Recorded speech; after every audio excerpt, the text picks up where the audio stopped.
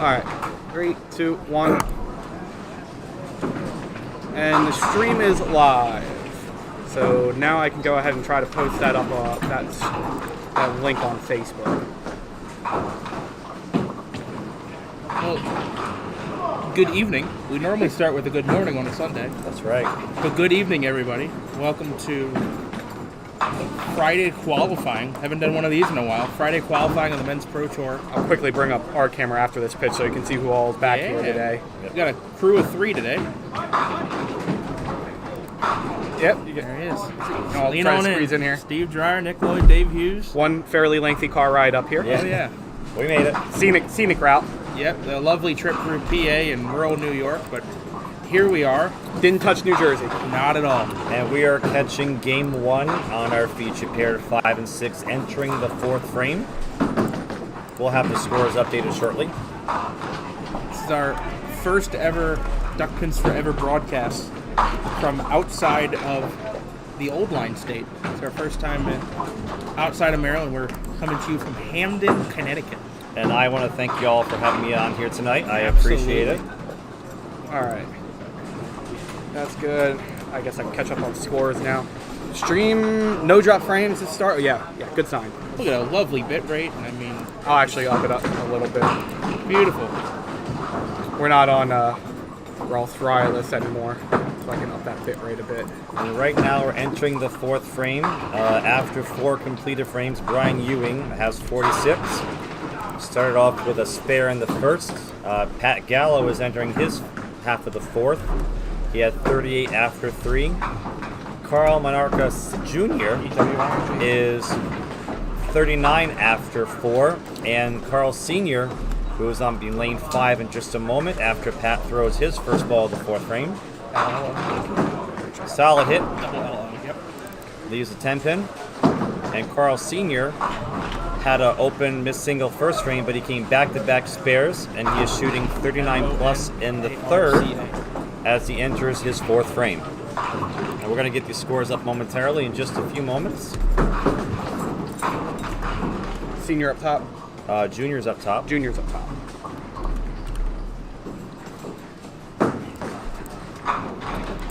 And Senior just off the head pin for a 7 count. That brings him to 46 in the 3rd.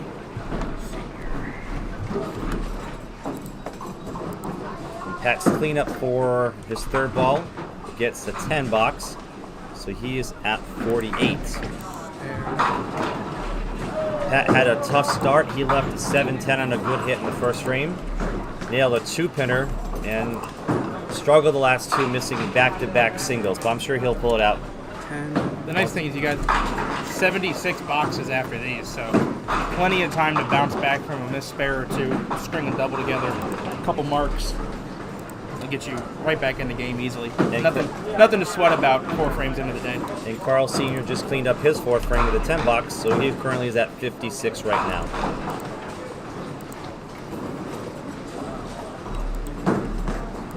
Striking the first for Junior. Strike. 4-6.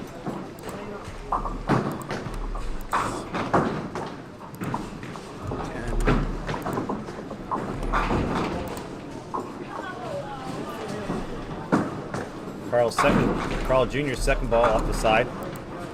Having a hard time hitting that head pin.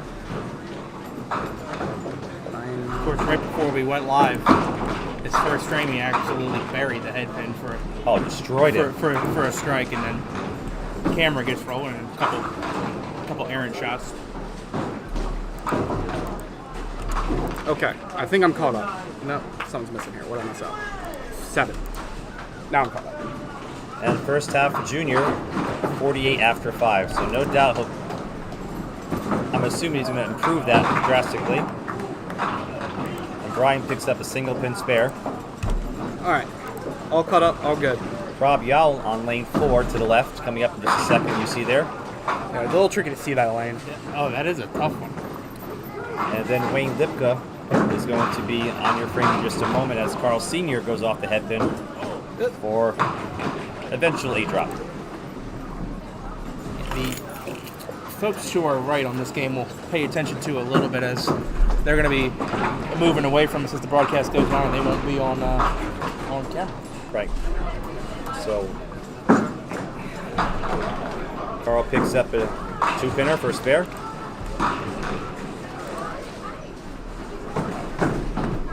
Got the spare from in the second frame.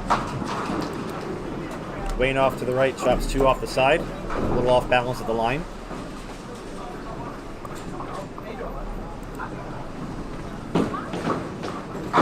Great ball. Solid kingpin. Good recovery from Wayne. Picked up that 8-pinner after chopping 2 off the side.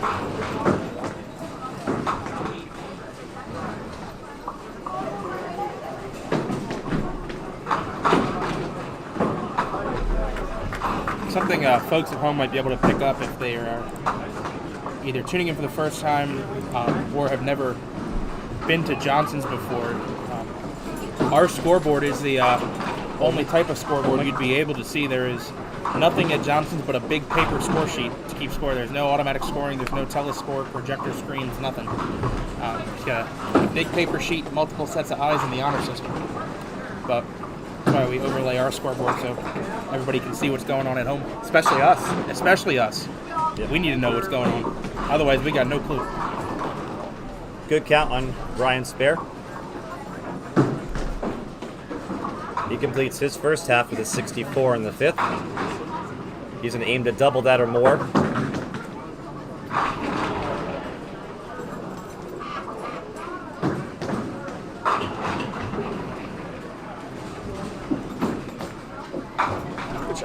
Right there in the pocket of that 4-7. Now, when you guys are shooting that 4-7 from your experience, are you shooting the pockets or are you shooting the pin, the 4-pin? I'm shooting the pin itself, knowing that when I normally miss that shot, I'm going to miss my object left. So it gives me that room to hit the 4-7. If I aim for the left side of the 4, I'm normally going to miss left.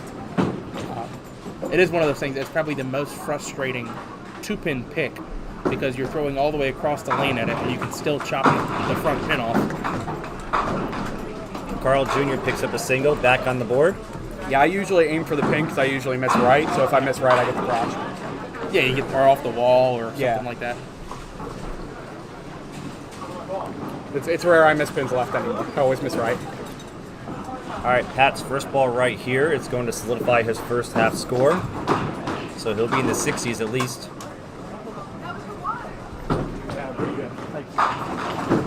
Nice crossover, I believe, Brooklyn.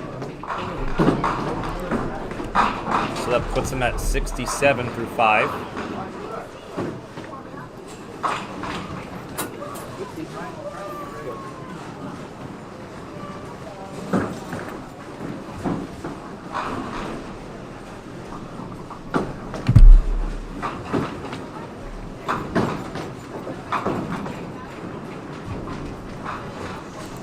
Carl's seemed to be happy to take that 8 fill. Yeah, that was an interesting drop. As he said, it was a little light. Yeah. You do get a lot of, can generate a lot of side to side here. One of the characteristics of Johnson's with the pins do tend to move side to side very well. And David, our producer here, this is something you'll have to pay attention to. If you've never bowled in this house, I guess maybe streaming 8 games, you're going to figure out, what hits work well, what balls don't work well, how the lanes move. And we just had a nice pickup on lane 8, 5-10 by Wayne Lipka.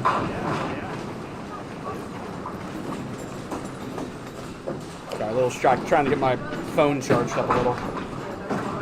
I just mooched a charger off of somebody else. I'll just use this and charge it up overnight. Huh? I'll just use it to charge up overnight. I'll take that back with us and I'll charge everything up through that. Smart man. Yeah, this is an interesting operation. We normally have to pack stuff for the tournaments, but if there was an oh crap and we forgot something, we're really in trouble. We're a ways from home. We brought a bunch of stuff. We did bring a lot of stuff. We got some. There's a shop right nearby we could walk to. We got some backup stuff just in case. All right, so we have a solid 9-pin for Carl Monica Jr. puts him at 67 in the 6 right now. Brian ball. Ewing with a mixer up there. My replay working already? Hey, Oh, replay is working. And while that replay is going on, Carl picks up his single.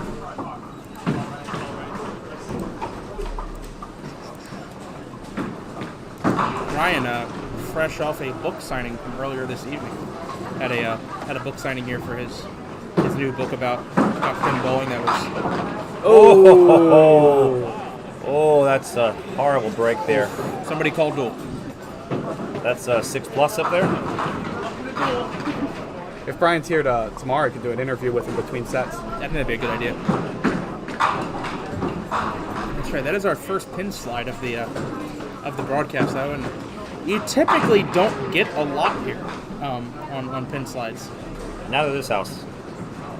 Thank you, Mr. Rob Hanley, for your donation to the coffee cup. Regular donator, I might add. You guys on pretty often. We appreciate it. Pat Gallo gets a break, hitting that 3-6 pocket.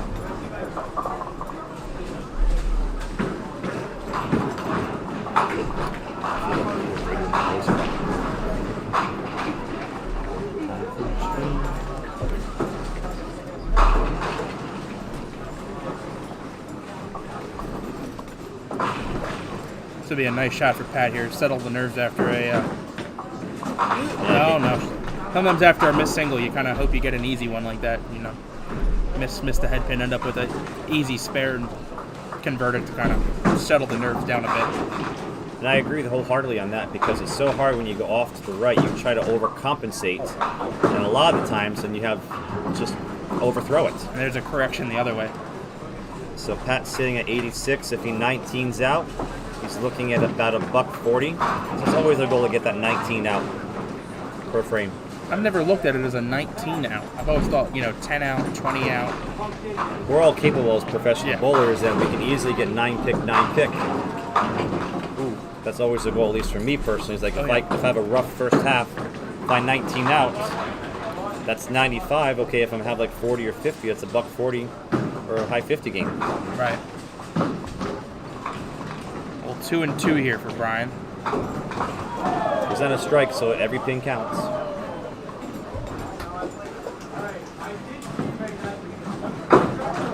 I think that's the right play. This early in the shift, with a decent score going, I wouldn't get too aggressive on that. Now, when it comes to bowling in a game, at what point do you guys stop? And a strike right there by Carl Jr. Good 20 load. You can see another example of the side-to-side you can generate here at Johnson's. Light hit and it moves the pins well. As a bowler myself, usually it's after like the 4th frame, I start going for pins more than shots because how often do we miss a cut by 1, 2, or 3, or 4 pins? Trying to go after that 5-7 for a 10. Oh, absolutely. It's nothing for somebody to drop, 50 pins in wood over 80 frames, and holding half of that can easily be the difference between making or missing a cut. Absolutely. Good strike by Wayne over there in lane 8. It's been dialed in on 8, a couple of split conversions, spare conversion, strike. See if Pat can get back on the horse right here. Oh, wow. Ooh. Tough break there.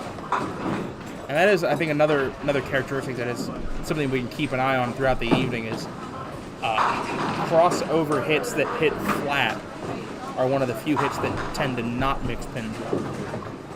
You do want to be solid on the pockets. Make sure your ball drives well. And it's tough when you get that break, the 5-7. I'll try. Now, just a moment ago, we had Brian Kupis on lane 7 through a strike. Had a messenger take out that 7-pin. Brian's a returning member after a few years off, so it's good to see him back on the lanes. Where is he from? Connecticut. Okay. He's a So Connecticut bowler. local guy. Yeah, he's local, yep. All right, Pat, we need to see Pat get a couple marks in the end to get him into low to mid-30s. It'd be a great start for him. Yeah, you're talking about, you're looking at 19 out or whatever. I'm looking at this game now, and I'm thinking I need 2 marks for 130. Yep. I'm thinking if I can save 130 here, I'm not doing bad. Carl picks this up. He'll have 100 in the 8th.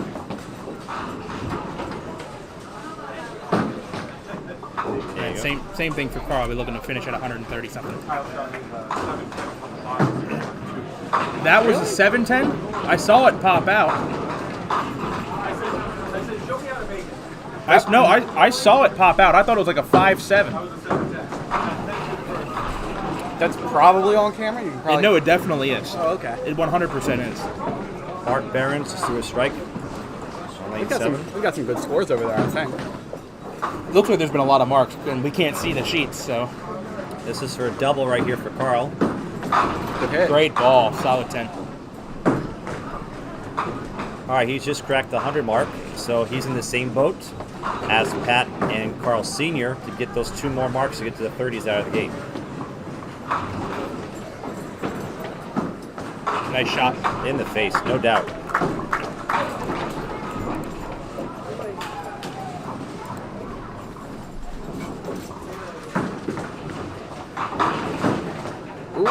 Does he get it again? He does. Hey. That's 2 consecutive trip 910s for a strike on lane 5 for Brian Ewing. I think this one was an opposite hit. This is a heavy hit. I think he was light on this lane last time and carrying that back row again, side to side action at Johnson's.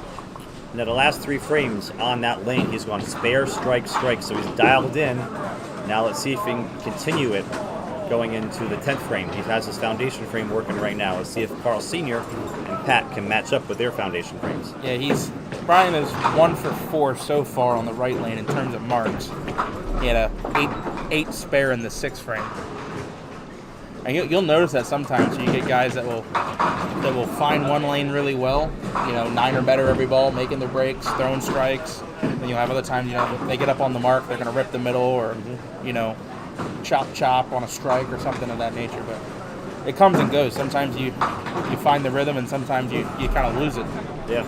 The key in these events is not losing the rhythm for too long. You don't want to run 6 frames in a row without a mark. You want to have a relatively consistent pace. That's the ball. And look at Pat going Brooklyn. Takes out the kingpin with a messenger. Show that replay here. And he had a similar hit on lane 6, but you'll notice, watch as this ball goes through the pins, it does deflect, but in general, that ball had a lot more drive on it. But if you notice one thing about that ball, though, he stayed down, he followed through. Yeah. Unlike the previous frame on that lane, he was popping up. The ball was tailing to the left when he popped up the line. So as long as he stays down and follows through, has a good follow through, he's going to be golden for the rest of the shuffle. And the pins know it when you throw it good. Yeah. The pins know it.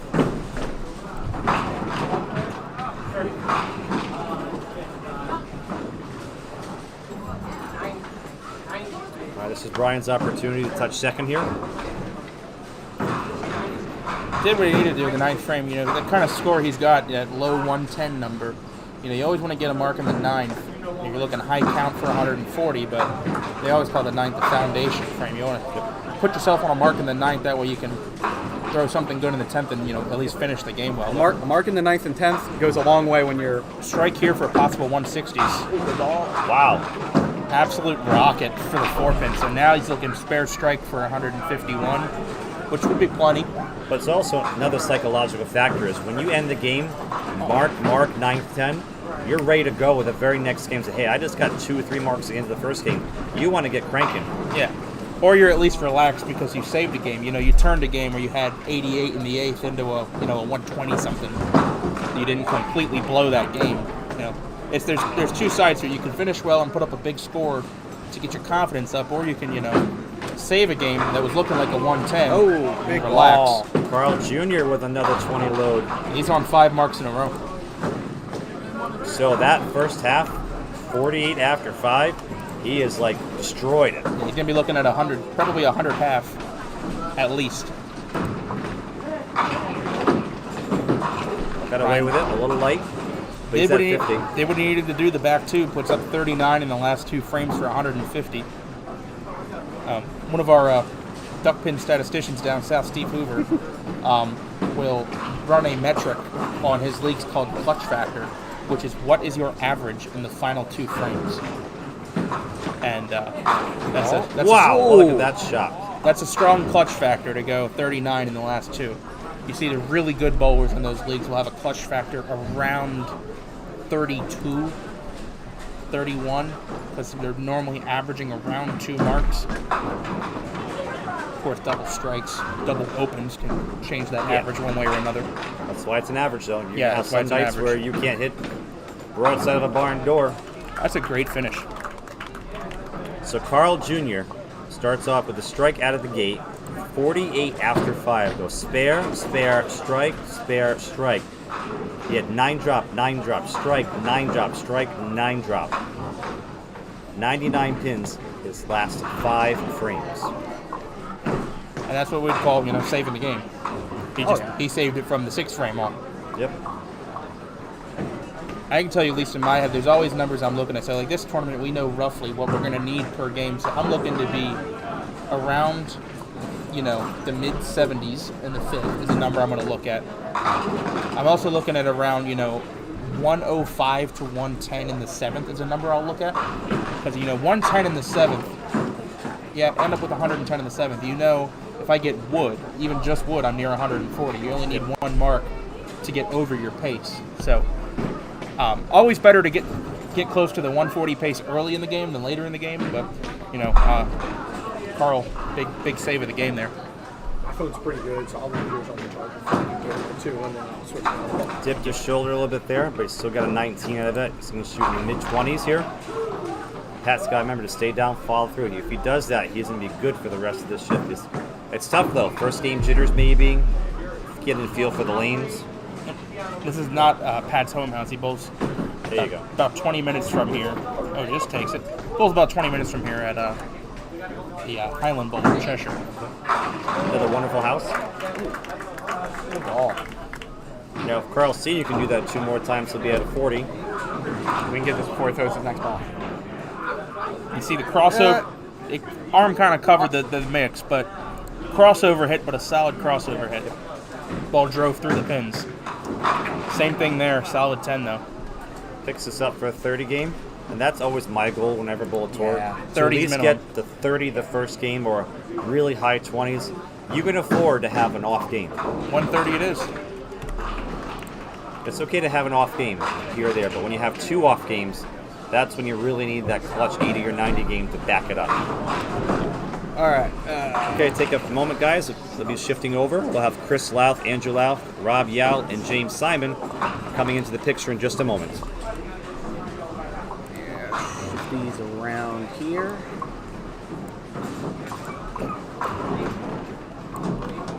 Right? So they start at one lane pair, and then they move down to another pair. Are you going to give us the total? Yeah. What's up, like? As soon as we know the order. I don't know order though. I should have got the other score sheets. I got the order right here. Took a picture. You're looking at That's if they're bowling that. Yeah. Oh, yeah. Oh, never mind. I'm sorry. So we'll figure out order here in a minute, but Rob Yao 95 out the doesn't gate sound with a too good. 169. Andrew Louth a 103. Chris Louth 114 and James Simon 165.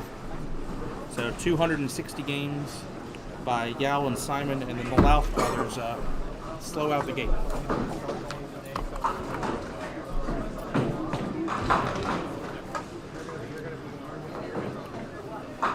Richie. From 95.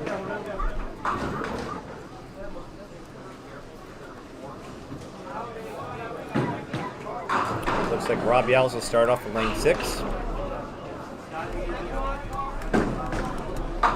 What's Rob have? Rob had 169 for his first game. Respectable. It's like Andrew on the other side. Just off to the head pin, drops 5. Andrew 103.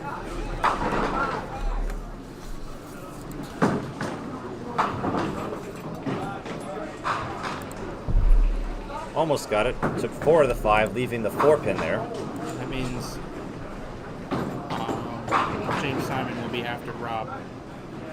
165. And then Chris Love. Oh, 10 out another for ball. Rob. Yeah, let's get another ball to go. Yeah, James Simon under Rob. He had 165.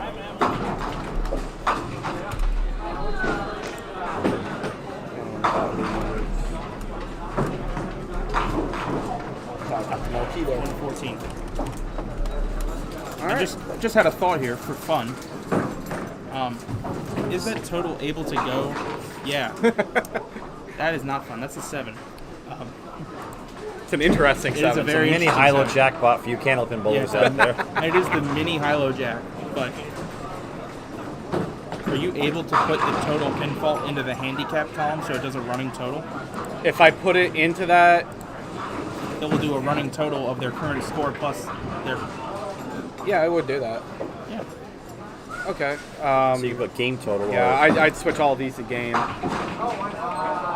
James with the mixer Hey, there. hey, James, I'm going to give you a replay for that, James. And then I'll update that while you keep score, and then I'll catch up. Yeah. Yeah, give James a replay. That was a good ball, James. So James hits the solid 2, 4, 5 pocket. All right, I'm going to update this to game then. Or put set. Well, I put game here, and this will just be... Oh, okay, yeah. Oh, Well, Yeah. it's going to be more than just one game. yeah. Chris Louth with a light hit. He generated some side to side there, just didn't find anything. Leaves a zigzag. Now, we all left the shot a bunch of times. Yes. Me personally, whenever I have that 4 on the other side, I'm shooting 6 with the 4 off the wall. Correct. I'm always shooting the 6 on this shot, and I'm always picking the 9. Want to try? That's what we're all trying to do. Because if you're going for that 5 pin, it's all or nothing. And 10 out for Louth. Okay. So That works. Yeah, I updated the score sheet. So you'll see, can't see my mouse as I'm highlighting over, but besides set, that'll tell you what their score is for their Income. for their match. Yes. I can delete this then.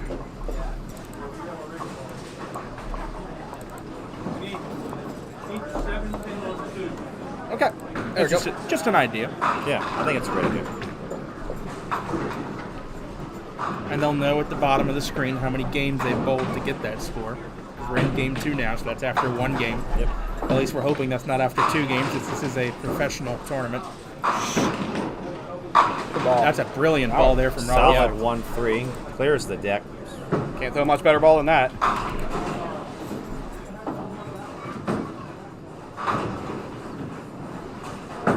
Very smooth synthetic lane here, surface here at Johnson's, and that ball just kind of glided in there perfectly. It's the only center in the northern New England region of duck pin bowling, the only center with fully synthetic lanes. Ball sits a lot like it does at Glen Burnie, where it just hits the lane and it ain't gonna bounce at all. No, and it was installed very well, so you do not get hops. The transitions seam to seam are very well maintained. It's a fantastic lane surface here at Johnson's. It's maintained well, which helps. Andrew just picked up a rapid 9-drop pick. Like literally, I think he's like Fast Eddie of the North. And he just threw that ball, grabbed another one, and went. So he doesn't waste any time. Good to see you, Thomas. We got up here a little early, so figured might as well get everything set up now so we don't have to wake up tomorrow morning. The original plan, Thomas, was to do just the qualifying shifts tomorrow, plus the Sunday finals. But since we're up here, Double for James. the coveted opening double for James Simon. And is that Brooklyn for James? Hits the 1-3 It is. to the crossover. But we're talking about the crossover Brooklyn hit in the first game. You see, again, that's a solid ball. That ball drives off the back of the deck well. It doesn't deflect. Yeah. When you see the 5-8, 5-8-7 or the 5-7-9 or the 5-8-10, anytime you see that leave, if you watch it back on replay on that crossover hit, the ball's going to deflect a lot, and it'll probably finish just inside or outside of the 10 pin. Whereas that ball kind of went more straight back off the deck. Yeah, the pins can tell when you throw it well. Yep. It's like hitting that 4 horseman down the line. That ball is carrying the weight to begin with, and you're not getting that drive. Right. Now Louth over here is struggling out of the gate right now. No doubt he has the ability to turn it around. It seems like he's popping up a little bit, but his ball's not going with it.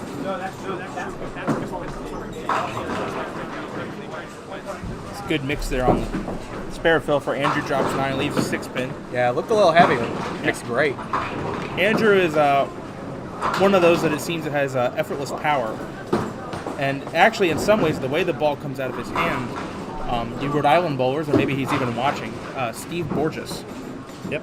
The way the ball comes out of his hand, very similar to Steve Borges. He's got that very heavy rolling ball, and he lets it go from the right gutter. Kind of more of a softball style throw, I think. Yeah, perhaps. Look at Pat Gallo just made the 5, 6, 9, 10. Let's get a replay of that again. I saw some weird stuff there. Oh, He zigzag. slid the zigzag. He slid the 6 into. Goes on the outside, slides it, and then takes it back. I think, yeah, the 6-pin took out both the 5 and the 9. You could almost count them going down. Is this Rob's second ball? Rob's second ball coming up. Okay. All over it. In the face. Again, that ball rolls very true here. You watch that ball, it doesn't waver at all one bit as it's going down the lane, which can cause some predictability issues if you're not used to your ball rolling that true. You're used to the ball breaking on you some, but it's a very predictable ball reaction here at Johnson's once you get used to it. And what that does in turn lead to is I think it raises the scores because you're increased spare percentage and even increased confidence going to the line, knowing that your ball's going to end up where you're putting it.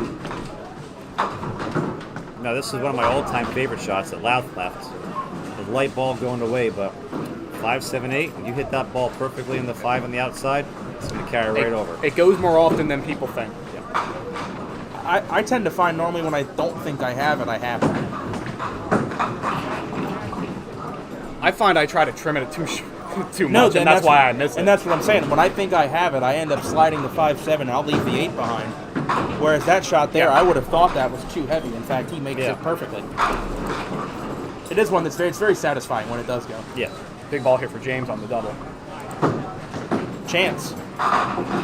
Solid hit. It walks maybe, over there, maybe. not quite.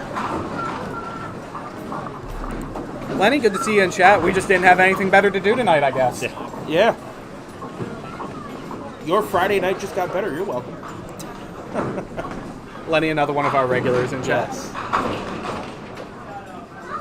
Waiting on LA to show up. He'll probably be on tomorrow. Oh no. Just missed it. Popped up a little bit the line. Ball sailed away to the left. And I think that shot there, he missed that by so few. That could almost be what I'm talking about in regards to not being used to your ball rolling that true. Normally, I think the same centers we ball out down south that have the same lane surface as the HPL surface. We're used to that ball running a little more, and that'll end up touching the 10 pin on the left side. Where here it's going to roll very true, and I'll make an adjustment for that. A lot of fill on that spare for Rob. Gets a 7 pin to kick out, leaving just a 4.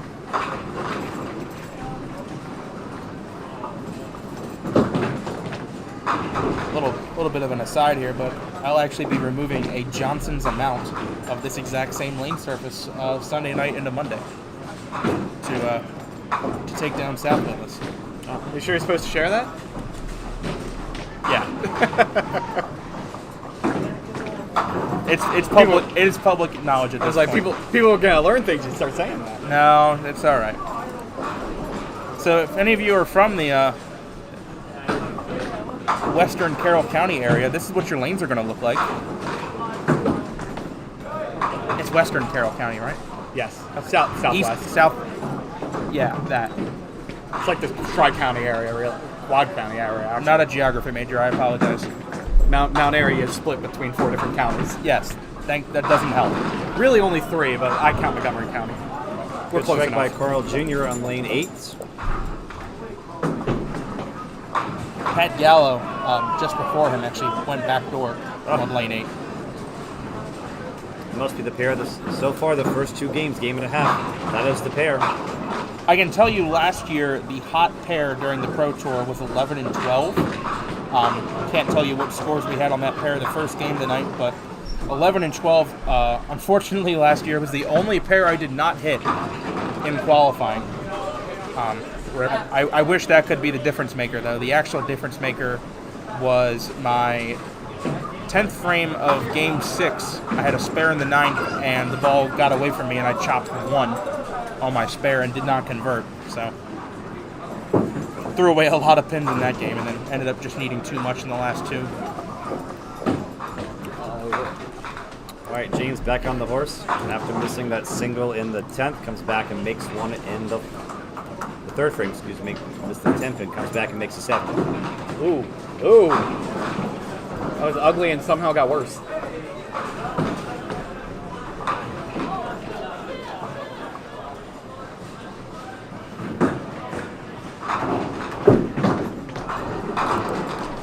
Not a fun start for Chris. Yeah, it's just struggling to get into that rhythm right now. Struggling to catch that break on the iffy ball. Sometimes you throw the iffy ball, you get a break. Yeah. Sometimes duckpin bowling bees duckpin bowling, and then it's mean to you.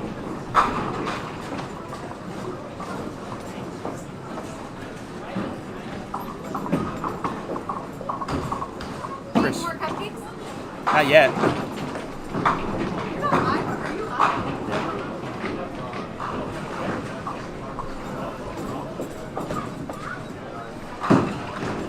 All right, Andrew just off the side. 1, 6, 9. It's much easier when the 3 pins there. Cleans it up nicely got it. though. And the way he throws his ball, that right to left, gives him a better chance. You have to get the ball to deflect over off the head pin, but you have to hit the inside of the 6 Yep. so that the 9 goes. But with Can't how go too light though. correct, but with how heavy rolling his ball is, he can shoot a normal 1-6 shot, and his ball will take that 9 out. Nice strike from Rob. Give him a replay for that. It's a good ball.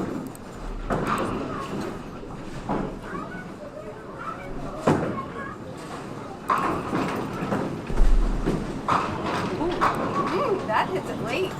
That's the spicy one. Sorry. Oh, you're fine. All right, here's the break that allowed Finita to start him up. It's kind of like the factory reset here. Struggling a little bit, go off the side, bring it in. Because he's been hitting the head pin kind of light, which has given him those horrific breaks. So maybe take advantage now, like you said. There it is. It's always easier when the pins are in the same zip code. Yeah. That'll give him something to work on going into the second half. We just saw Carl Jr. save a game in the second half. Chris has got the potential to do that. Another strike for James Simon. James is on fire right now. That is 4 out of 5 the first half. Yep, and with a missed single. He has a score on our scoreboard we don't get to see too often in the third. He got 9-9-9.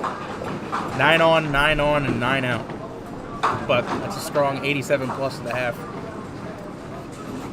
We're waiting for Rob to throw his next ball. Let everyone know. We've got Bucky Pool, the chicken wing back here. I'm here. What shift are you bowling, Bucky? 1:30. He's in the same group as me. So you'll see Bucky on Duck Pins Forever tomorrow at 1:30 start time. You're going to see yours truly tomorrow at 8:30. Bowling, not talking.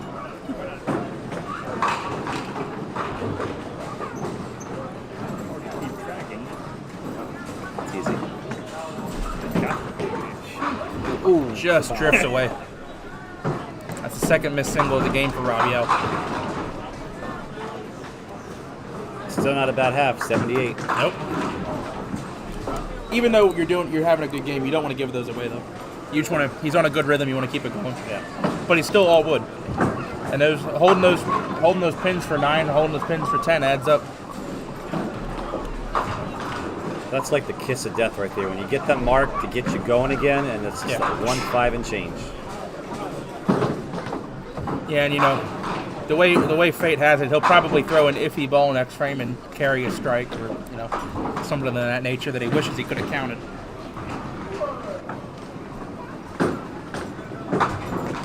Good 10 though. That's good wood. See if Simon can keep it going. offside. Hated that one when he let it go. Catches a bit of a break though. He leaves a washout, trips that back pin out. But the good thing is, he's on a strike, still counting. Yeah. Tie him up together and move on. Spare here would be a 97.5.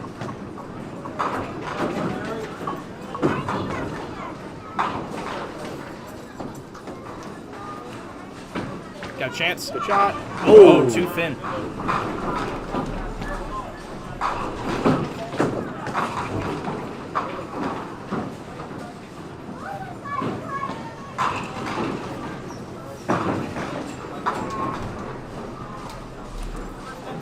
After Chris goes, I'm going to grab something to drink. You guys want anything? I'm good. You good? Any more tea today? But caffeine does help. Definitely helped on the drive up. Actually, that was decaffeinated tea on the ride up. All right, good heavy hit though. Good Heavy hit, trips it out.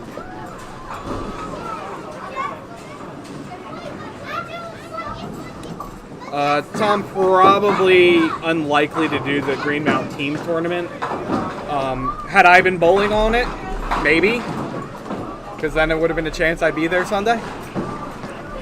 But since I'm not bowling in it, and there's already 2 other tournaments I'll be covering that month, probably not. Just a moment ago, Louth picked up that single. All right, I'm going to go grab a drink. I'll be right back. Cover for me. Just what he needed, just what the doctor ordered.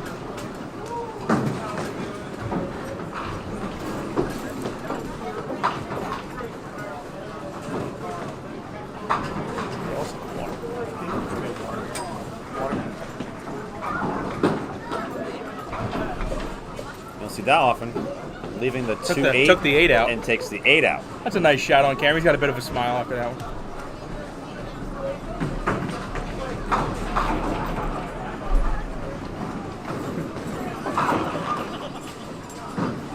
He's got a bit of a look on his face when he sits down. Like, yeah, I guess that was impressive. Yeah.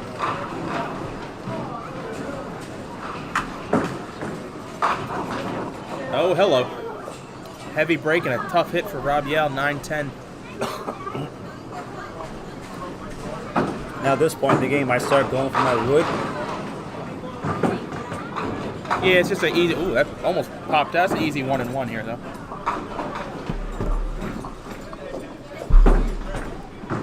That's good wood. That's a good 1-1. Now, you mentioned earlier last game that it's always good to get to a target about 105 the 7th frame. He's 1 hit below that. So if he can 19 out, he'll have a mid-50s game. Yeah, he wants 2 marks. 2 marks, good count. Get him around that 140 number. Mark out 150. Louth with a baby split, 8 count. Nice shot. So after struggling the first 4, he's at 3 out of the last 3. Still got work to do, but definitely in a better situation he was after 4 frames.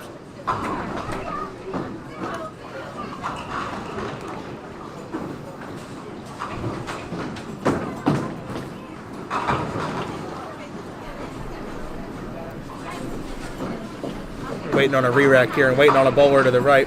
Well, we got a bit of a downtime here. Check out that Ko-Fi link at the bottom left corner of the screen. That's how you support Duck Pins Forever. Help us cover some of the costs of our recently purchased equipment. Links in the description. Yes, it's down there. Or click that coffee cup. That'll work. Anything would be appreciated. $5, $500, and if you got $5,000, well, we'll talk. We'll definitely talk. We'll definitely talk. Check out that Ko-Fi link. Nick really And, wants to get paid someday for this. Yeah, it would be nice. Hey, you too. don't kid yourself.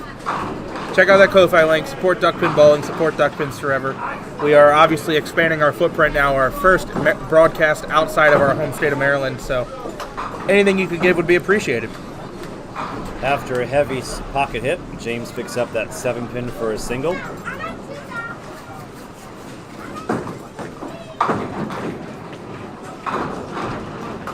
Tough hit off the side. And Steve, you're normally going to play the left side of the head pin on this shot? Deflect over? Deflect the ball over? At this point in the game, as much as tempting as it's going to be the left side, a heavy hit's not going to carry it, so I would probably shoot the right side. Like that. Like that, to hopefully kick off the wall. The head pin deflects into the 7. bounces back up, hopefully takes the 5. But it's a lot easier to play the left side if you got the 4-pin with it, because Yes. that 4-pin will kick. A heavy hit, that ball is going to drive back, not to the left. 5-pin there, I play left side. If 5-pin wasn't there, I would have played right side. I think I agree with that. But that's why he has 9 stars and we have not that many. Good shot.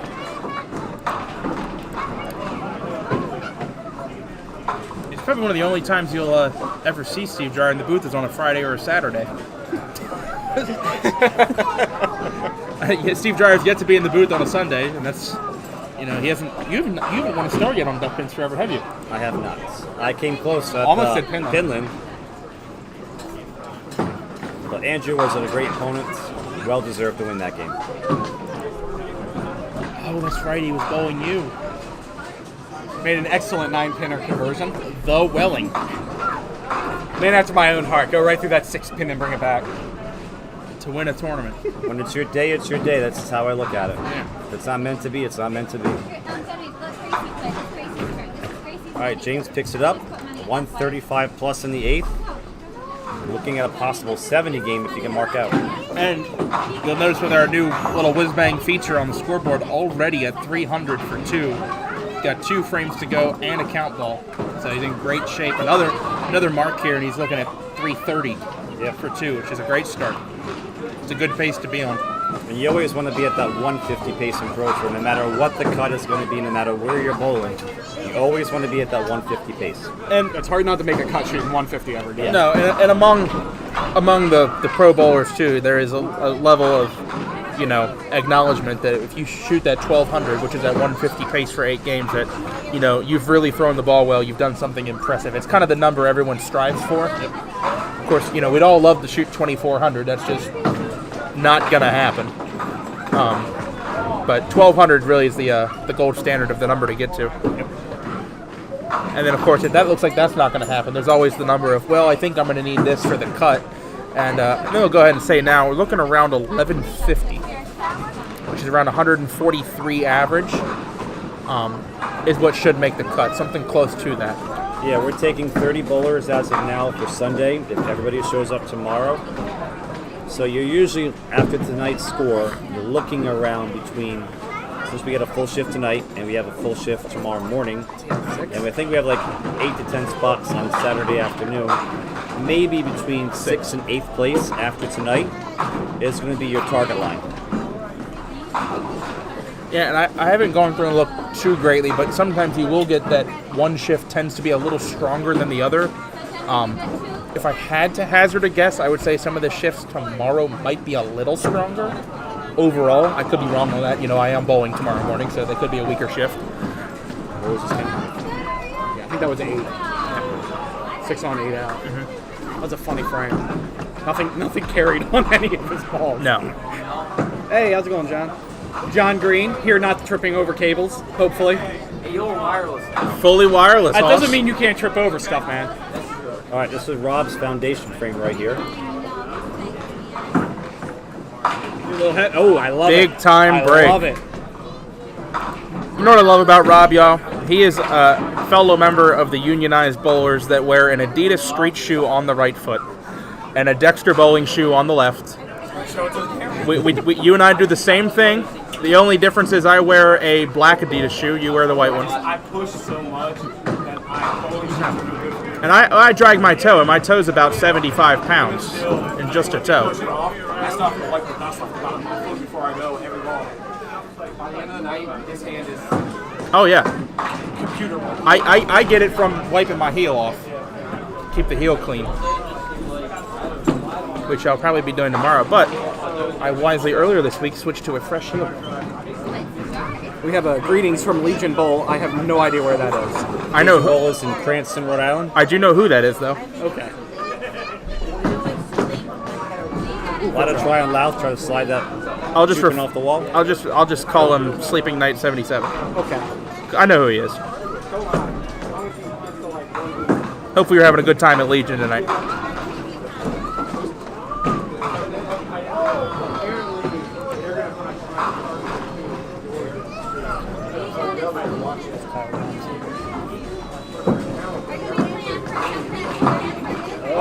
You. Say again? You. Replay, perhaps? You want to replay? You really want to watch that one again? I do, actually, because I didn't see the mix. I didn't see it either, so. Oh, what? On a head pin hit? Normally you see that break off the side. I don't know the last time I've seen the 289 left on a head pin.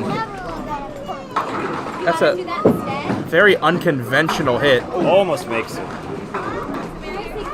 However, in the 50s in the 9th frame.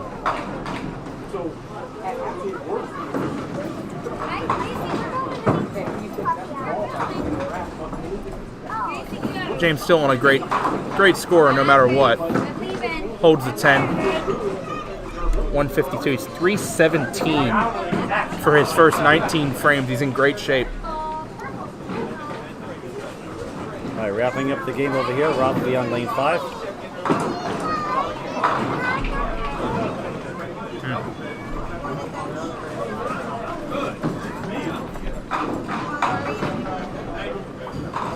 I think the goal here for both of the Louth brothers is to probably save 120 this game. You want to get yourself a little bit of confidence back. Hammered. A little flat, Same goal, similar goal. Rob spare here, get to 140. He's on a good total here. He's at 300 already for 2. Yeah.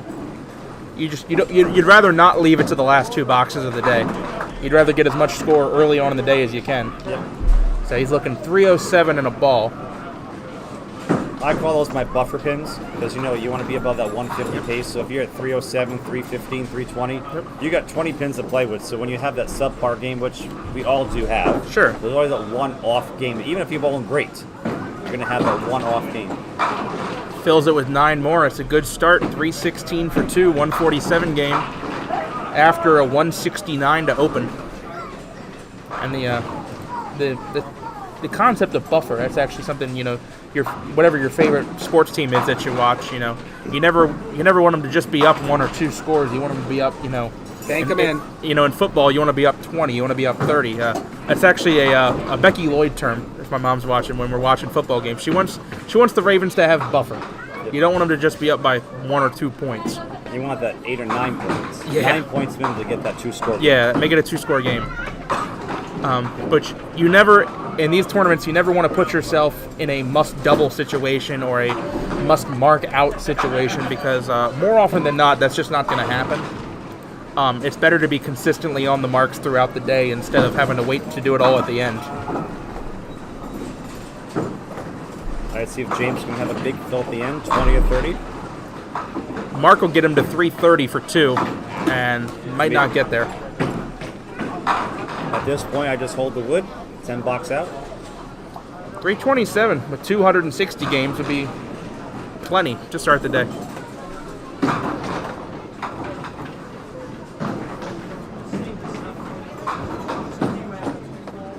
Nice try.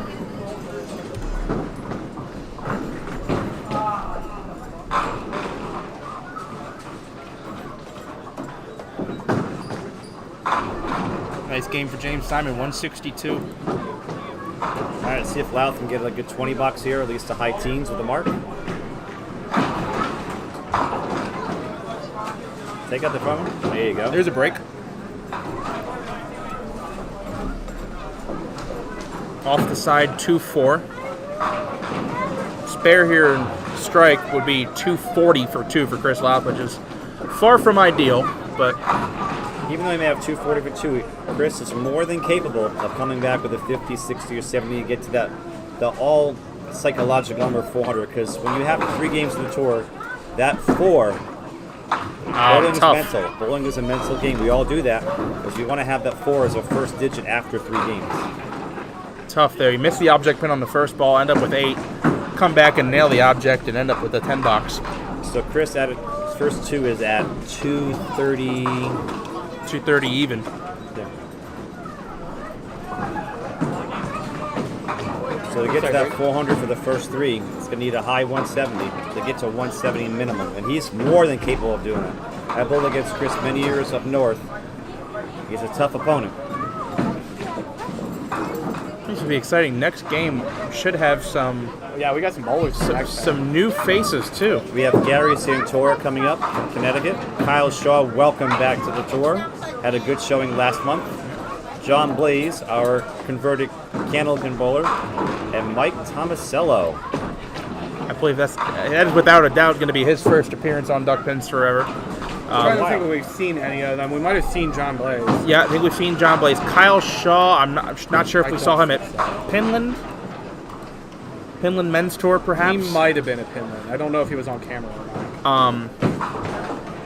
And then Gary Santora, I believe, has never been on Duck Pins Forever yet, but he is the defending champion of the Johnson Stop.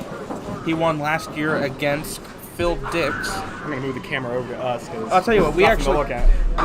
Look at that. Look at that forehead. Nothing good to look at. Hey, how does 23 look? 22, but worse. Hey, but I might not have shaved in the past year and a half. something like that. Yeah.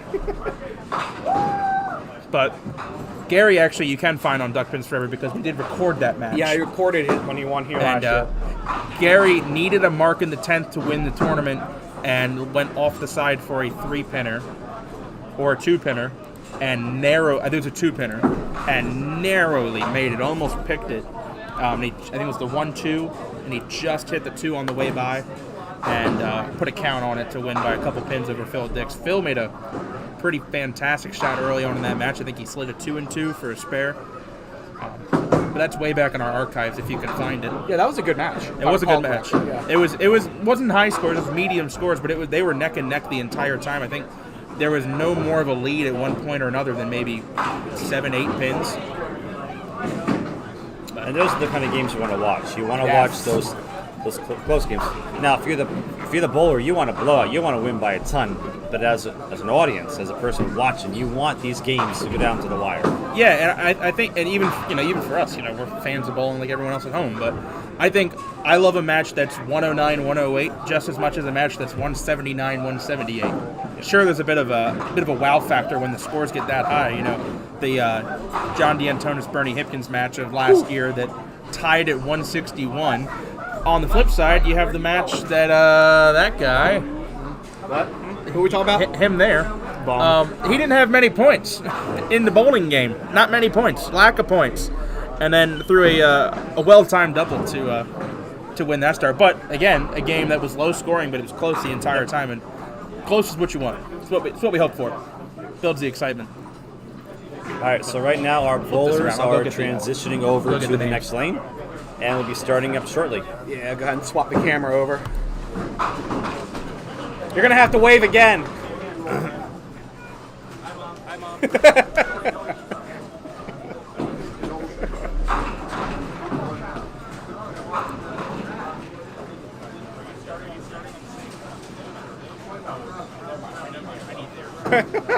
Come on, Nick.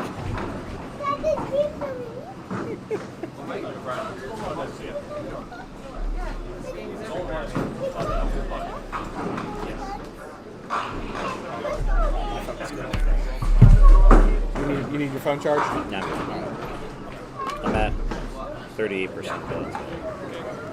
I'll bring all my charging stuff back with me to the hotel, and we can max out there. I'll bring that so everything can plug into that.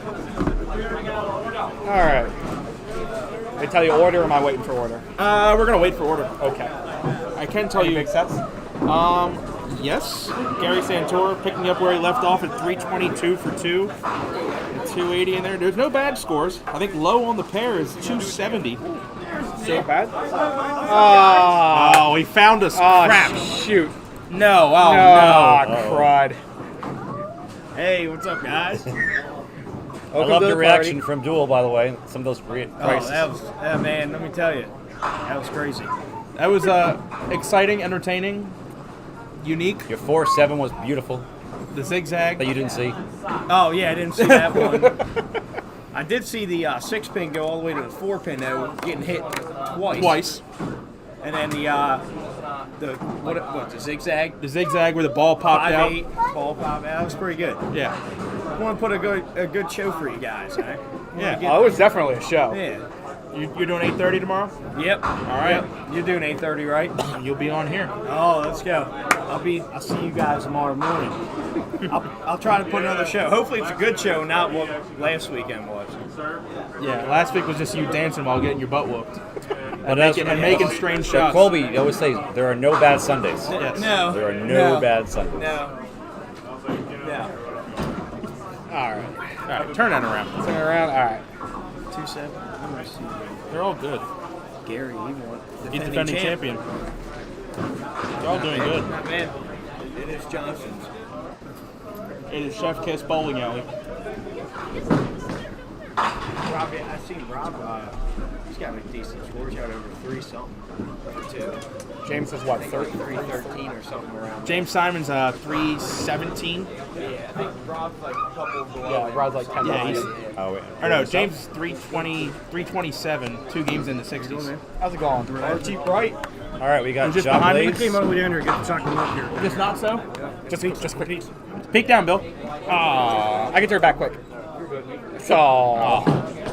All right, so we got John Blaze on the right and Gary Santor, our defending champion, on the left, coming up. 280. Gary up top on the other side. Yep. Gary 322. Better. Through the middle to start for John. 322. Figure out who's after.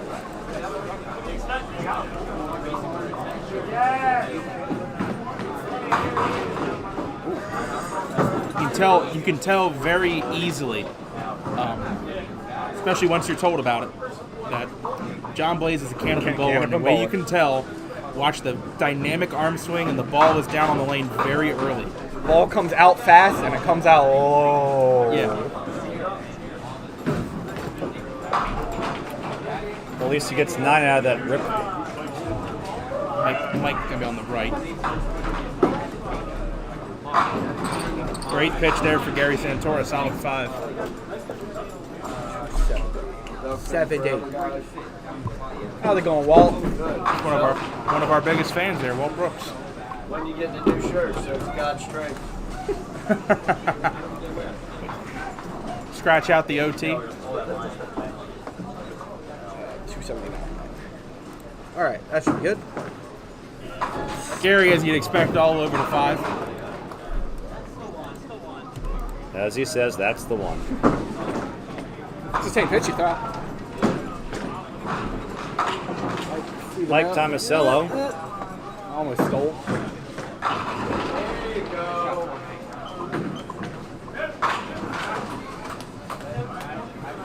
So before this year, I think the last time I saw Kyle Shaw bowl, I was still in youth league. That long ago, huh? He was still averaging 140 back then. Oh yeah, nothing's changed. Just more of the same.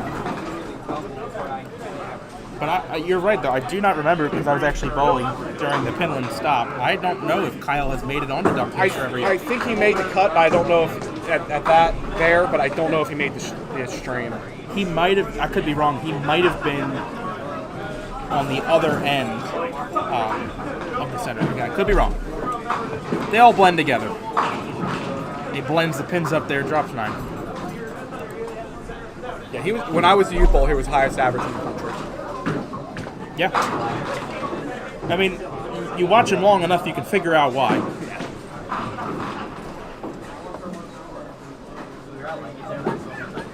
It's a very simple game that is executed very, very well. And, you know, actually I believe it was the person who ran a Lucky Strike, or was a manager at Lucky Strike for a while. He was like the jack of all trades at Lucky Strike. Yeah, and it means he's bowled there a decent bit, but of course it's an old wooden surface, so you're taught to get the ball down early. And see the same thing. That's what he does on the synthetic surface as well, and I think that's something that works just fine here. And in fact, sometimes because of how smooth the surface is, getting the ball to roll sooner is to your benefit. Gary with another big count, 9 out of the gate.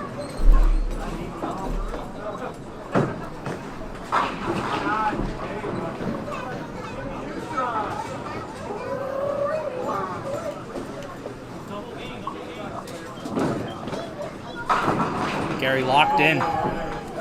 All over it. Gary starting out with a strong 322 his first 2 games in his single. to start out Game 3. Men's Pro Tour, 8-game qualifying block. You know, we cover the Pop Whitten a lot down in Maryland. That is a 6-game qualifying block.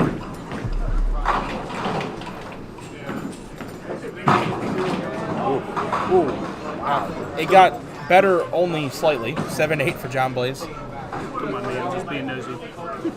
You can see 1 and 2, but 3 and 4 have been tricky. I don't know, yours just the Energizer Bunny. It just keeps going. Your ball's the Energizer Bunny. It just keeps plugging away and hitting the sticks. Oh, they are bright, yeah. I think they're almost like the glow in the dark, you know. Moonlight bowling balls. Nuclear onic. Yeah. Heavy hit for Kyle Shaw, 6-7-10. But nothing wrong with a 17 in the first. I'm tempted to play the pins, to slide it over. I think he's going to play the slide here. Made a liar out of me. 0 for 2. That's kind of become my weaker side, so I'm just trying to hit that one in front. And maybe something will happen.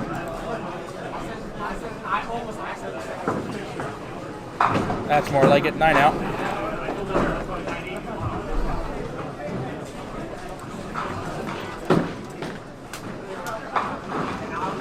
That's my 6-pin. That's the one He got a thing about bonus, though. synthetic, though.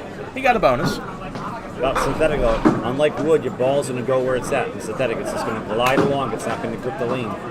Yeah, and some of the synthetics, house to house, do play different. So the surface at Glen Burnie is a synthetic surface. Yeah. Tends to play pretty aggressive. Dudek, I believe, plays pretty aggressive as well, but it's a very smooth and, again, a very well-maintained surface here. It plays very, very true. Mike does clean up for a 10 there.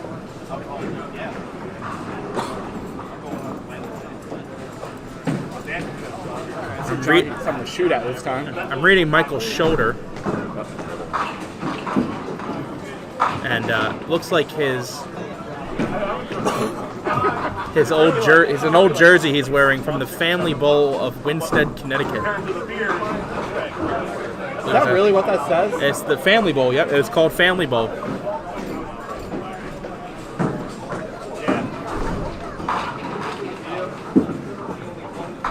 All over it. As you expected, a candle pinner. Yeah, a Pin's candle easier to hit. Candle pin, smaller bowl, smaller pin, and it teaches you to be on your objects. That's exactly what he does there. Gary Santora, another candle pin bowler. Yeah, duck pins forever. Yeah, Johnny boy. We got the other D'Antonis in the house. More senior one. It's a tough fill right there. 2 off the side. We'll say John distracted him. The shadow created by the nose.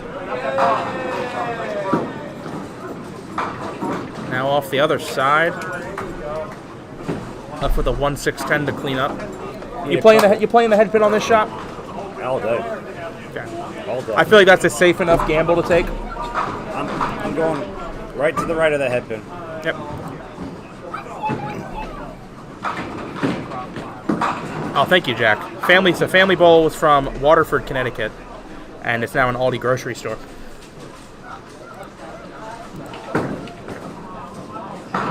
Michael, great pitch. Goes Brooklyn for the 10 pin.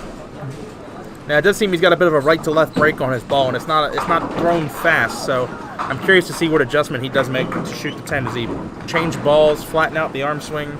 Now, when you're shooting your corner pins, are you sliding to the left for the 10, sliding to the right for the 7, or are you staying in the same spot?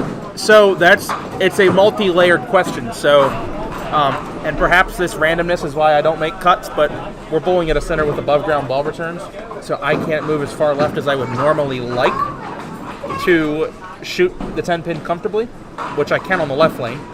So on the left lane, I'll shoot my 10 pin normally. On the right lane, I have a whole different set of targeting that I have practiced over the years. Once I had to get outside of my home house and learn how to bowl on above ground, I stand about 2.5 arrows farther to the right on the right lane to shoot the 10 pin. Play it straighter up the right side. Kyle Shaw just threw a Brooklyn strike and got the 5 pin to trip forward, not get the messenger off the wall. So he had a lot of. That's a working ball. Yeah. Generally, when I'm shooting corners, I'll start from the same spot, but I often walk to it. Sure. Yeah. It's especially on the left side. Right side, I'll stay a little more center, but left side, like I'll. Nice try. Yeah, left side, I'll usually walk to it, and I'll throw like a really tight line down the left side. Works for me, but I don't tell other people to do it. Yeah. No, and in fact, most coaches would not recommend that. Yeah. So those of you listening at home, Yeah, don't do that. Take that with a grain of salt, what David just said.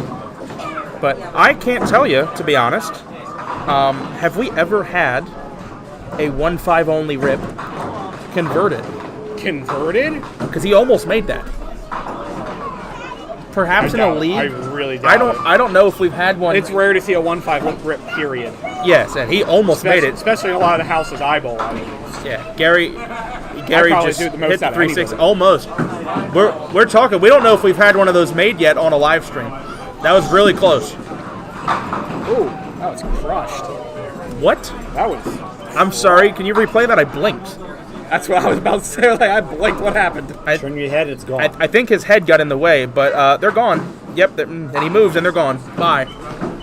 Here they are in front. Now they're gone. And now they're gone. I hope they're okay. We do have to use those pins tomorrow, so I hope they're still intact. Kyle for the double. Oh, yes. Oh, we get another replay. Gets the Back-to-back 7th on the replay. trip out at the end. And a light hit, 1-3 pocket. Watch how the ball goes off the back of the deck. You'll see what kind of drive he gets. It does deflect over, but you do get that good mix. Tomasello with 8 fill. Well, he just doubled the score. So it's always a I good didn't thing know when you Connie double. Ward needed practice. Yes, exactly. But yes, Laurel Lane's, I believe that was a place that Amy Sykes practiced in as well. Did you see that shot on lane 7? The Do replay you need a that? replay? Yes, please. We can replay that. It is a, okay. excuse me, 2-3, 6-7-10 conversion for Rob Yell. Duckpins Forever does thank you for letting it spin. Did Tom have 8 on or 7 on? I think it was 8 on. 8 on. Okay. I thought there was a pin behind He it. left the 310. He had 9 out. Yeah. John Blaze can do it again. Slams through the head pin for 3. That's the Dave Jones plus the 8 pin. Now, we are up north. Are we allowed to call that the Dave Jones, or is it the Sure. Spread Eagle up here? Sure, you call Dave Jones everywhere you go. Okay, now. we bring We have a shirt now. we bring the culture with us. Well, called the Spread Eagle +1 because Spread Eagle is 3-3. Yes, So yeah, a little. which would be the Dave Jones. Okay. Up north, he's a candlepin bowler, to be fair. He's north. Yeah, he's so far north that, oh, Canada, almost. Almost. I don't think he's that far north, but he is close. Nice cleanup, though. All right, so through 5, he's at Route 66. On his way to California. James with a strike there. I believe that's a triple strike for James Simon over there. I could be wrong. That's a lot of score to go with. There's already a lot of score. Light hit, tricky triangle for Gary Santora.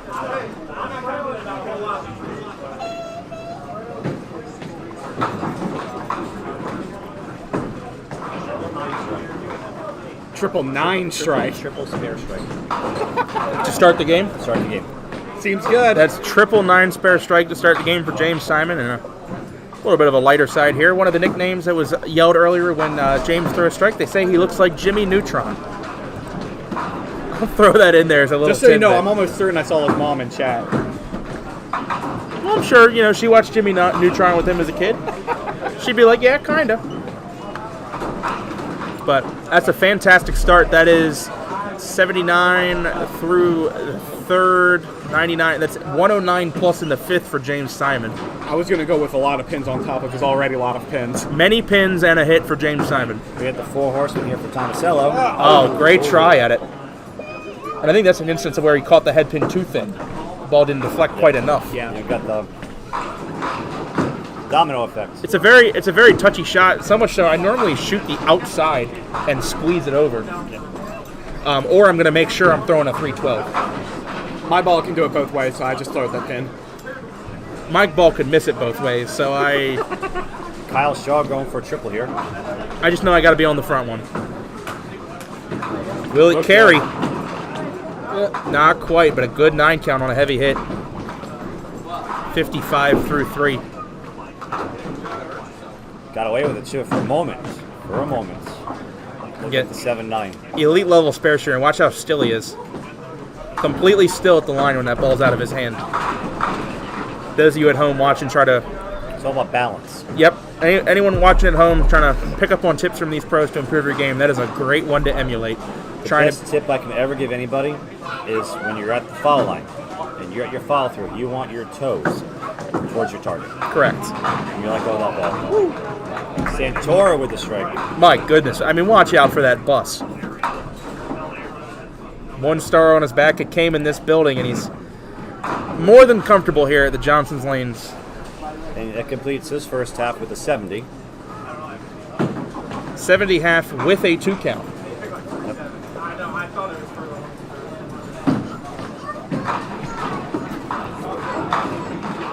Hit like, talk about a gift. Come on. What holds them up? We've been doing this too long. Yeah, I know. We've been doing this too long.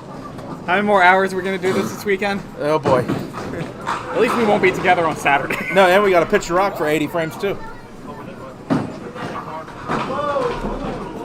And John is all over it.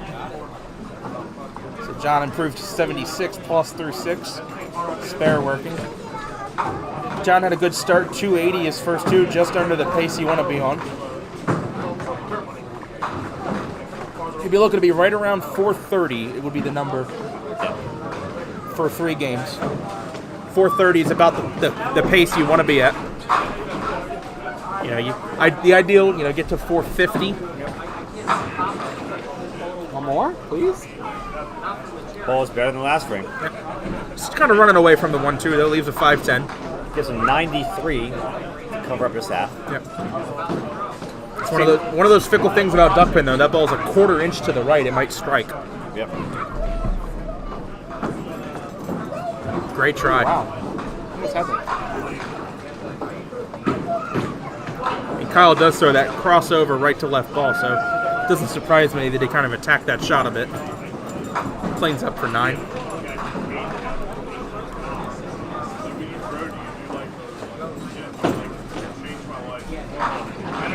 Nice ball from Mike.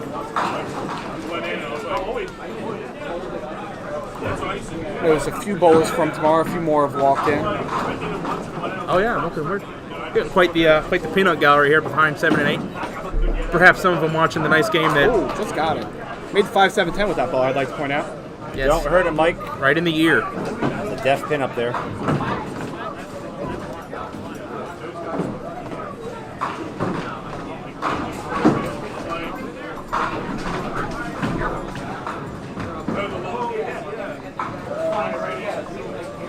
I believe a lot of them back here watching the Maryland bowlers on the pair to our right, 7 and 8, including the good game being bowled right now by James Simon. He was 109 plus in the 5th. Looked like John rushed up the line a little bit. Still got a break though. Not easy. Ends up at 6, and how hard he throws his ball, it's more than capable of pushing this back. You normally want to catch the head pin up high, kind of squeeze them all back, or you're going to shoot it off the wall. Just like that. That was worth a replay to me. That's not an easy shot to make. No, to carry that back pin and hit it heavy at the same time. Yeah. Well, again, with his ball speed, I think he's better trying to push back than play the wall banger. Silly David's been playing it wrong his whole life. Yeah, well, you're more the Harvey wallbanger type anyway. This is a true statement.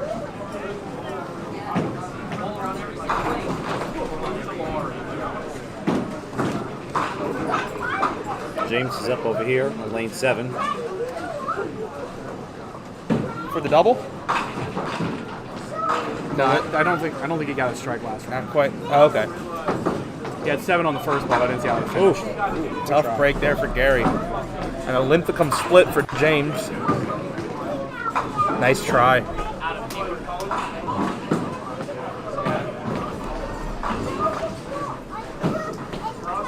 Can you give me a number of what James has? Yeah.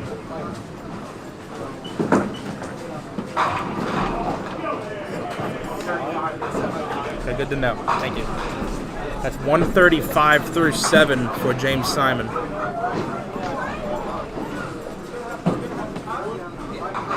Mike off the corner. Don't believe we had seen an off the corner yet, but almost makes it. So 4 fill hurts a little. But I think it was 5 5 fill. 5 fill. Good cleanup. Nah, not quite. Kyle with the tough pocket split last frame. We'll be looking to get back on the board here. Already looking at wooding out for 140 game. Looking for more than that, though. A little light, but good break. Might have even been lighter than the hit last frame, but Oh, got some action. sends them more side to side.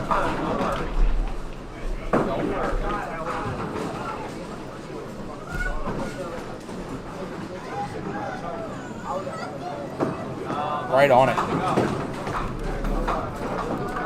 You can just tell there's a level of kind of calmness and confidence when he's shooting the spares. Just nothing to sweat for him. Effortless. Yeah. If I'm making them, it's effortless. If I'm missing them, it's not. It doesn't feel effortless even when I'm making them. I look calm on the outside. I'm panicking on the inside. Would you re-rack 5? For the purpose of the 610 being too far apart? Yeah. I think I would, yes. I can't tell you, to be honest. I'm normally looking anywhere between the 1, 2, 3. I might not have caught that, but yes, now that I'm looking at that, if you would have pointed it out to me, hey, I think you should re-rack that, I would agree with you. I think I would re-rack that. And not even for the strike ball. It's mostly if I'm going to leave any kind of spare combination in that corner, especially like a triangle. You've just made that triangle much tougher. Yep. I was just curious. No, you know me. I'm picky. I'm picky when it comes to the re-rack. Well, if my front 3 is off, I almost always re-rack. Thankfully, the racks do tend to be pretty consistent here at Johnson's. My front 3 are the 5 pins off. I'm thinking re-rack. About a 10 out for Gary. Yep.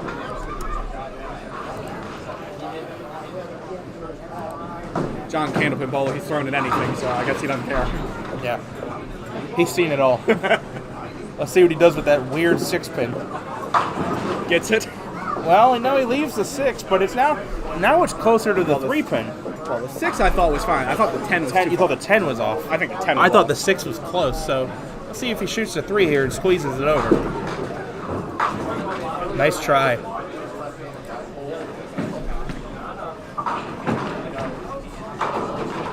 And James Simon getting up now on the far right side of your screen. Once Chris Lopp is done, to throw his 8th frame. He's 135 through the 7th. Would need to catch a double to shoot a 200. We haven't had a 200 yet in the tournament. Haven't had many 200s this year on camera. No, we haven't. We've had a bit of a drought, actually. I think that's Pro League included. Wednesday triples, or the Wednesday majors included. Monday triples. The last one, I believe Chad Rosinski had a 200. Had a 200 and a 500, I think. That's a duck for James Simon on lane 8. Spare fill for Kyle Shaw. One of the first ball mistakes we've seen from him. Off the side for 4. Seemed like he had a little extra on that ball. Even for Kyle, though, I mean, it doesn't seem like he throws the ball hard, but that ball right there, the second ball, seemed much more smooth and relaxed. It seemed like his first ball was a little amped up.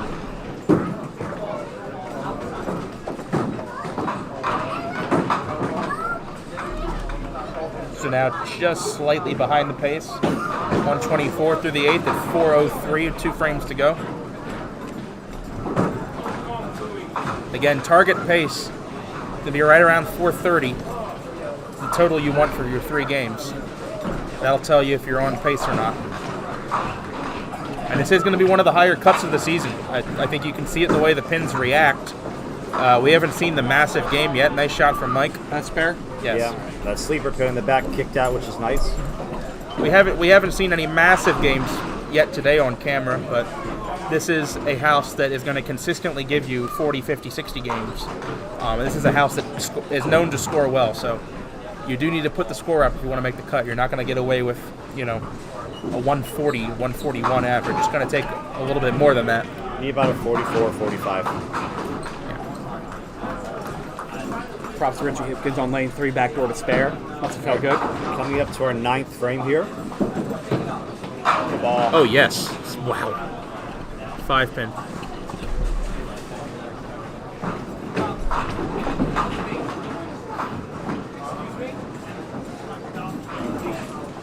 Let me hold on to it for now.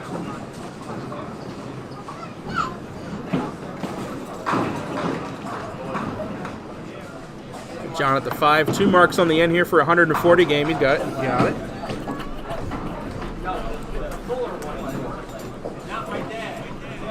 Same deal for Gary. Gary already had a nice total 430. Could just get wood for a 450, which would be plenty, but always wanting more, of course. Break it up. Doesn't didn't quite get the break kick. it. Leaves a difficult split. Not as hard as a 6-7, but at least a 3-7. You have more angle to play with. James Simon, an absolute bomb over there on lane 7 in the 9th. So he's got 140-something. Yeah, 35 plus, 40, 50, could be in the 50s right now. He had 35 through 7, and then he got wood in the 8th frame. He just struck in the 9th. So he needs 2 more strikes in the 10th and good count for a 200 game. Either way, looking at a 170 game minimum. All right, Gary 10's out, so Mark to give him to 30. Yep. And that'll give him what for the first 3? Right now, a 10 box would give him 450. 7 off the side for Mike leaves the 138. Mike a little behind the pace at the moment. Kyle Shaw right around the pace. Needs 1 mark to get on the pace.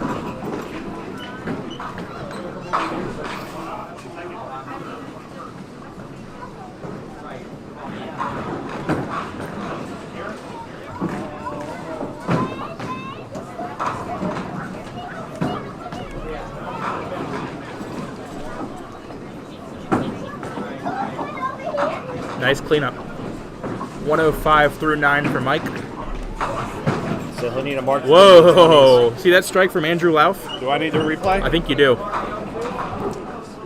That might have been the sloppiest of them yet. Almost missed man. almost missed the 3-pin to the right, and ends up with a strike. Meanwhile, good ball for Kyle Shaw. Trips the 9 out late, leaves the 10 behind.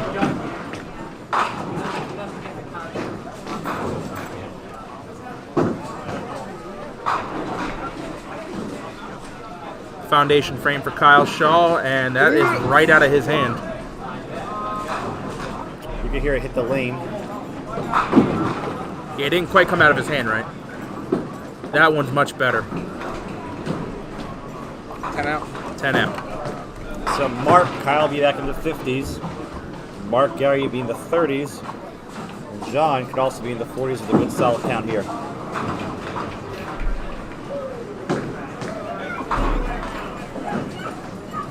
Gary, the high score on the pair here, 440 through his first 29. Through the middle here, so wood cleanup will get him to 450. Otherwise, a very strong start to the evening.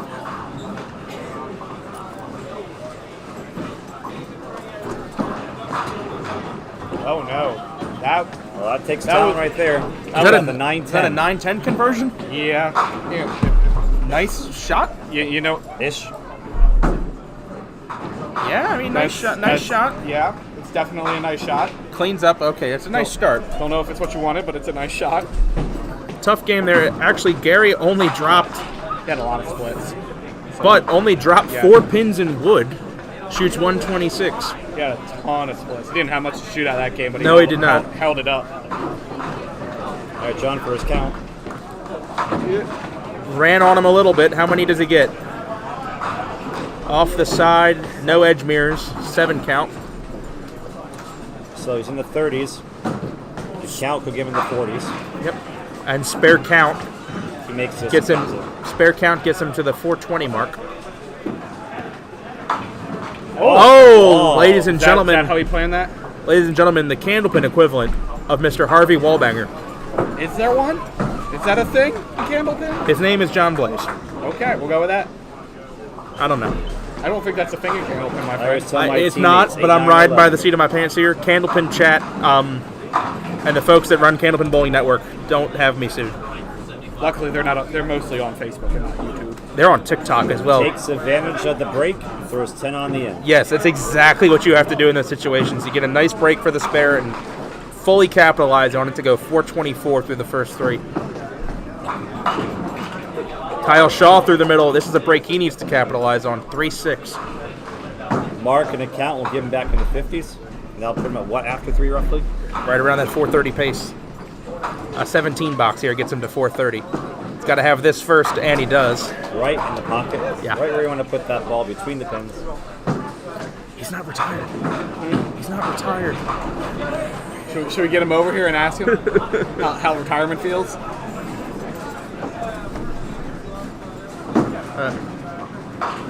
Count ball for Kyle Shaw. Great count. 8 more. That is a good game, I would say. Finishes with 152 to get him to that desired pace. 431 for his 3 games. 3 solid sets on this pair. 424, 448, 431. I think they're already done on our left. We'll just wait for here to finish. No, it's still a few more.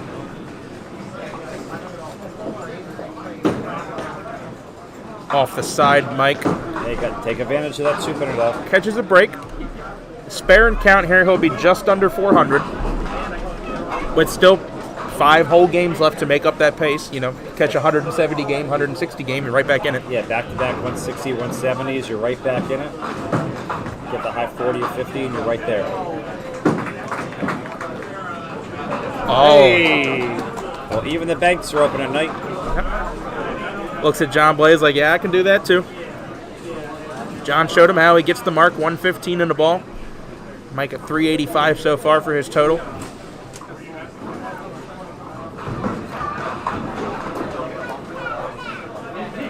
How many on the fill? It's got to go. 7 more, a 122 game, and a 392 total. So slightly under the pace, but Mike is more than capable the next few games. Still got plenty of time. It's still early on in the night. All right. Bathroom break. Clean out these scores. They should be starting up quick because I think they finished up.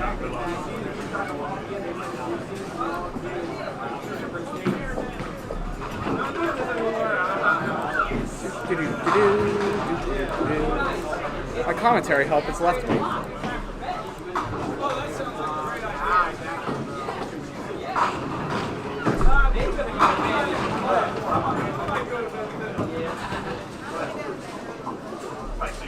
You want to change shifts, Richie? You want to bowl with me tomorrow? Change shifts? Yeah, why not? As long as I get to start over from scratch.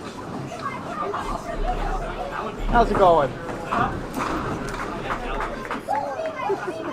How long was your drive? Which way did you go? What times did you go through Allentown? Did you go through Harrisburg? Okay, so you went through Allentown. We went even further north. We went to Wilkes-Barre Scranton Okay. and then went east. Trying to cut all the tolls to keep it down to You might have gone the same way we did then. What is the $1.60 toll? really, because ours is like 7, I think. 7. Yeah, we went all the way up to Wilkes-Barre Scranton and went east from there on 84, literally all the way here. We were on 84 for what, 2.5 hours? We were on 89. More than that. We were on 84 for about ever. I think we went to 89 and 95. All right, let's see if we got any big sets here. Oh, it's only 3 bowlers. Did better than we did. It looks like Rich picked up the pace a little. Congrats, by the way. Oh, thank you, That man. must have been a fun one. Oh, it was fun, especially in my match against Colby. That was just the best. Yeah, anytime you can win with 114 against Colby. I didn't see that. That was an ugly game. Thank you. We combined for 3 breaks. You'd expect me to be on my birthday? Yeah, he bowled really well at duel. Yeah, he won at duel.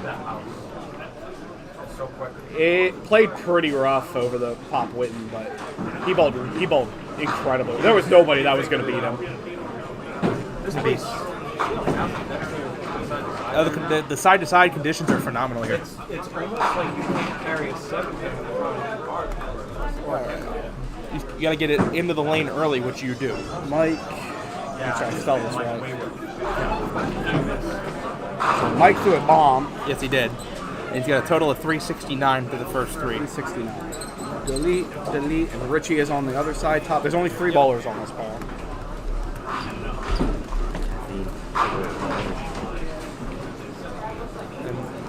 And Richie, after a rough 95 start, got 301 pins. He's back 396, yeah. We take those. Good start there, 7 pin. Thanks, Lenny, for the compliment to Steve. Good compliment to our commentary team. They said you can stay. Okay. I appreciate it. Thank you. And Lenny spends good money on duck pins forever, so we're going to listen to him. And a touch. Oh, no wow, touch. man, that ran. That's actually that's the most break I think I've seen on a ball tonight. Yeah, that one ran. And then that one doesn't That count. one. A 9 out for Richie. I'd have gotten to it eventually, Nick. You know, to point it out to me. I can upgrade up to our 4th game. You would have gotten to it in game 5. I got to do it in game 5. How are the Louth brothers doing? I don't know how Chris did the last game, but he struggled through the first 3 a bit. I don't know if it turned up for him. You mean the first 2? First 2. Yeah. Yes. I can take a look if you like. That's fine. We got scores here, and we're good. Oh, we got Chuck Hicks, Mr. Suitland. The Chuck Hicks. Is he wearing the Suitland shirt? Yes, he is. That lovely Suitland Bowl logo on the front. I'm gonna give him the Suitland clan tag.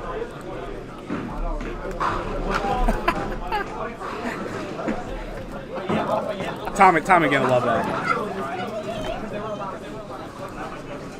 And what's Chuck got? Chuck Hicks has a total of 375. And just like Richie, Chuck also goes to the left out of the gate. I'm learning. You can push that one to the left a bit. Gonna have to keep that one on the lane. That's it. I throw comets. Comets don't grip anywhere. A lot of 9 out of that miss. Man, you're learning from us already. I was about to say, he's a veteran. He's already talking crap. It's a little warm down here. I'm gonna have to wear my shorts tomorrow, I think. I was planning to wear my long pants. It's easy sitting back here, isn't it? It's way easier than being out there. Hey, I've said to myself, like, a lot of 9 of that miss. Oh, yeah. Yeah, the moment he said that, I was like, oh, welcome to the crew. Oh, for the double. Leaves the magic 1. Oh, I missed the whole frame already. Damn. Bastard. It's helpful in case I miss something. I missed the whole first frame, so I don't know what anybody did. It's on our scoreboard. Yeah. All over it. Fair? That 5-pin shirt creeps up on you, though. 20 bucks out the gate for Mike.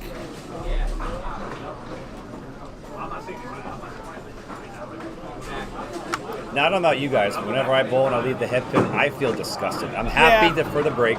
Don't get me wrong, I'm happy. It's a mixed bag of emotions, especially on a strike. It's like, what are you doing? I don't think I've left it and not turn around and say, good ball, dumbass. Yeah. But if you're going to leave the pin, if you're going to have friends coming forward, take all of them with you. Yep. Yeah, and it's one of those, you end up backdooring a ball for a double. You kind of, if you're ever bowling a head-to-head match, turn around and look at your opponent. I almost want to apologize, I'm sorry.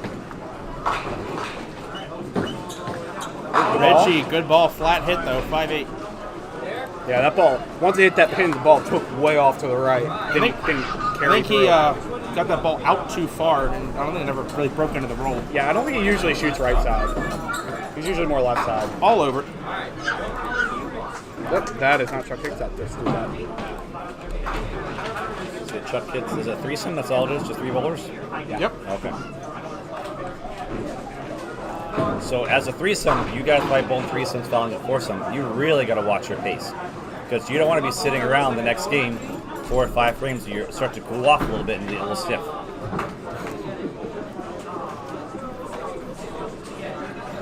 It's awesome.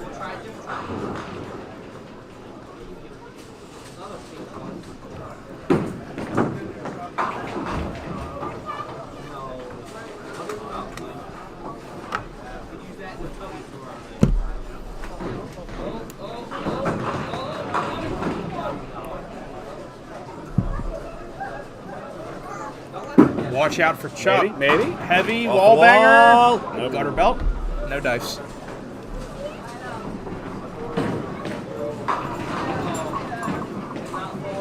All 3 bowlers on this pair are a little slow out the gate.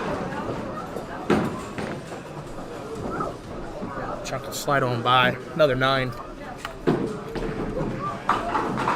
Stuff staying down, getting that 10 pin. Stay down, follow through, reach out. You want to be playing catch with your pins when you're trying to get those singles. Yeah, 10 pin used to be my better pin, and now my 7 pin's better, and I'm a little off on the 10. Overthrow it a lot, so you gotta stay down and keep it in. The ball? Oh, Great ball there from Mike. Counts 9. Could have been another strike.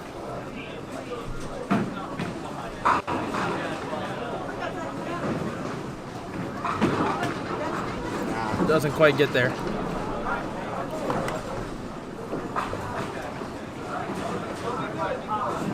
Where is your sweatshirt, kid?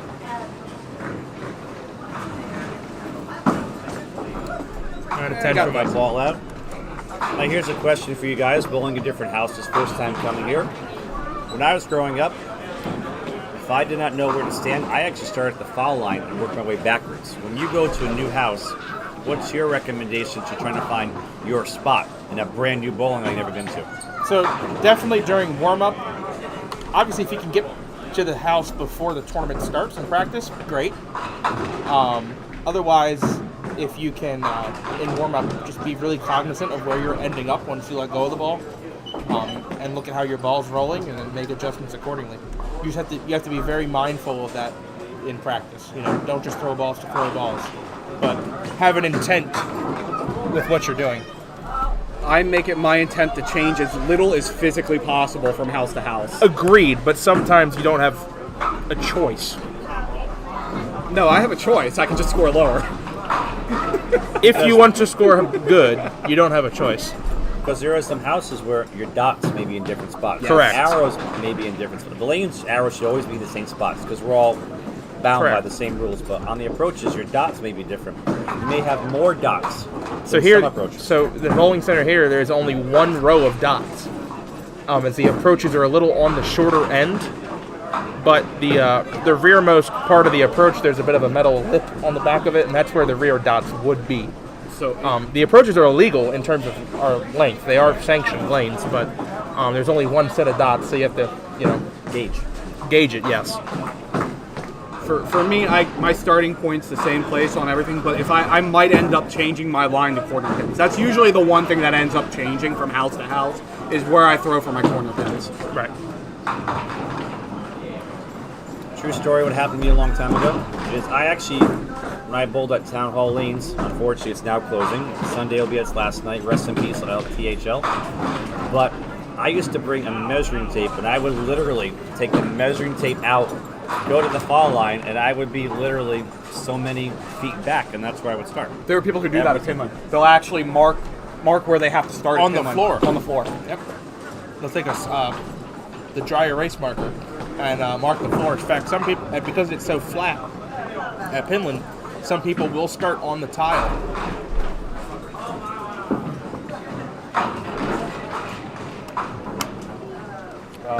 Yeah, I'm trying to think of some people who do that because there's at least two.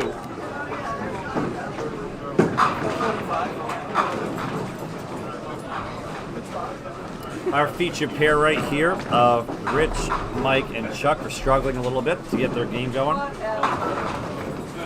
Rich trying to turn around a tough first game. He only had 95 in the first game and then had 301 in the next two. So he's righted the ship. Just got to keep it going. And Mike had a good start. Strike spare. Now he's going off the hip in a couple times. Let's see if we can know something mechanically about that ball right there. Look at that. Stayed down, reached out, followed through. Third ballitis. And this tournament and these qualifying rounds of 8 games are sometimes just as much mental focus as it is, physical execution. Right. It's a lot of shots that you have to stay mentally focused on. Your release, your mechanics, your consistency. There's a lot that goes into each shot, and being able to repeat that over the course of 8 games is what separates the guys who make the cut and guys who miss the cut. That said, one of the bigger differences between the Pro Tour and the Pop Witten, to me personally, if you have one bad game in the Pro Tour, you're still okay because you have more games to work with. Pop Witten, if you're only bowling between 35 and 40, and you have one bad game, that can sometimes cut you out. Yeah, early, yeah. Unless you throw a real big game. Oh, There you go. Nice shot. Oh, give him a replay. give Richie the replay on that. First ball is a little flat going away, which left the 5-7. Comes back. Slides it right into 7 like a glove. So there's a couple flat hits now for Richie on this pair. What would your adjustment be for that? I noticed that his ball is tailing away from the into the 1-3. Because your ball is moving right, I would physically move myself right along with it. That's going to straighten your arm swing to maybe force you to get it out in front of you. That's one of the things you can correct it. So if you're noticing that your ball is going left or right, take that one board adjustment. If you're ripping the middle, you go forward, you go back. You want to increase or decrease your angle going into the head pin. That's going to allow you maybe to allow your ball to break earlier or break later so you can avoid ripping the middle. It's not left or right when you rip the middle. It's front or back. When your ball's going left, you go left. Your ball's going right, you go right. Chuck picks up the 9 pin right there for a spare, which is good. But those are the things that I would definitely work on. I think my adjustment in this case would be to straighten up my angles to the front of the lane. That's what's always worked for me, but every bowler's different. So if you always are coming in on an angle, like Kyle does, like Kyle always comes in from right to left. That's how his ball is. Kyle's letting it spin over there if you didn't notice. Yeah. It's a very interesting, Too far back. Interesting shot. He had the 6-9-10 standing plus that head pin, hit the 6-9-10 and almost stole it on a spinner. Yeah, that pin came all the way up the lane. If the 2 pin was there, probably would have tripped into the head pin. Yeah. Well, I don't think he's going to be playing the 6-9-10 with the 1-2 standing. Not normally, but Kyle Shaw, Duck Pins Forever. Thanks to you for letting it spin. We'll break in the action. Brought to you by. Letting it spin. Yep. Great ball. Oh, wow. Mine. He leaves the high. How are you?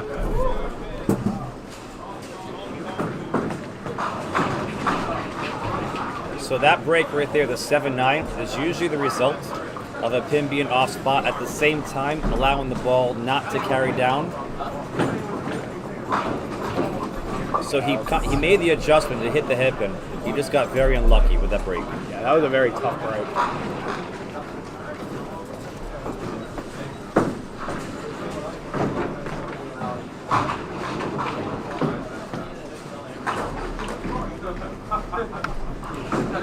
And Dave, I'm sure you're the same way. When you start seeing breaks like that, the 7-9, the 8-10, the 4-6, the 7-10, at the point in the game where you realize, you know what, the odds of me making that shot are very slim or practically none. Even though there's always an opportunity to make it, you got to go for your wood. Yes. Always got to go for your wood because you know what, whether it's in league play, match play, a tour, or qualifying or whatnot, going for those shots is going to make or break it sometimes for you. I would agree. That's 7 or 6? 7. Heavy. Now Richie was a little off balance on his approach. He had a little wobble, so he's trying to correct himself. Stay down, follow through. Nice third ball. To everyone out there, let me know how you feel about the camera angle. I've noticed a lot of bowlers, when they bowl, are actually blocking our view to the pins. I might change the angle between today or tomorrow. I can't take it up any higher, it's unfortunate. That's as high as it goes. But I could shift it to the side, or we could put it down there. You could put it on top of the table to give yourself more elevation. Yeah, I could do that. Move the table over and then put the camera up higher. We might do that tomorrow or after this game.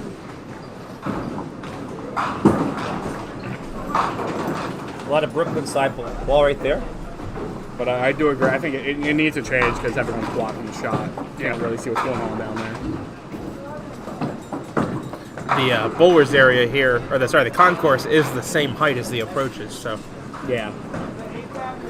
figuring it out as we go. It is our first time coming here.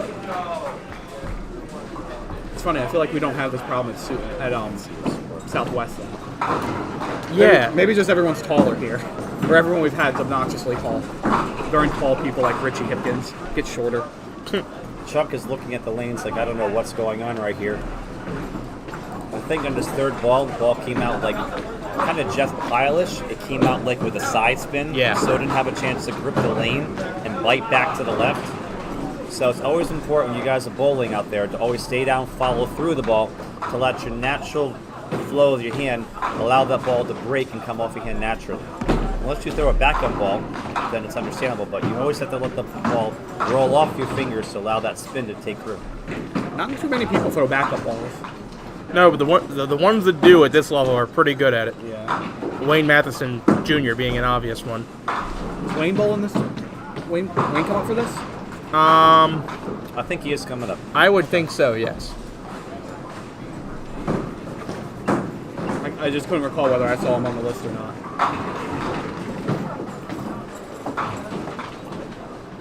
Wayne Matheson Jr. is bowling tomorrow morning. Tomorrow morning. Yep. So you'll see him tomorrow morning. I figure most of our Maryland types were going to be bowling tomorrow morning. Nice They cleanup. were reach out. I think a lot of them were planning to bowl their bowl at Nationals after they bowl the morning shift, which is why the afternoon shift was a little lighter. That normally is lighter anyway. I think so, yeah. Oh, Tough break there.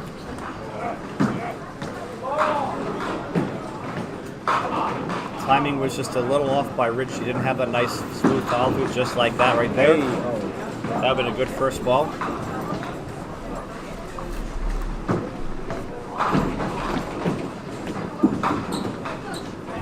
Oh, around the world. Yeah, I like it. Walla Walla. There's a lot of work for a 10. It gives you the circle there around the world on that one. That is 5-pin to the left wall all the way across. Kind of like us today. Took the scenic route. I'm really curious who asked that question. Is it true Dave Kowaleski is the greatest to ever play the game? I will say that he is the greatest to ever play the game in the 2-5 pocket. 2-5 pocket? He is the inventor of the 2-5 pocket. Ooh, you see that for a second. That pin standing up across the lane before it hit the gutter. I think Kowaleski could give... that's Dave. Dave Kowaleski. I'm thinking of Mike. Who we should note has been bowling very well this season in the Pop Witten and made the cut at Pinland as well. Yeah. Chuck Six is waiting for something going on over here. Not sure what it is.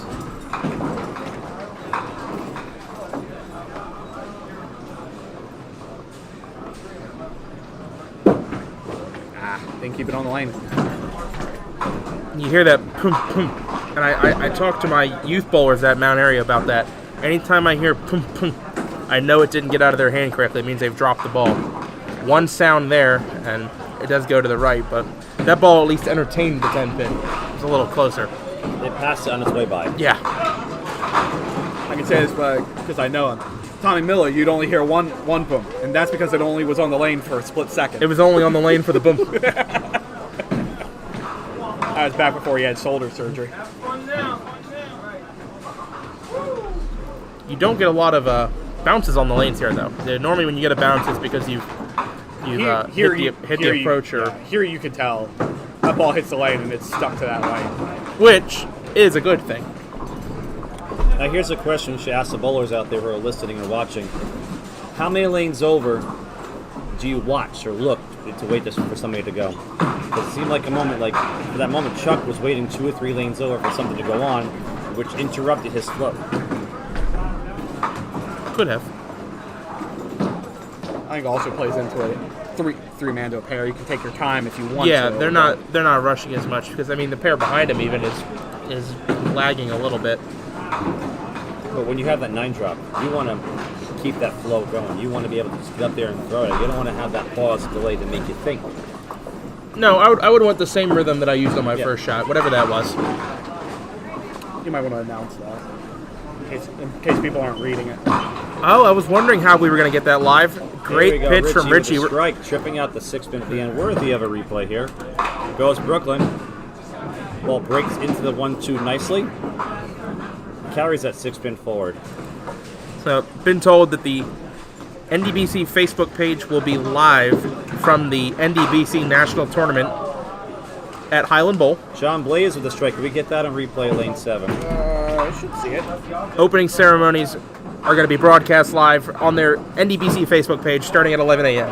That's the national tournament opening ceremonies 11 a.m. at Highland Bowl, just down the road here in Cheshire, Connecticut. About 20 minutes north. If you're taking the Merrick Parkway, you're going to take 691 west to the old exit 3. If you're going towards the west, you're going to take a left off the exit. About 1.5 miles, 2 miles down, you'll see Highland Bowl. Yep. Todd Turcotte, proprietor.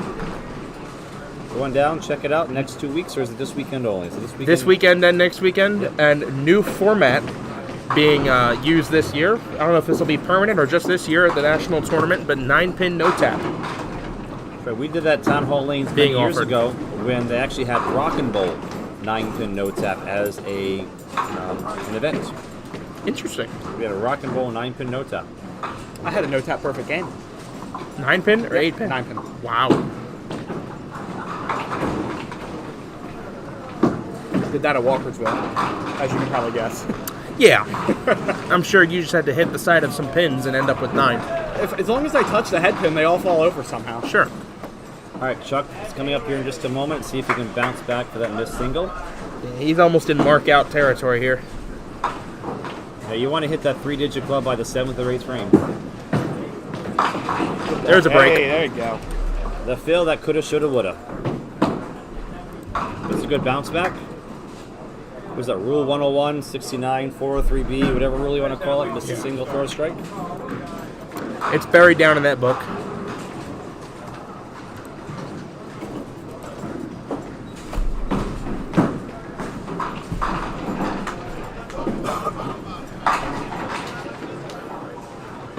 John Blaze up there, looks like Mulaney almost got the double. Mike, a little off bounce on that shot. Counts 4 on first ball. All 3 bowlers on this pair a bit under the pace, but nothing that isn't out of reach yet. Yeah, not insurmountable. Nice shot. Nice cover right there.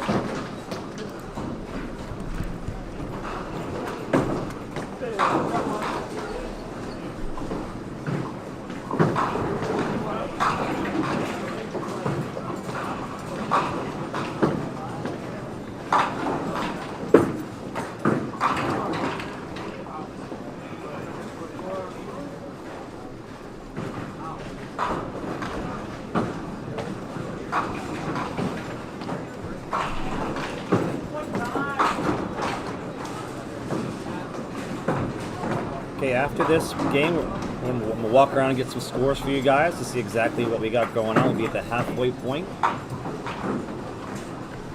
First qualifying shift of the weekend. We'll get you some good Game 4 totals. I believe we're about 102 entries. We're just over 100, if I recall. Yeah. We still got room for tomorrow night. It's going to be tomorrow afternoon, so if you're not signed up, call Johnson's, reach out to Sue Barucher, any governing body member, Facebook, whatever you got to do. Come on down and bowl. Yeah, there's plenty of openings at the 130 slot. We got 9 or 10 openings available. Yeah. So if you're within a 2-hour distance of Johnson's, Come on down. A little outside, Richie. That looked like me trying to make that split. oh, we got a back door you can't see off the frame, but lane 9 just a moment ago from Chris Lau. I don't think it'll catch it. I think it was a little late. Is that a 9 for Richie or an 8? I think it was 8. Yeah. Chuck up for the double here, I believe. Really needs it. It's got a shot. Ugh.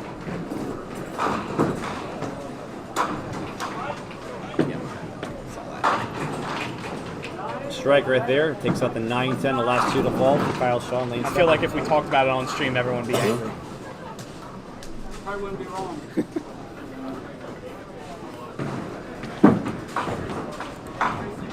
Chuck takes 2, 8 count. 2 counts is 4 on those strikes.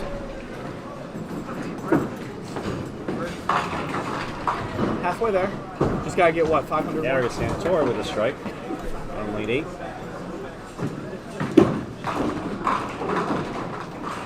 Chuck 9 out. Chocolate cupcake, vanilla cupcake. Look at these cupcakes. Chocolate, vanilla, cookies and cream, caramel, cayenne, Take it. Chocolate. Chocolate. chocolate, double chocolate. Double chocolate, yeah. I'm Are you good. cupcake? I'm good. I might take one back home with me. Back to the hotel with me. This is a true statement. Allison Rainier, doing an amazing job. Come up here supporting the bowlers. Cupcakes. A workhorse at Mount Airy Lanes. Yes, my boss. Which is why she took it upon herself to bring cupcakes to embarrass me. And then called all of us cupcakes over here. Yes, and then insulted us.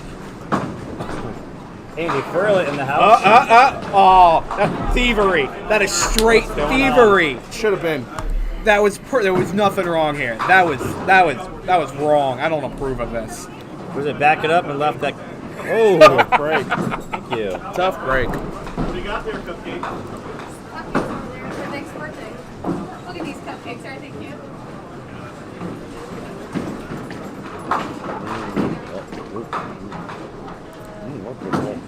Pretty good. I believe that was 10. Yes. Richie trying to right the ship here. See if he can get up to 30. And I don't think that ball's going to help. If you notice that the unbalanced line is due to one thing or two things: the approach, or he's rushing. I think he's rushing. It does look like he's going really fast. I think it's with the speed of his feet. His feet are quick. I hate this break. He is American, not Russian, though, right? Tough 8. All right. You just got the triple digit club. See if you can get 20 blocks at the end to salvage the game. Give him that momentum he needs to go into the fifth game. Yeah, at this point he's looking at a big score required. About 160 average from here on out.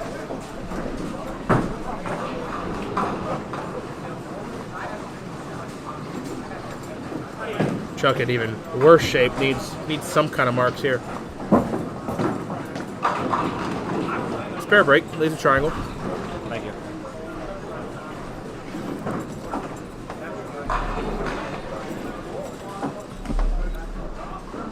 Laid that ball down a little bit, got a light hip. We call that the tricky triangle, or the claw.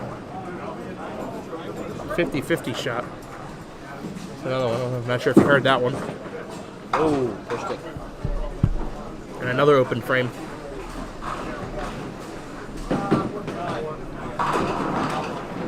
Yeah, Chuck can't say he didn't have chances this game. He's had a couple missed breaks. Yeah.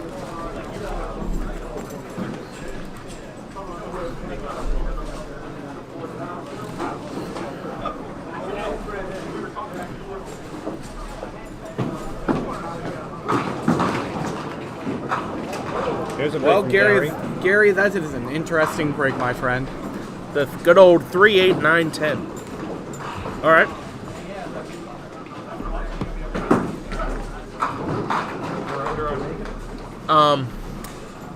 I play the on this You gotta shot, play wall. 3 off the I play wall. 3 off the wall. Yeah, you gotta play off the wall. Unless you're going 3 at the other side, very light. Or chop.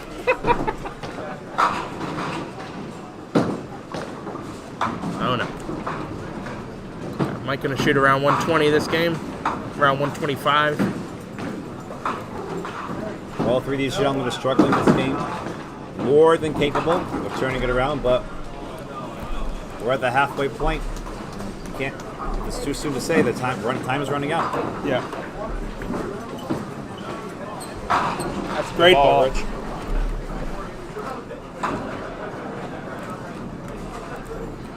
Needs a few more of them, to say the least. At this point in the tournament, after 4 games, you want to be a minimum to make yourself feel comfortable at the 540 mark. All these bowlers are capable of 600 for 4. They're all capable. Yeah. But you want to be at the minimum of the 540, 550 mark. And that pace that we talked about earlier, that 143 pace, Yep.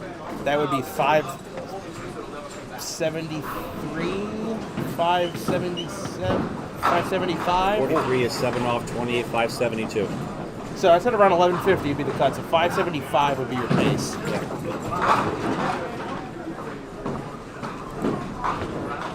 Let's try and do it again. Other side, Richie. 9 out, 136. Thank you. Ugh. Jonathan. It's your birthday. Alright, he didn't even drive. What do you do? Nothing yet. We had TGI Fridays for lunch. That was lunch. That was lunch. That was lunch. Okay. I don't know. That was a late lunch. He eats at 4:30. Cheesesteak cheeseburger. Had a cheesesteak egg roll on top of it. That's the appetizer.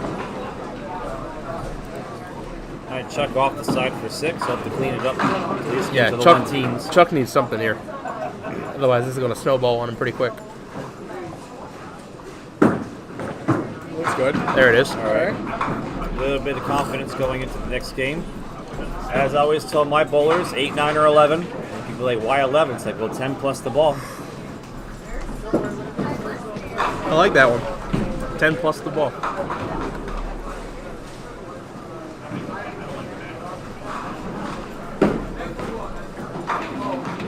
He got his 8. Yep.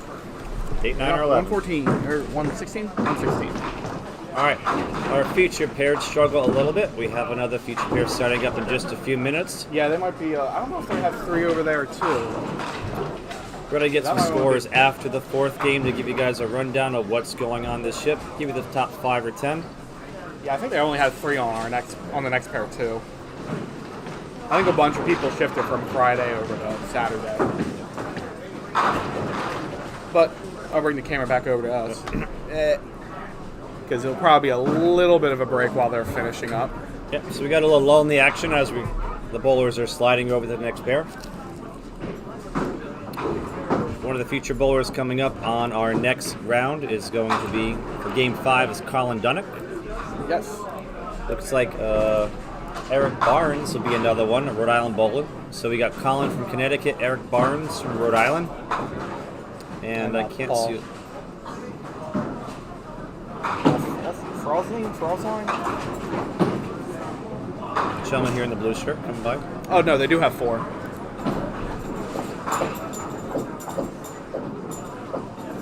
Jared Rosano. Rosano. If I pronounce that right. These Northerners, their names are hard to pronounce for some reason. Yeah. Not like the Southerners are easier for me either. Let's take a look at technology. Let's see. Yep, so we have Eric Barnes, Paul Frostalone, Colin Delic, and Jared Rosano are going to be coming up here in just a few moments. They're finishing up their game number 4. Probably got another 2 or 3 frames just because the people we were watching now were threesome.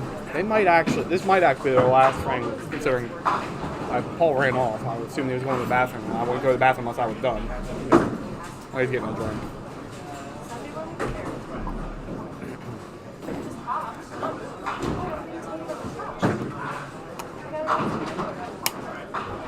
So what have you noticed so far about the scoring today? Or Scoring tonight? There hasn't been like explosive like 70s or 80s I've seen, but there's been a lot of 40s and 50s. Yeah. So it's been very consistent scoring. Don't see a lot of really low 20s, low teens, but a lot of get 40, get 50. Bowl next game, get 40, get 50. So it's very consistent scoring. I noticed also, like on some of the shots the bowlers are leaving, if they're going light away, that you're leaving either the 4, 5, 7, 8 or the 5, 6, 9, 10. The heavy shots, if you go too heavy, you're leaving the 7, 9, the 8, 10, the 7, 8, the 9, 10. I haven't seen any 4, 6s, which is good. I've seen a lot of splits, split eagles. But you definitely want to be going flush into the pocket, either 1, 2, or 1, 3. You want to get that action, to get that mix. Yeah, you really want to hit it flush, because if you haven't hit it flush, that you're leaving 2 in the back row. Yep. And 5 pins looked pretty tough to carry as well. Yeah. And I noticed a lot of the pins are being set up correctly, which we did a great job on the machines. So you're not getting a lot of those when you have those 3 horsemen or the 4 horsemen. You're not getting that last pin to while you're still standing up. You should be knocked down. I think so the pins are being lined up perfectly so far. Yeah. Pins have been set up well, especially front 3. Front 3 for me is always my bugaboo. If front 3 are offset, reset every time. My offset pins usually, if I see the 7 or the 10 closer to the gutter, because when we have that larger gap, you don't have that flush shot going on down. See, the thing about me with that is because I bowl at Walkersville and you get a lot of Edgemere flips at Walkersville, sometimes that helps, but in every other house, don't want it. I like my pins closer together. Plus, when it's further apart in the back of the lane, it's less space for the pin to go off the sideboard to try to hit that pin. And if you leave that split, it's much harder to make because the gap is wider too. Yes. All right, so I'm gonna go check out some scores. Be back in a couple minutes as the bowlers begin to transition to Game 5. Yeah, I better update that. Here, I'll put this Game 5. And we got these guys coming up right here. Assuming they're bowling in that order, but Well, I can, be back, guys. I can put the names in at least. We can reorder it in a bit.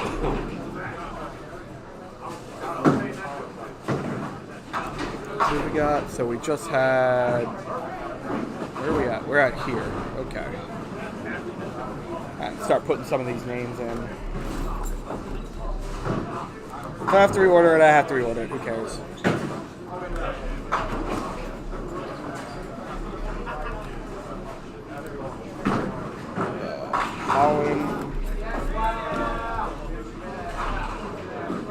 I'll also turn the camera back so you can see 7 and 8 because they are still bowling over there unlike last time.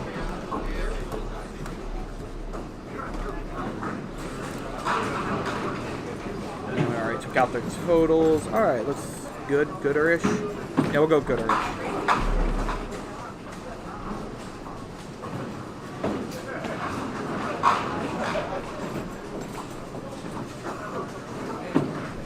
Time is cool.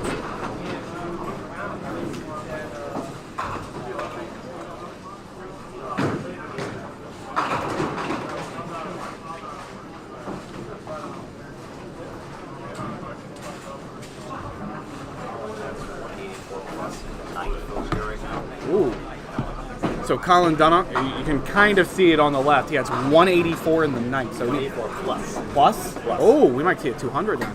So Colin Dunnock is going to be finishing up in just a moment on lane 4, which is slightly obstructed from the poles. So right now he's entering his 10th frame. It's 184 plus.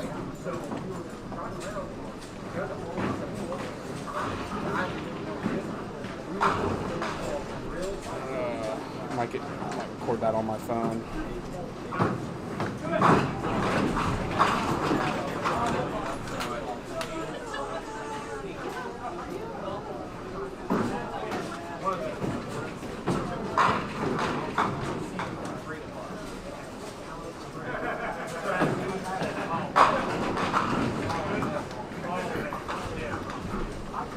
Leaves a solid 7-pin from our point of view. Looks like he has 200 working right here, 202. So right now he has 193, 202 makes this. He has 203 plus account. So this is going to be our first 200 of the weekend on lanes 3 and 4 by Colin Dunnock. And this should give him a score of... Try to get that 4-game total in just a second. Goes light and takes out 7 for a 210 game. And that gives him just over 600 for 4. So that massive game by Colin Dunnock catapults him up to 600 and change. So we're going to see Colin Dunnock in just a few minutes here as he enters game 5. Following up a 210 game, so let's see if we can have back-to-back games. Now, as a bowler, we always know that it's always hard to come back from a monster game. But Colin is more than capable to put another 60 or 70 game right behind that 210 game. So he'll be over here in just a few minutes as the remaining bowlers finish up game 4. Yep. I believe they're done over the... Oh, there's still got a couple more bowlers to go. That's only of the big scores so far. Ooh, okay. Roughly, if each mark.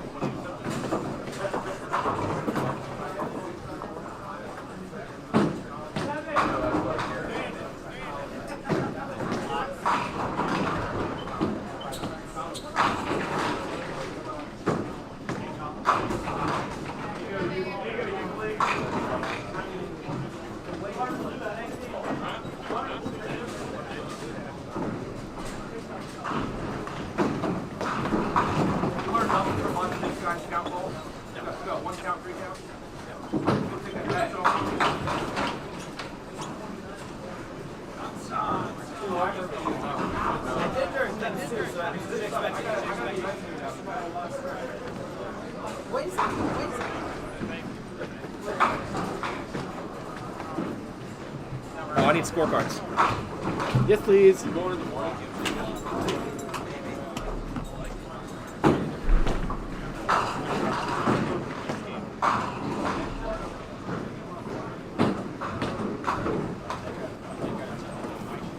First 200 games, Colin Brunick, 210. 210. 4 claps.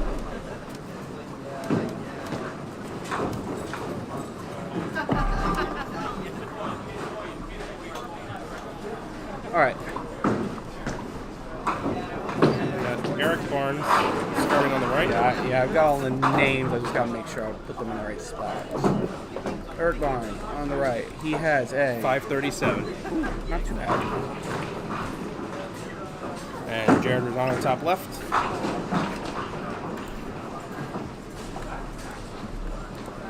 Set of 561. 561.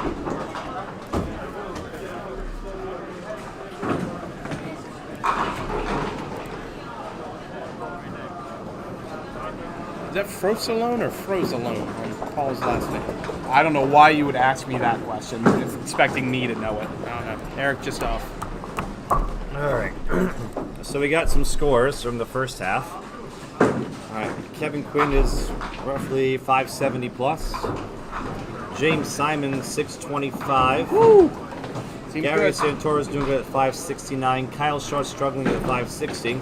On the opposite end of the spectrum, Mark Barron 627. Hello. Bill Fox 596, and Jesse Deach at 587. Those are all guys over the pace. So 1, 2, 3, 4, 5, 6. 6 guys roughly at that. 7 guys roughly at that 1140 pace. All right, and Colin's got 604. Yep. I'm still Nice thinking, shot though, by Jared. He Still made that? thinking it's Yes, be he north did. of 1150 is going to be our cut this weekend. That's my thinking. But like I said, well, between 6th and 9th place after this shift, I believe that's going to be roughly your cut.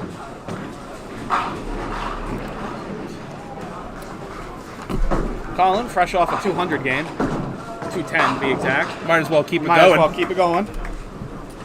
Give him a replay.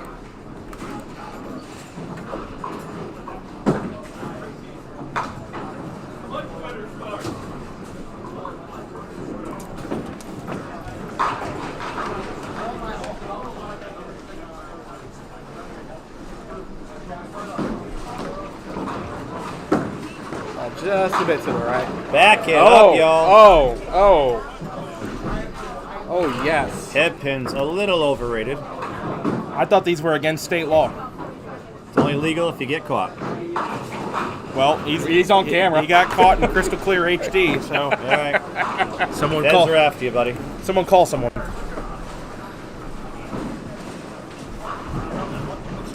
Oh, yeah. All right, game 5 underway. Yes, we're over the halfway point now. So this is when the as the frames progress, they start to seem to mean a little more. Yeah, it's like the heaviness. They start to carry more weight, Yep. which in reality they all count the same. But you always want to end well. And the words of Rodney Dangerfield, hello, heaviness. Yes. Jared off the side, 6 count.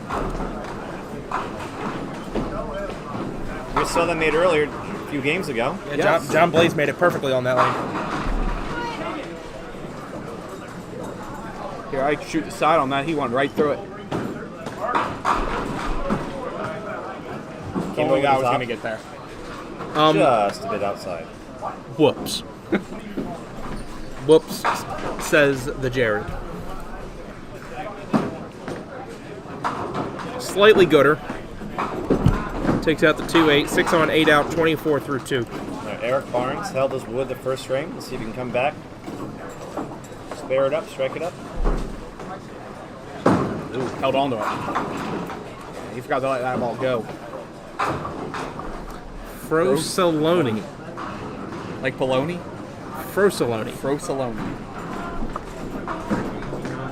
I was going to go with Frosalone, so. Yeah.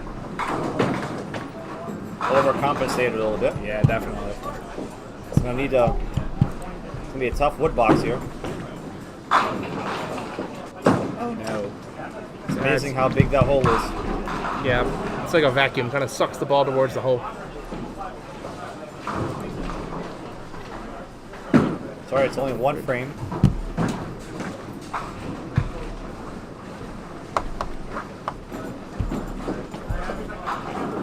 Let's see if you can back up the back door with the front door.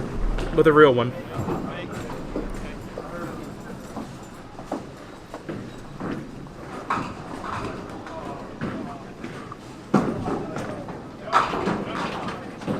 I mean, that's what you get for hitting the head pin, I guess. Yeah, he got punished with the 5-pin. By the way, if you wanted to watch Colin's 200, his final frame, it's on Facebook right now. Yeah, so on the Check the Duck Pins Forever Facebook page. I know it's a little tricky to see the lane he bolted on from this angle. Yes. And spare for Frosoloni. All right, so Threw one ball in the wrong strike spare spot out of last the time gate. for a spare, threw two in the right spot for a spare this frame. Yeah, it works. 30 plus through 2, he'll take it. And needs it. Yeah, judging by the score, could use a few more pins. He's going to need roughly 650. Ooh, that's a good ball. Lucky to get that 7-pin to trip out at the end. Yeah, it did hit a little heavy. He had maybe just a quarter of an inch to the other direction. Yeah. Get the nice flush strike. All over it, though. He's in the zone right now. I think certainly. Certainly he's in the zone. So he had one open last game. He's 2. So last 12 frames, he's 11 out of 12. Not his first time on Duck Pins Forever. He was at the Pro Tour at Suitland. Yes. Bowled a pretty decent game, very lost to well. Matt Anastasi. He was in the 140s. Matt shot 181 on him. Finished with 7 marks in a row. I think he was in the division that we covered that tournament, too. Yes, so. and he started out 0-2, getting That's right. blown out and came all the way back.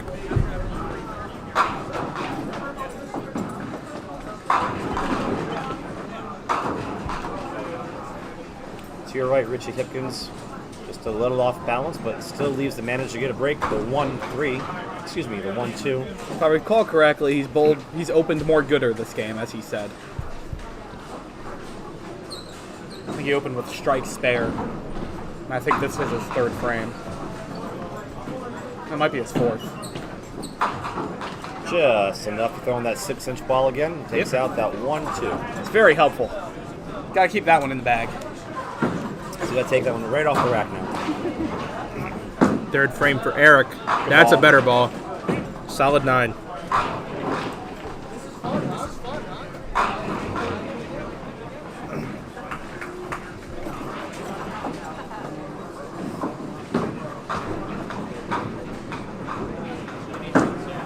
Hang it on. Got it. Like Fred Flintstone up there, twinkle toes at the line. Pretty sure you heard him at home. He stuck the landing on that one. Yeah, you totally could hear that one, considering where he said it. Yeah, it was a 2 out of 10 scored from the Ukrainian judge.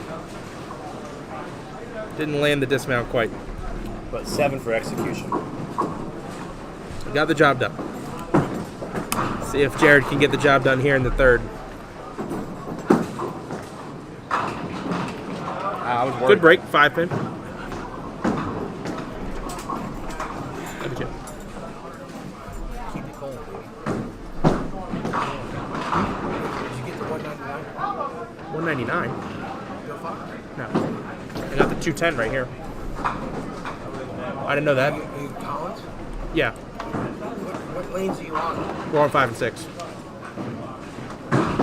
So Jared just picked up a spare. Ooh. Got tripped the front out, possibly. No, not yet. You can run in front of. Hey, it's your.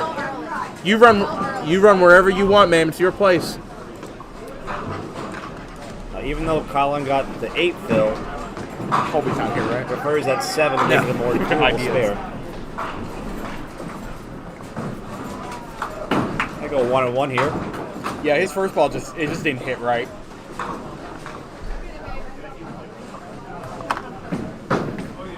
Still off to a good start. 38 through 2, 48 through 3. Holds the 1-1. All wood is good wood. Yeah, I mean, especially he's got a good start, but it's not like he's got a huge total. He only had 394. for Yeah, 3. he had a before- tough start for 3. And then he fired the 210 to get back in it. Oh, that's a good ball. Good result, 5 pin. Nice 9 count. Frosaloni. Apparently hitting the head pin gets him a 9 count and leaves that 5 pin. You know, I'm glad I was corrected by the comment section because Frosaloni, way better than Frozalone or Frosalone. Whatever we would have said. We would have gone with Paul. Yes. That one, See, now you're learning my strategy. about one way to say Paul. Oof, oh, just missed off to the side there.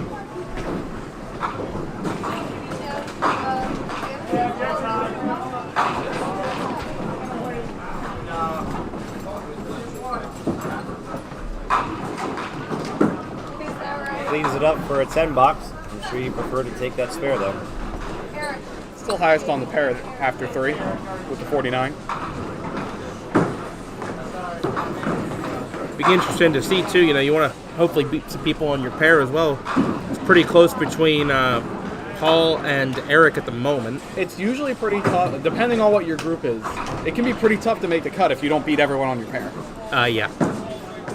Unless your pair really throws it well. Unless you're bowling with Colby, John, Noel, who else will bowl? Matt.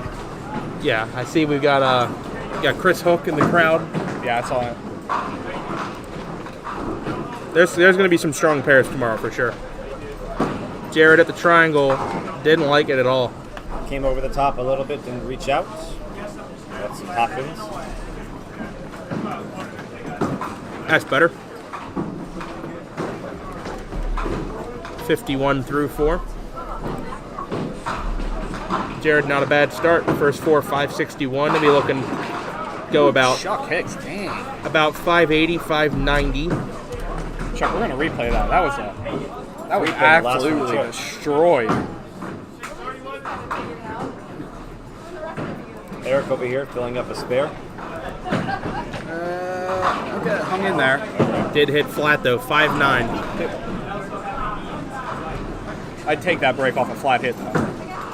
Still carried out both corners.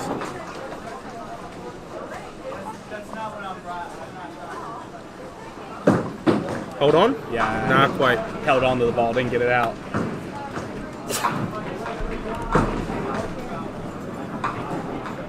That said, it looks like Eric, he does usually hold on to the ball. Got a little bit of a late release. Third ballitis kicks in. I don't know if that's a good skill or a bad skill. On Saturday or Friday, you don't want to get your money's worth.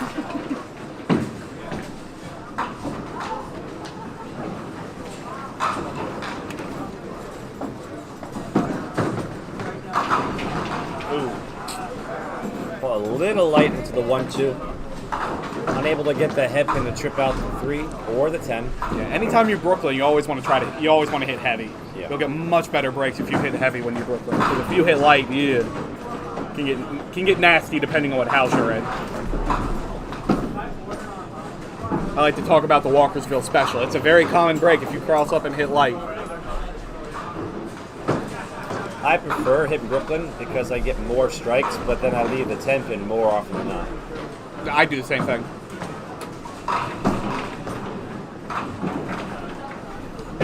Nine out. Oop, you guys didn't need to see that. You guys don't know what app I'm using.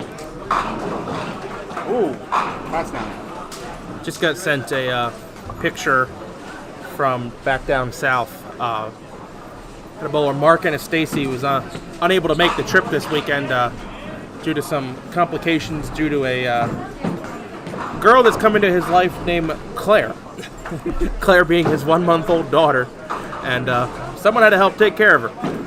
So he was unable to bowl this weekend, but he is down south watching duck pins forever, and he said it's like he's still at the Pro Tour. So thank you for watching, Mark, and congratulations again on your 1-month-old daughter. I met her for the first time yesterday. She came into the bowling alley. He bowls Thursday nights at the Mount area, Sure right? does. I might have to make it out to that league more often. It's a fun night. Ooh. All right, there's a break. Almost takes them both. I'm replaying. I have no idea what took that pin out. I could not see what hit that pin. Let's see. Chuck Hicks with a strike over there. The head pin. So that's why I was confused. It fell forward. Yeah, and then it almost took the 5 out. He's Chuck got Hicks the get spare. another? Now he just missed the 5-8 a moment ago, 5-9. Now he covered up the 5-pin, so back on track for Eric Barnes. I believe that is a double strike for Chuck Hicks. Okay.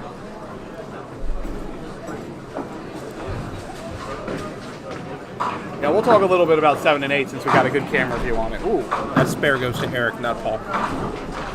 we're gonna leave it there for now. Okay. Trust me. We'll see if Jared gets his. Trust me. I invert jinx a lot.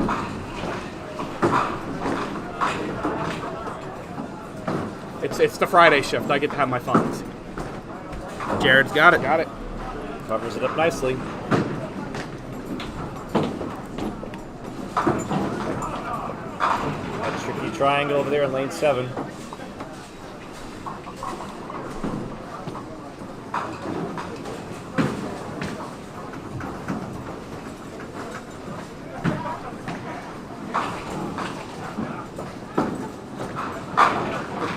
There's a break. Maybe. Let a 19 on that count for Colin. Take advantage now. That 5-7. Now it's just the 7-pin. Yeah, it looked like that ball was going to hit flat, but he still got that 5 pin out of the way. Yeah. Well, I mean, one thing that can help over the course of 8 games is being able to break up that split, making it a single, Oh, yeah. and then, capitalizing on it, That goes a long way. which he's dead in the bridge of the nose on it. So 77 plus half. See how well I reverse jinx Paul. Yeah. See if Paul ends up with a spare, or see if he goes for the 1 ball upgrade. He pitched out. I mean, that's what got him a strike last time, so I can't blame him. Might not be an easy spare here. 1-3-8-9. We've seen it there. We've seen it made twice on lane 6, on the opposite, opposite arrangement.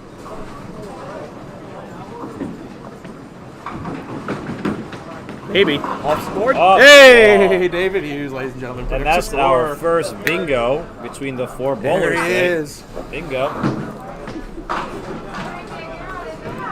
That is a star frame too. Look at the call. I'm so good at this. Chuck Hicks tried to go for 3. Weak sauce 4-pin. 4 pin. All right, all bowlers now going to be halfway through.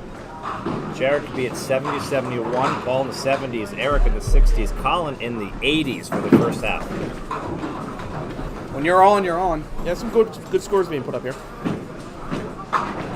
And good scores without double strikes. I noticed it's a lot of spare shooting. Yeah, a lot of spare shooting. What, 2 strikes? 2?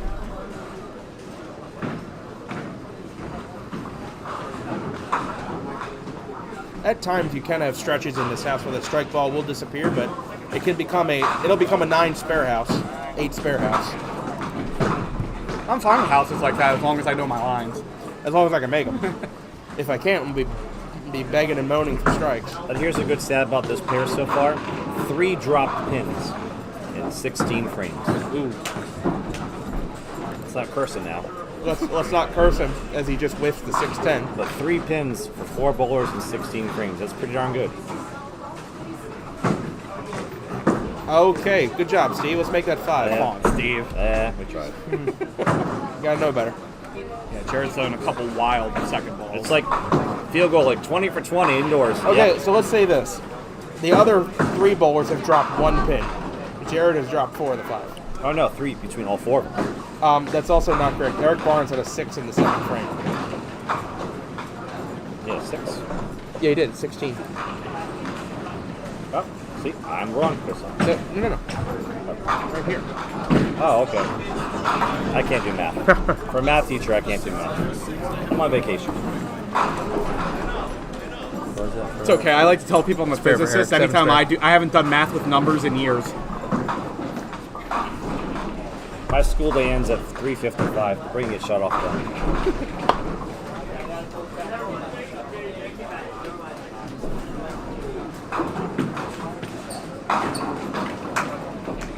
Front door, back door, through the kitchen window for Richie. Come on, Richie. What hole? Come on, Richie. 2-4 pocket leaves the 9 pin after it goes 1, 3, 6 at the end to leave a 9.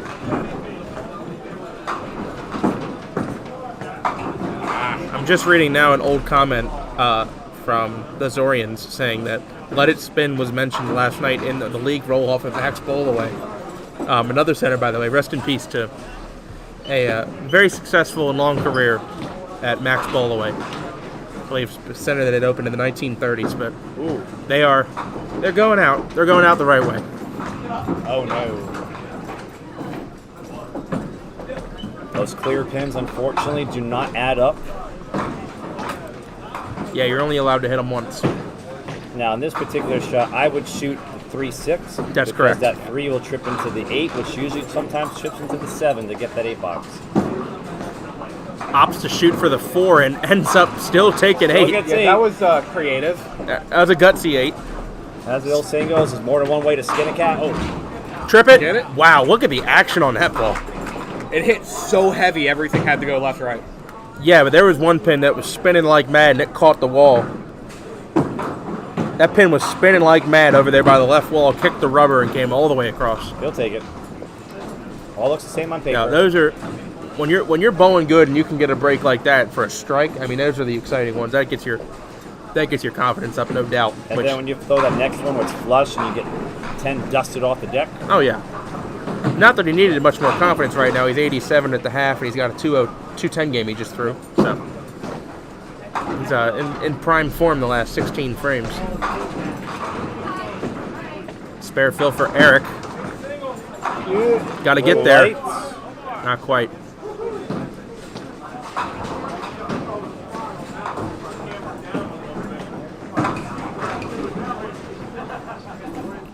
Count. We've seen this shot made already today.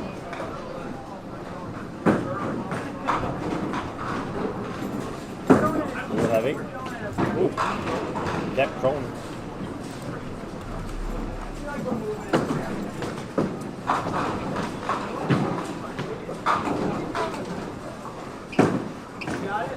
All right, 9 it is.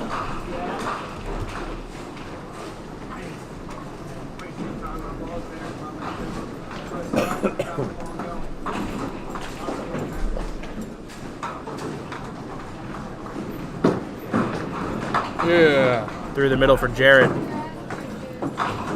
2-4-7 on the left, 3-6 on the right. Now as a lefty, you think he's going to play a slide over here or squeeze off the wall? At this point in the game, usually I'd be shooting that 2-pin. Okay. I'm usually on my second ball, I'm shooting the 2-pin or the 3-pin, but if I miss, I'm going back to that 2-pin. Okay. I go for the pins. You going for that 2-4? Oh, Jared opts for the hole. I mean, he aimed for what he could hit. Which was the hole. Oh. Talent. Not happy about it. No, you don't want a 5. For the double. Off the side. Back it up a little bit. Catches a break though, 1-2-4. I thought that pin was going to come off the sideboard and come forward.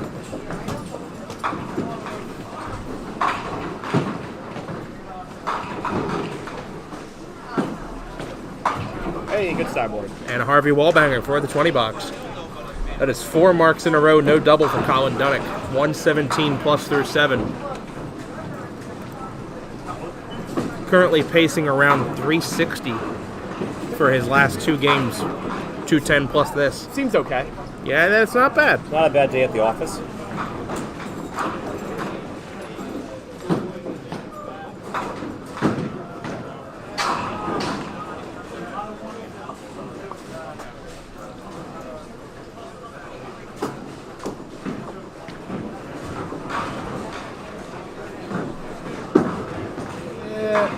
Off the side. Give me one more, maybe.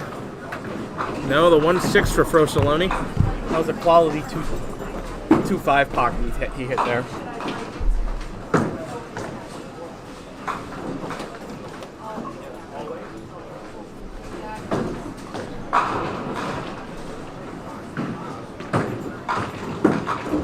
Outside? Nope. Too Heavy. full. Didn't look that bad to me.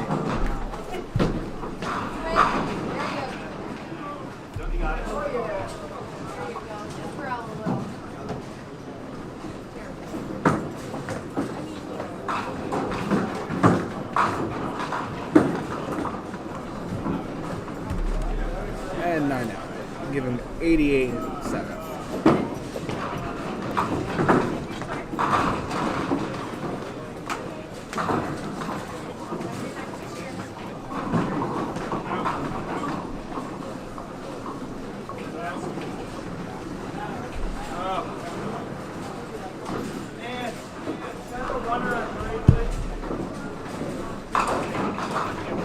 8th frame here for Jared. Needs some marks. Fading away. Light hit 3, 9, 10. It's at least the second or third time we've seen that over here. You could see his ball was trying to break back. You could see the spin going clockwise. It just didn't bite the lane. It just kept tailing away. Yeah, you really need to flush the pocket here, it looks like, to make sure you get at least the back row out. Good bit. Nice try. Here's that 509 set from last night. Yeah, that was pretty fantastic. Oh, nice try. Good 9. That gives him 91 through 8. Yeah, Steve, I don't know if you heard while we were talking on the way up here. Eric, you're missing a pin. Eric. And now he caught it.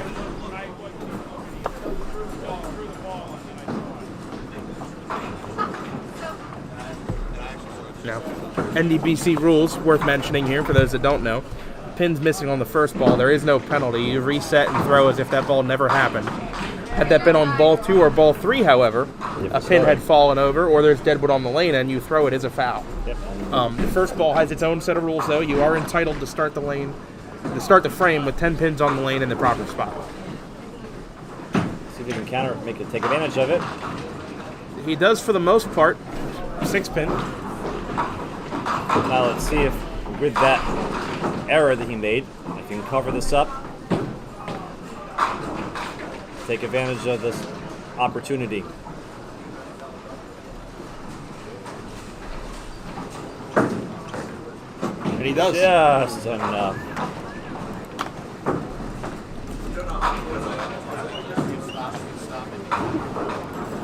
Rick, that is the one, the only Steve Dreyer sitting to my right in the booth. Quickly switch to get him on camera. Oh, not me.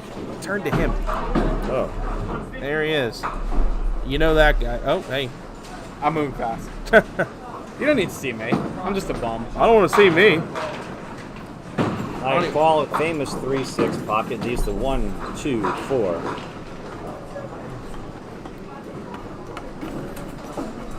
Paul definitely in need of marks. If he gets that 19 out, it gives him $1.40 and change. You can start here.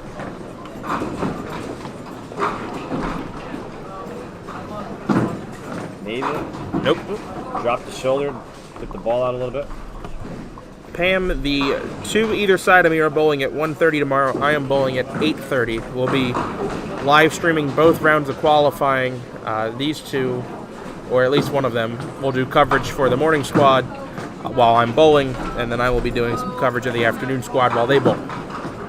Which shift is Leo bowling?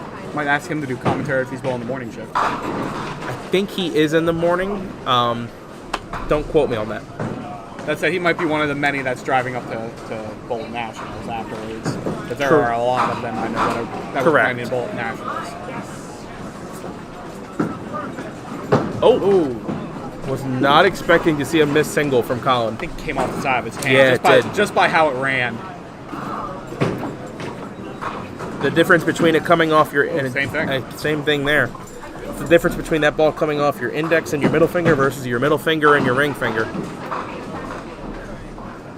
Yeah, I throw comets, so I'm used to ball not rolling off my hand the way I want it, because comets don't have a lot of grip on them when you hold on to them. So one downside to people who throw comets is they can be hard to hold on to. A lot of the newer balls have tons of grip on them. Yeah.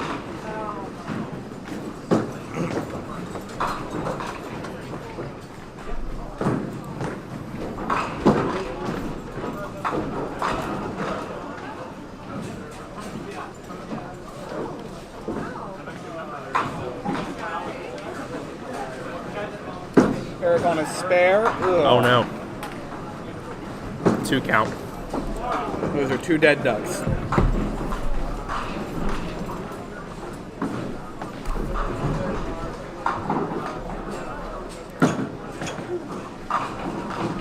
Now, as much as I hate that shot, we always do 2 off the side. I play heavy on the inside with the hole. I'm with you. You can't carry the 5 out otherwise. Right. I have a lot of English on that ball. That headpin drives back, mixes everything up. The ball trips into the 4-7. Same thing when you do the 3-9. The ball trips into the 6-10. Yeah, it is almost impossible to make that shot hitting the pin side. Trying to split the gap there. It's hard. It's hard. Doable. Not easy. You have to hit pretty heavy.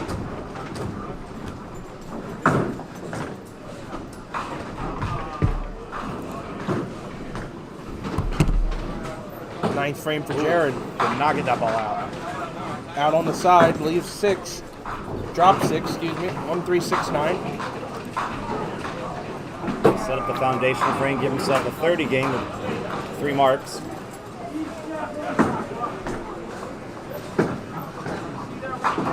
Just misses right. I was going to say hit 3 to get 4, but he hit the wrong 3. We got 3 low scores here and 1 good game being bowled by Colin. Let's see what he can get to. He can max out 195. Came off his hand sideways. You can see popped Yeah, up just a little at the line. That's 3 in a row now that have come Yeah. off his hand to the right. Gotta get that ball out in front of you. He'll probably stay down this way, cross over into the 1-2. Good shot at it. Ooh, Hit too light though. too light. Manageable third ball. Still puts him in the 40s after 9. Potential 60s or 70s. Yeah, he'll still have a good game. Nice That's good. shot. That's good 10. I didn't think that was going to go like that. Wall banger for 10. Great ball. Nice ball, but ball. Solid 7-pin.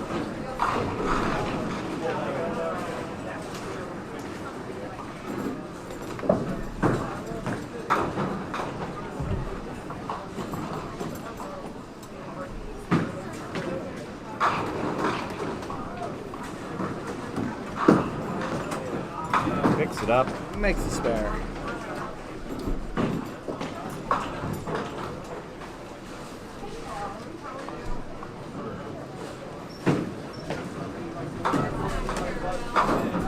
Rick putting wet proof on my comments. I'm so used to it now that it's not that much of a deal for me. In fact, when I use There's that ball. There that's a good ball. When I use other balls that have more grip on them, I find they have too much grip, and I end up putting too much rotation on it. Yeah, or you'll end up pulling it. Yeah. I had that problem with Duel. The ball had so much muck and grime on it. I had too much grip, and I couldn't get the ball out. Just enough. Nice. Good shot. Jared hits it right in the ear. 111, ball to go. Big count here, and he's just shy of the 700 mark, 700 being a 140 average through 5 games. The number they'd be looking at right now is, what, about 735? Oh, take it. Through 5? Yeah. Ooh, 3 through the middle. Tough finish, 114. 3 pins he did not have, though. So.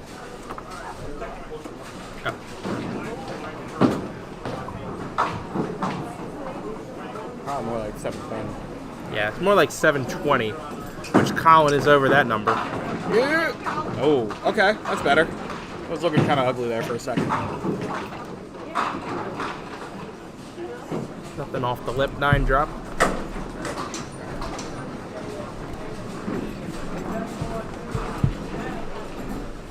I saw it in there. I was like, I got hurt. There it is. Got it. Trying to save the game here. 119 in a ball for Eric Barnes.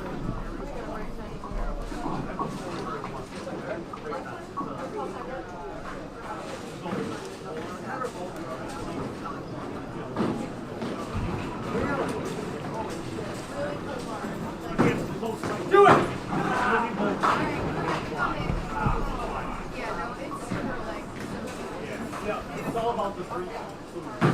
Here comes the fill ball for Eric. He finished with 129 if he strikes. He got a little extra time here. You got it out there. Good. Good spot for that. 7 more, 126. What's your total? just did 159 back to back. Oh, 159 chop. No, it's not. It's not fun. Not ideal. Yeah, it is. Oh, Paul's gonna go first. All right. Ball and a spare. Good ball. Nice Throw ball. Saloni. Great ball. 10 Oh, pin. maybe. Ooh, I thought I was gonna roll back. Picks this up, can be in the low to mid 30s.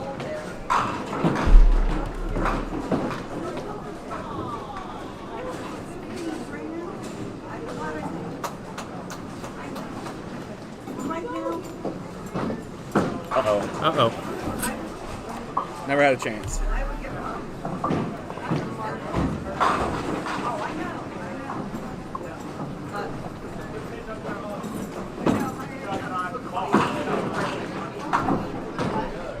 And 10 out, we'll give him 27. Colin shooting Once again, in off the 50s. side. He's in the 50s now. He's in the 50s now. Picks this up, can be in the 60s. That's a funky break. He cleaned all the wood out that too. Yeah, he did. No deadwood on that shot. It's pretty strange. Shot. Interesting, too. Yeah, it looked like he hit left side of that too. He did. And missed the 2-pin, but hit the 8. See the shot here. Yeah, that's nice. Oh, All right, thought he 9. had it. 154 game. He's got 364 his last 2 games. Total of 758. He's in pretty darn good shape. I think they're just finishing up their last frame to the left of us. Yes. I think Ty had a good game. I don't know what he had. Well, he finished well.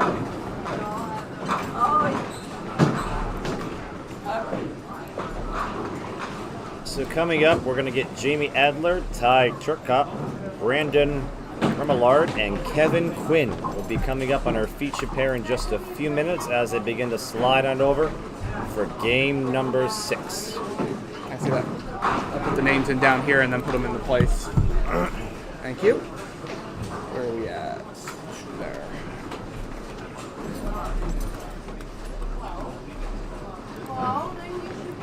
Jamie.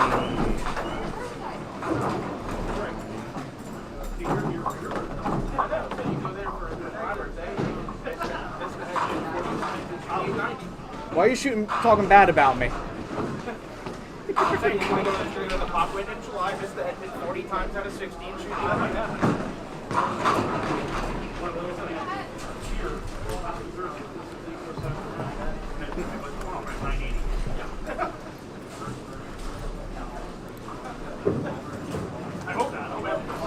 Kevin.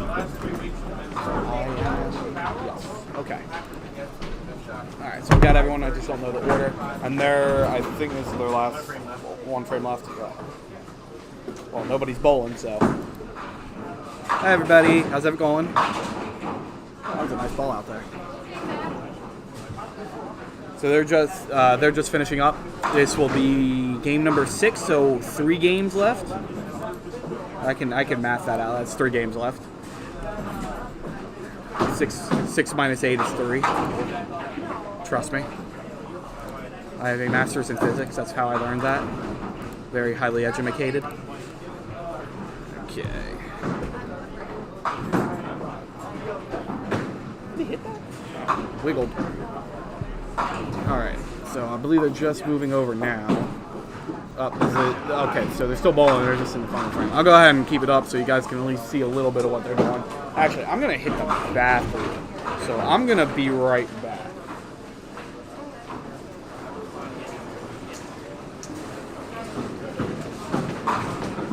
Don't let Colby get on mic, guys.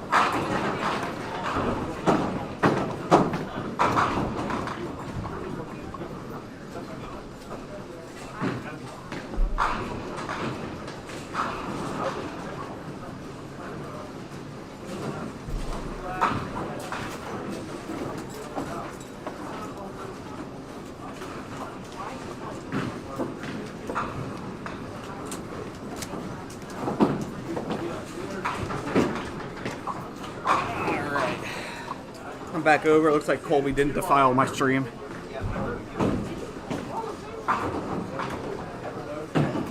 Did it get better? 165. And I started out with strike, spare, strike in game 6. So if I keep that up, keep up the 160 pace, I'll be alright. Just gotta keep up the 160 pace. It's all takes. Yeah. Easy. I mean, this game is easy, right?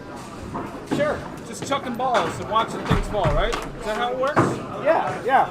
Either that, you're either chucking balls or chucking beers back. One of the two. Well, you can't chuck beers back here, so I hope we're chucking balls. Yeah, let's go for chucking balls. All right. Game number 6. Nick somehow on camera. Killing me, Nick.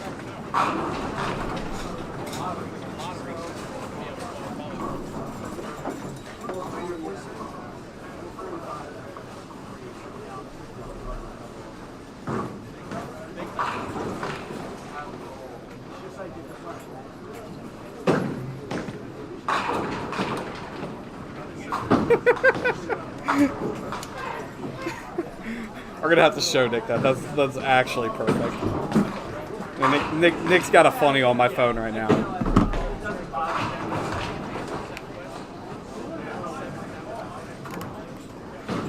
All right.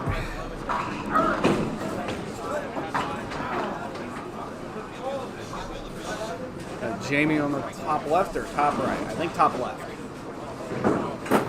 Oh, watch your chair. Chair top.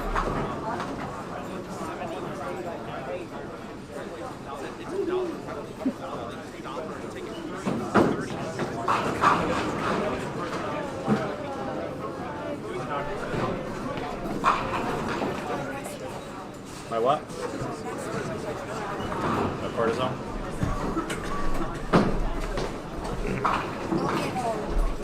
Don't get old. I'll try not to. It's really hard to dodge that bullet. Alright, get my tea.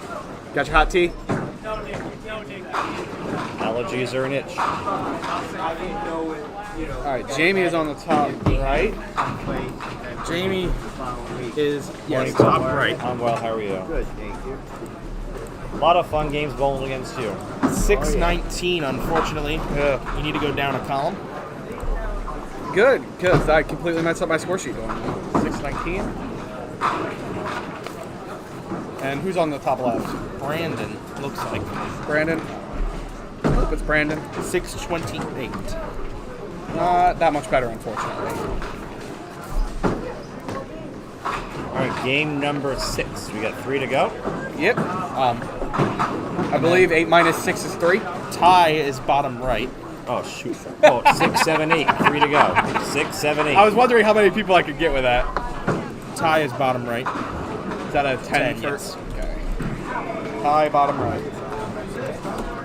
Has he got a good number? 678. A little better. And then Kevin Quinn fills in the gap. I would assume he does. With 687. a little better. A little more gooder.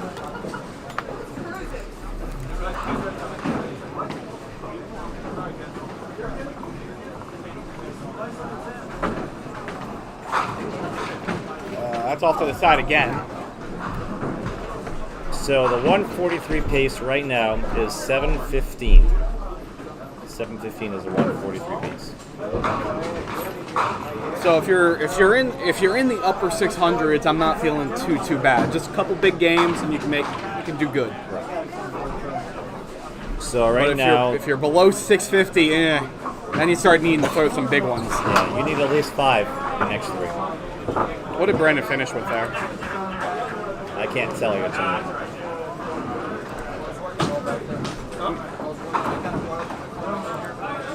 That's a bad thing if we miss the first frame. Do you know what Brandon?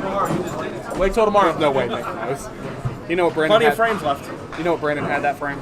I do not. I can give you a peek. Yeah, he launched it right, and I wasn't paying attention. Here comes Ty Turcotte's first ball. 8. Ty had a monster qualifying set at Pinland last month. He actually did amazingly well. Ty had an awesome set. Awesome. John Blaze, how's it going? Eh. Could be better, could be worse. Good shot. Spare for Ty. Just what the doctor ordered out of the gate. Nick, I thought you'd enjoy this. So you saw Matt's post, and you responded to it. Yep. Right underneath of it, Dominoes. I thought you would enjoy That's that. great. Cool story about Domino's. I was at Fort Hood, Texas. They have like 12 Domino's on post at Fort Hood, Texas. On post, Good. behind the fence. Hey, you can never have too many. I mean, maybe make one of them like a Papa John's and another one a Little Caesars. Listen, man, Fort Hood, Texas is pretty big. It ain't big enough for freaking 12 Domino's pizzas. Maybe one for each branch. Navy gets one, Army gets one, Marines, Air Force. It's only Army there. This base ain't big enough for the 12 of us. All right, Jamie, let's get something going here. Got that one out. Oh, throwing Allison's half and half. And it might have hit like Allison threw it. I don't know. If you watched Allison Bowl Wednesday night, I'm just gonna she's throw throwing that. it good. I'm gonna throw that burn in there and hope she doesn't listen back to this. Nice ball there. Carries over Uh-oh. from right to left to right. Oh, battery died. I meant to check after last game. All right, we're a radio show. Yeah, just keep score for me while I get the battery set up. I was hoping it would last through the set, but it did not. There. Really? You're going to do that? You do have to keep score, too, you know. Oh, I do, don't I? What do you get? Are you keeping score? I lost. Jamie, what'd you have? That frame. That frame.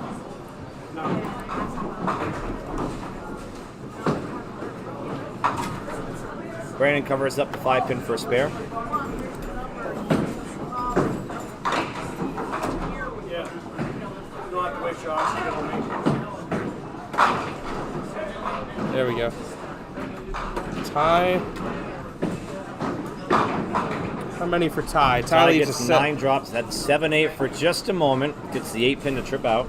So 19. Leaves a 7-pin. There, you can see the 7-pin there. Yep. And he's got it. He looks All left. over it. He looks left-handed. He is actually right-handed. Now Kevin Quinn. Also going to look left-handed. Light hit. And leaves the 9-10. 9-10. Oh, sorry. I'm still playing. There we go. It's just a 2-pinner, as they say. But this is a very difficult 2-pinner. It was all backward. It's like Ty looked left-handed. All right, time to hold the wood here.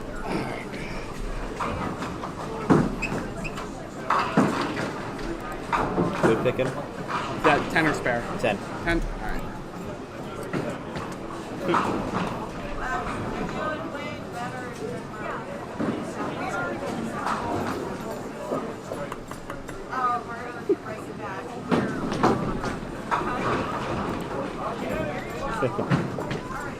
Here's it. Mark and Stacy. Third frame for Jamie Adler. Break right in there. Beautiful ball. All right, 5-pin. Something to shoot.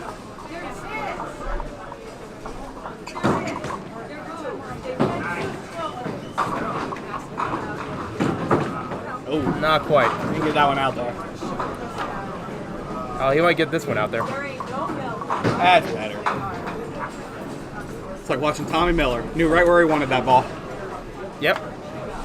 A good old third ball. Maybe about 2 feet shorter than what Tommy Miller would hit. Yeah. Also just 2 feet shorter in general. I joke about Tommy Miller, but you'd be surprised how good a spare shooter he is. Brandon's fill. Oh, good ball. Good ball. Nice. I like the ball. way that cut in late. It's a backup ball, right? Yeah. 10-pin. A lot of 19 on that.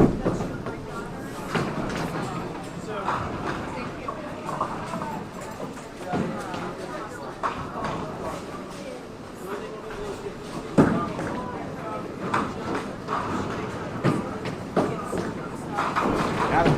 Nice shot. 2 marks in a row. Ty, a strong start to this 6th game. Decent total, 678. He's about 40 or so pins off the pace. So with 3 games remaining, 2 plus this one, you probably want to do at least a mid 160s. That's a great ball. That'll get you to 160. You keep throwing it like that. I'll tell you what that'll get you is a replay. Yeah. That's 3 in a row out of the gate for Ty. Chance to double up next ball. That was about a half-second mix.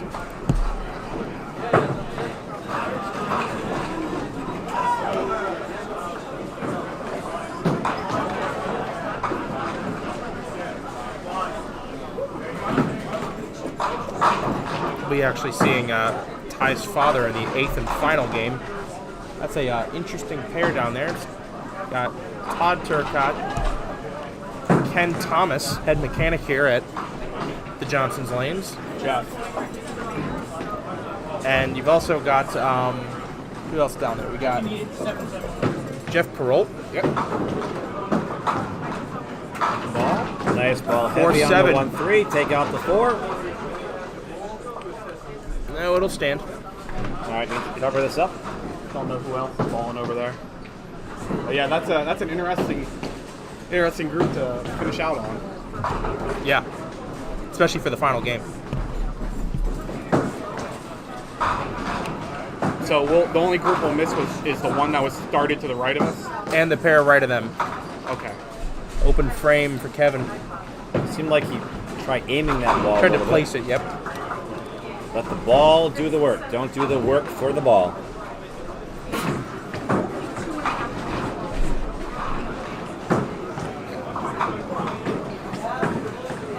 See? Ta-da, he says. Probably along with a few other words. Some colorful metaphors. Yes, perhaps.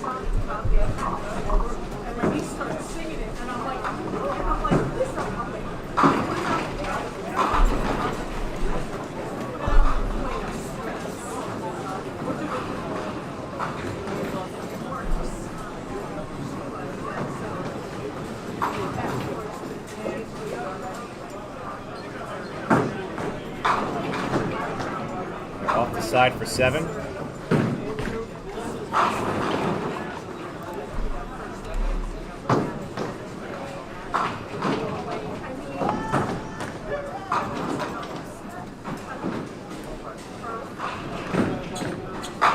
Brilliant ball. Woo. No doubter there from Brandon. The ball crossed nicely into the 1-3. Wow, that's a tough break on the 3-pinner for Jamie. 3, 2, 1, lift off. Oh, No, lays it down Lays and it down. hits it in the ear. Thought he was really going to harpoon that ball out there. Showed great restraint after getting robbed on that great shot.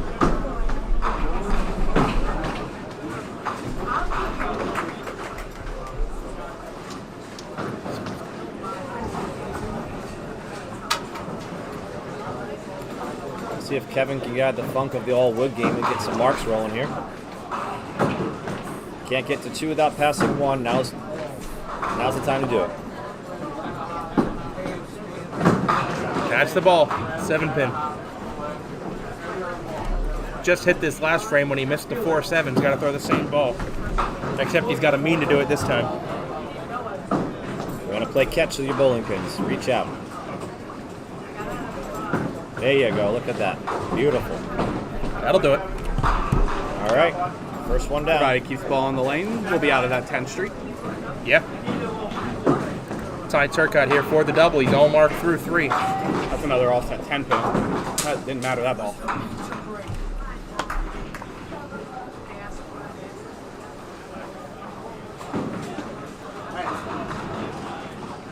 Later. Still counting a strike. Here's our slow. Good. A lot of 18 Counts out of 8. that.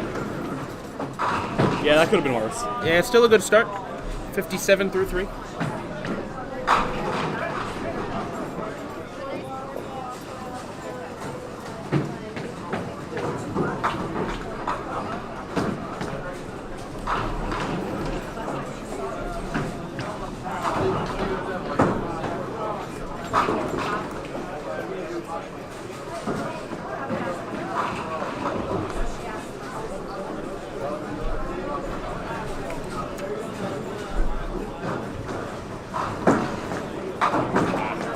side for 5. Jamie yet to mark in the game, only dropped 1 pin in wood. Was looking at needing about 530, 520 the last 3 games here. This house scores well. Increasingly unlikely, yes.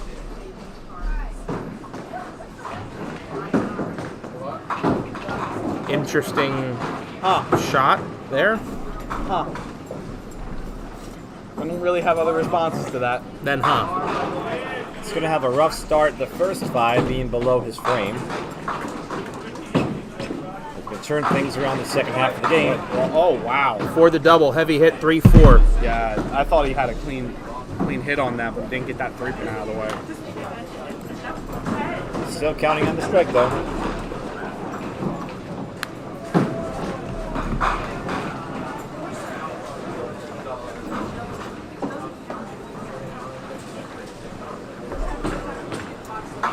Nice try. Counts 19.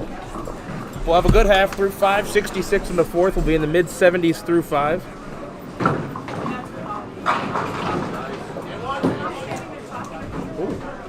Slides Nice on ball by. there on lane 7 for a strike. 5 pin to kick out last.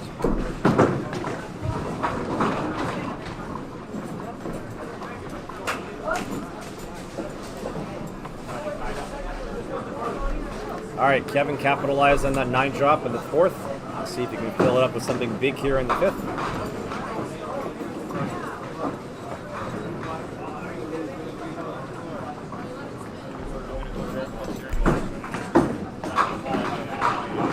Nick heard it, and he was wide awake the moment he heard it. I don't know if you guys, no way you guys call it on stream, but Nick heard it, let it spin, and his ears, he perked up. He was looking around. Where was it? Where was it? I see you. Oh wow! Oh wow! More, Messenger in front of the 7-8. Right now.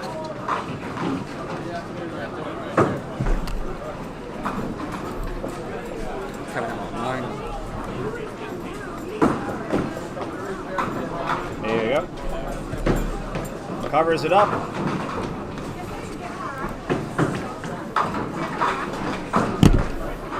Oh, nice try. Oh. Tries to play the wall banger. Yeah, Gutter murdered that pin though. Oh, sniper action. Cleans up for the 10. Good half, 76. It's always a bad feeling when you feel like you hit the pin right, but the gutter just steals that pin right from you. Yeah.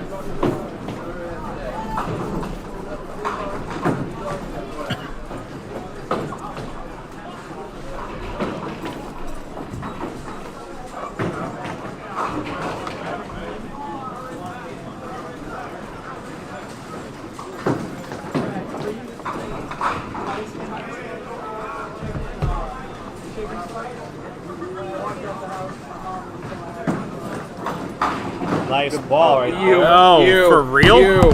You. I don't even want to replay it. We've apparently had one made on stream. We didn't see it earlier, but it was on lane 2 made by Kyle Shaw. Let's see if Brandon could pull off the 5th conversion of the 710. Not with that ball. It's good for 2 though. That is a spare, ladies and gentlemen. That is a spare No flat game. in the 56th. No, 66th. 56. For Jamie. See if Kevin can keep the streak alive. Make it 3 in a row right here. He has to string marks together.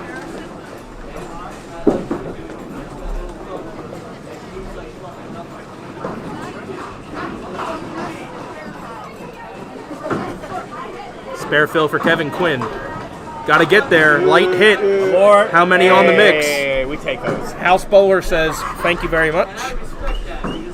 Definitely poos it in there We take those. for the 10 pin. Ty almost pooed it in there, but he's off the side 8 drop. We take those too.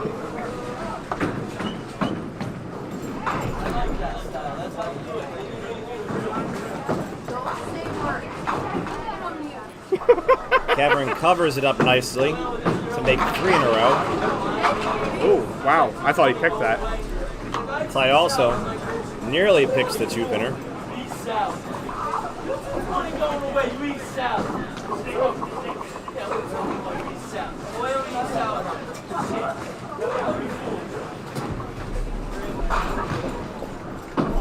Oh, sorry. You're good. Coach giving a good pep talk? Yeah. All right. Exactly that.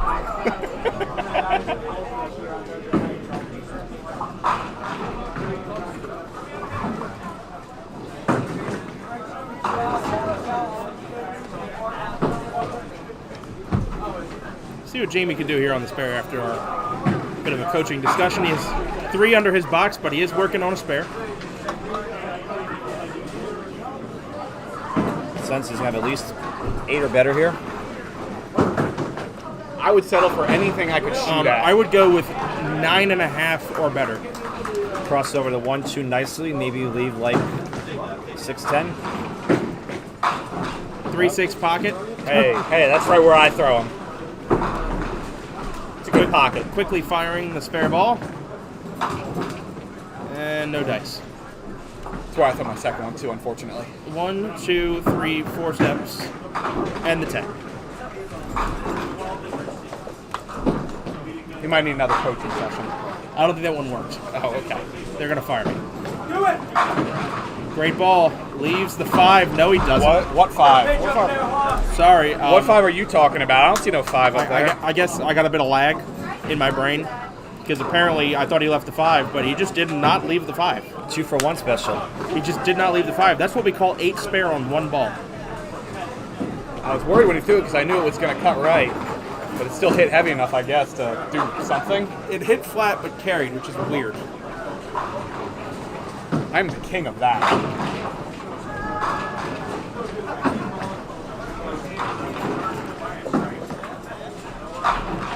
Yeah, I had a good feeling that was a good bang, one. and bang again.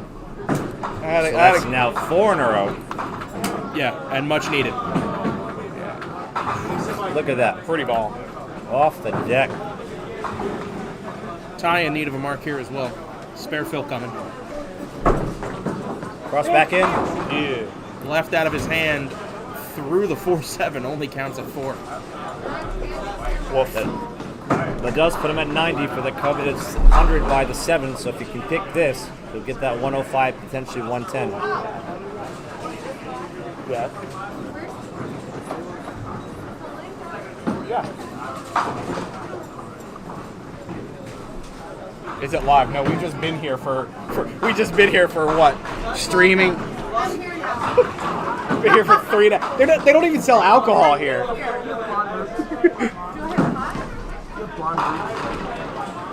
they're gray. That's why they're shiny. It's gray, not blonde. Are we live? Yeah. Hey, goodbye. Nick What was answers really in stupidly. those cupcakes? This That's just the in. Nick suspended without pay. Jamie here.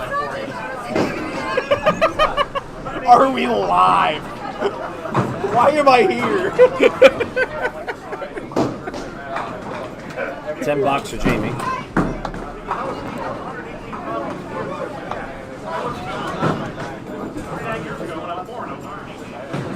I feel like my good follow-up joke that they don't even serve alcohol here was pretty good. Yeah. And it kind of just whiffed. For the double. Off the side, 7, 1, 2, 4. Take advantage of that break. Just like 9 spare here.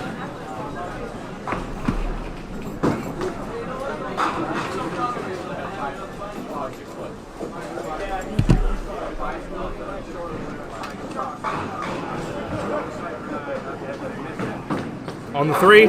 Oh, Just has it. enough. Just has it.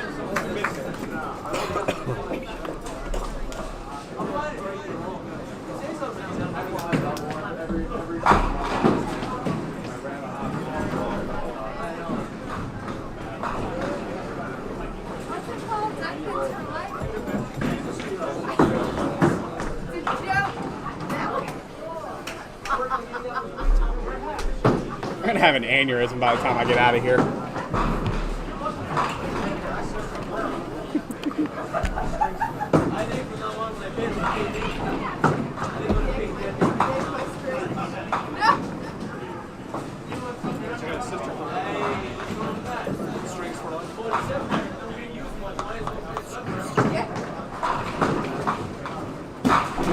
Nice Big, ball. Yeah, big ball. time double there.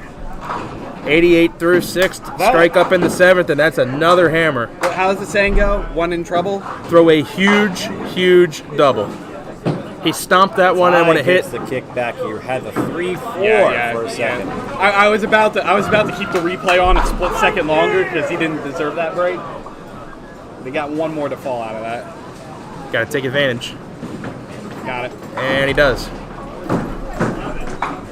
Star frame.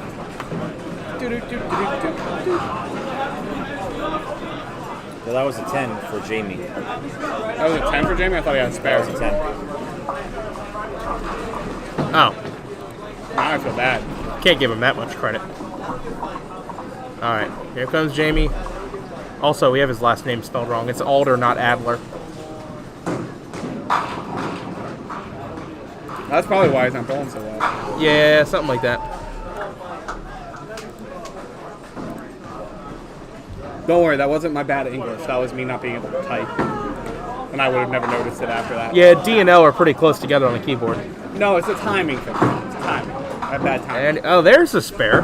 Now you can give him one. There you go.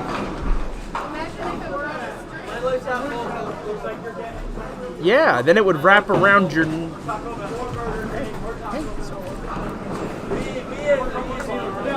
Your dying spare.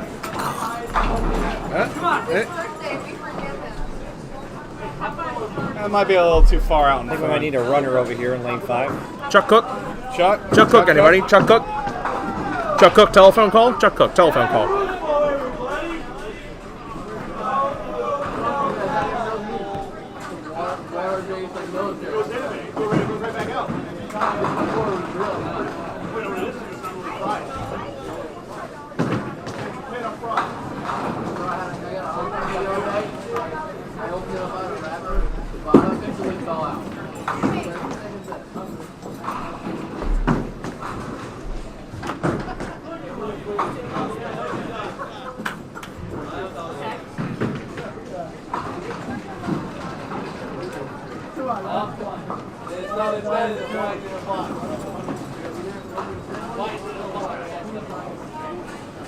All right, Deadwood cleared, housekeeping done. Tough split, or tough not split, but a tough shot here. 4-pinner, 2-4-7-8. Sort of hit that heavy on the outside. That's how I would shoot it. I've been here too long. Shot.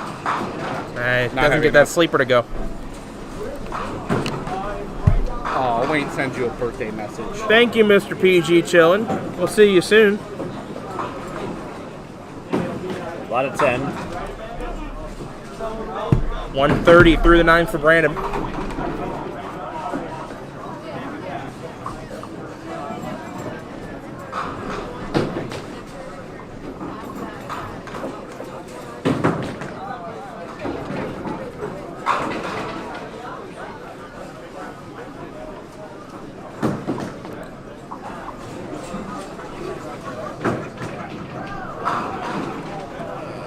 Ty gonna fire off first?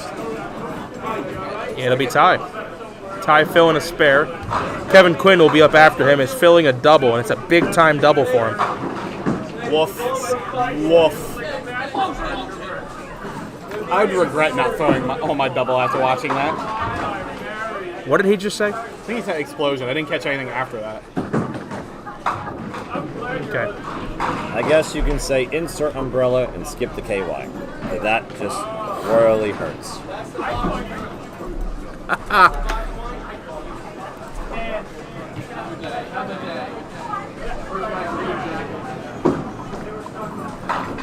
Good ball, no luck.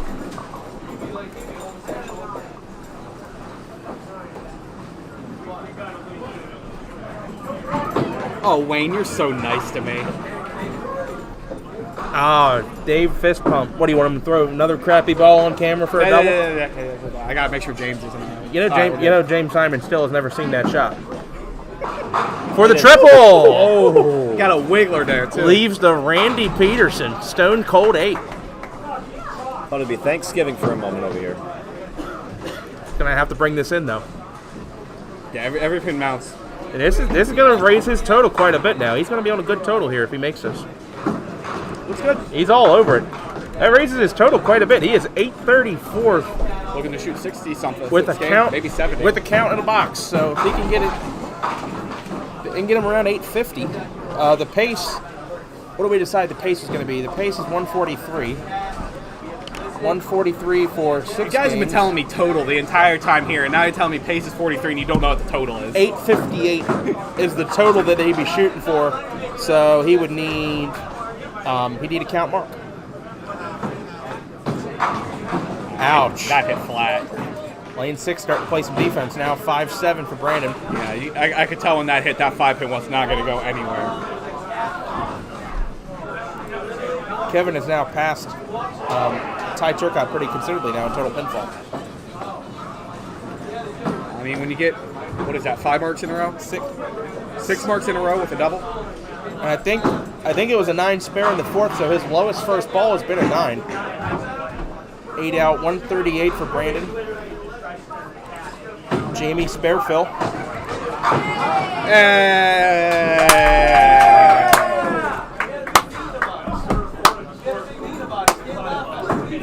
I don't do sarcastic claps. I do golf claps, but not sarcastic claps. Sorry if that was loud at home. He's just celebrating his endless 10th. Fair warning, if he throws a double, I'm doing it again. That would have been even better if it was live.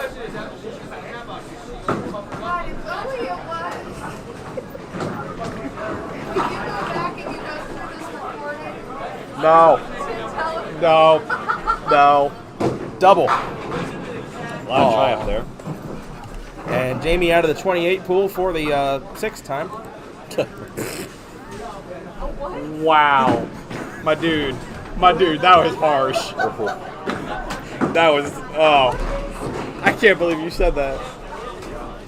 Clean up aisle 4. That was harsh. Nick is down on the floor. Nick, don't you ever say that to me.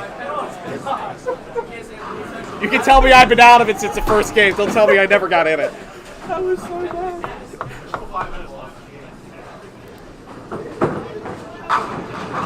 Great ball, 10-pin.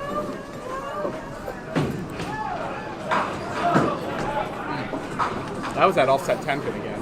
You think so? It was. I don't know if he would have gotten if it was in the right spot, but it was offset when he threw. That was just a dead miss. Yeah, that would have been close anyway. The way he looks like he didn't look like he slid right. No, I might have rushed the line or something. Never got the ball out. Yeah, it was never on line. Dropped that one and just turned it over. That'll work. Some people find different ways. 137. All right, this is a big fill here for Kevin Quinn. Yeah. 4. Gets him to 838 through 59 frames. Again, that pace needs to be around 850.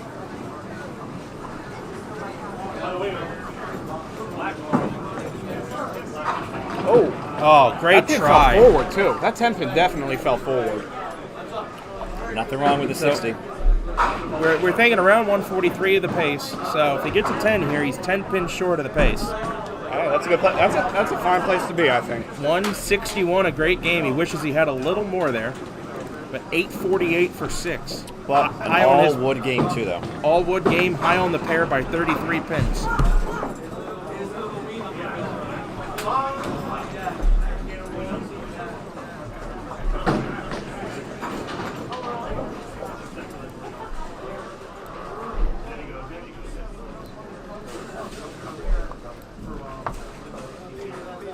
All right, clean out these scores. They're still bowling on the lame side of them.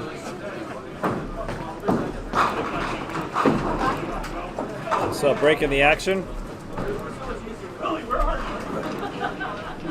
Who we got? I see Mike Smith, Eric Briggs, Tom Shaw. Pat Rufo. Who? Pat Rufo. Pat Rufo. I don't know what frame they're in. Nick's looking over their shoulder now, get an idea of what we're looking at. They've been a little bit of a rowdy bunch, I noticed. Yep. Which usually isn't a good thing.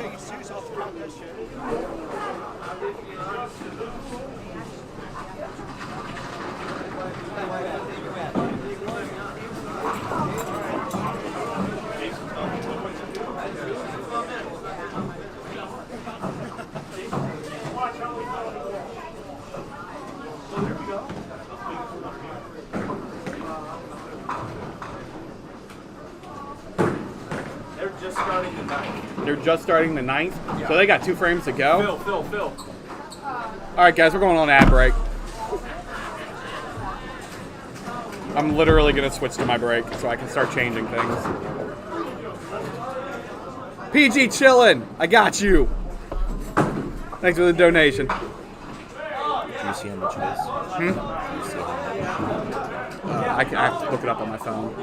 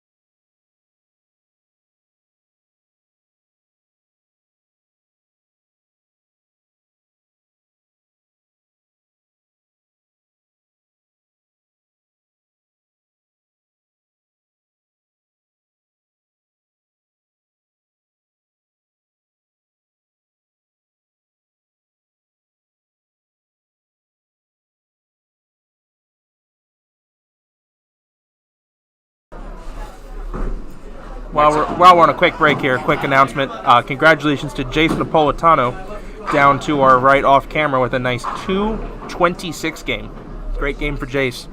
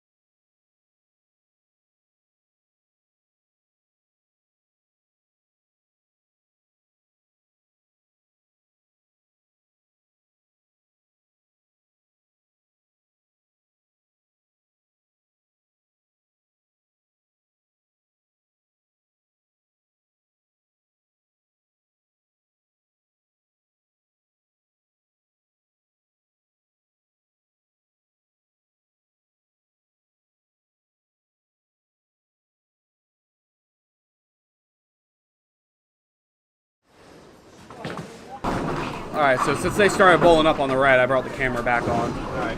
And few are going on bathroom breaks. So if you want to watch what's going on 7 and 8, you can go ahead and see that. I think they're probably just starting like the 10th frame here on our left. Thank you, Ray. Real quick, wanted to say that the total for 6 games for Jason Napolitano is 926. He had 700 for 5, which is a good 140 average. That seems good. Then dropped 226. Seems good. Seems like a good pace. Not bad. I told him to shake that game off.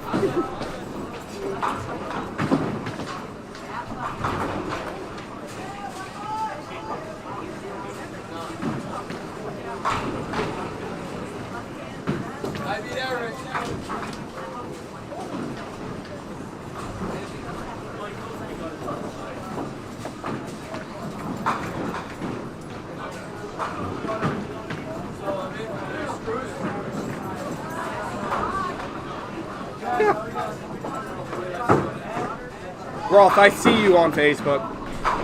We are definitely in the same hotel. We're in the same hotel as Rolf. Are we really? Yeah. Hit the deadbolt. Yeah, we're gonna have to seal up the room.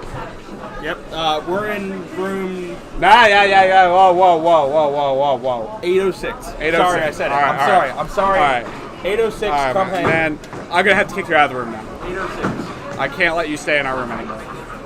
I mean, you're gonna have to sleep outside. We picked 806 because that's what I'm gonna shoot tomorrow.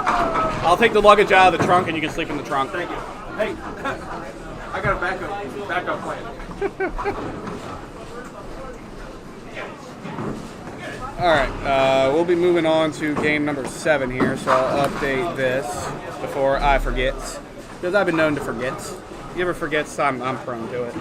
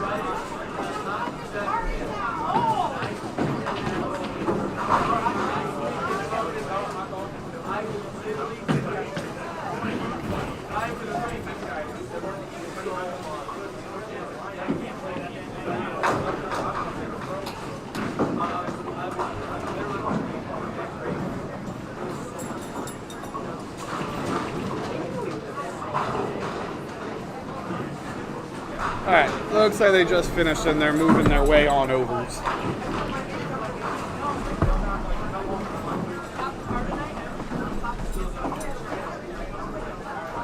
Rolf, I had no plans of meeting you in the hotel. We're in the same hotel as Rolf. Are we? Yeah.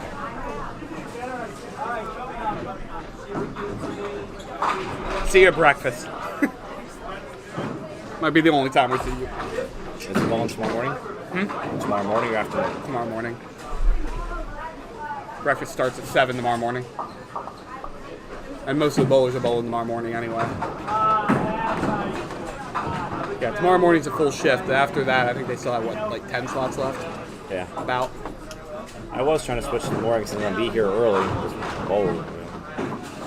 Yeah, I wanted to bowl in the afternoon so that way if I was setting up in the morning, I didn't have to worry about setting up and then bowling. Yeah. That's always kind of a mess.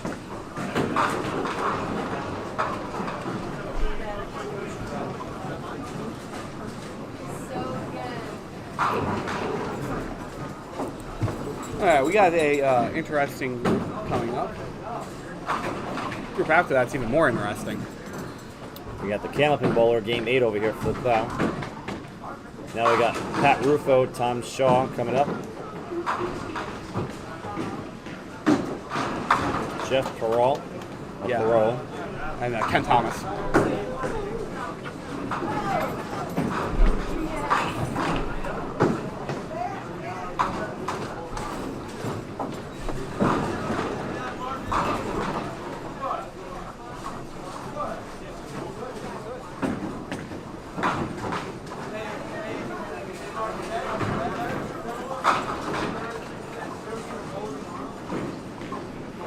Nick getting ready to bowl up there, it looks like.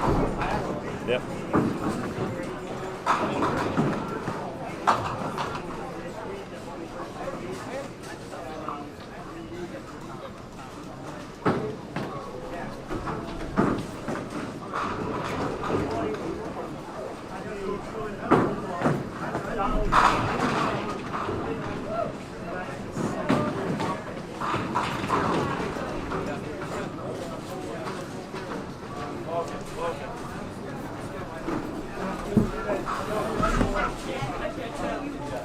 Hey Ron, I guess it's pretty early out your way. Ron? Ron Pavo? Where does he live? Where does he live? Tell me, where does he live? I don't know. Take a guess. I don't know. Rhode Island. Rhode Island? Which means it's 10:21 p.m. their I mean, that's early for me. Also, Early for me. okay, Listen, I've been here too long, man. Santa Claus is the man, gets on the ground at his age and owns people. Yeah, you're not wrong. It's funny, we saw Santa Claus as we were leaving Mount Airy this morning. I know. I hadn't seen that guy in years either. And so we don't get Phil Club. No, he's on 1 and 2 now, so he'll be game 8 and he'll be on 3 and 4. Dang it. All right, figure it out, boys. Almost got a bowl in the morning. You guys have bowled 6 games now. You guys can figure out the order, right? I mean, they ain't making it. I think the one with the best chance is Mike Smith, and he needs about 390, 380 for 2. I know, they didn't add it up. It's not good, 700. Oh, okay. I wasn't sure whether even put in the score. Hey, can we get a move on? That's because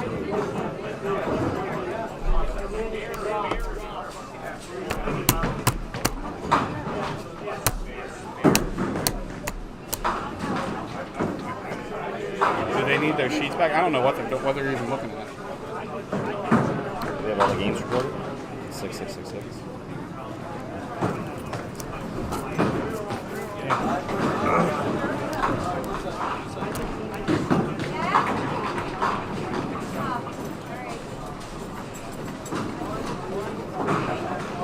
All right, Eric's gonna be top right. Top right.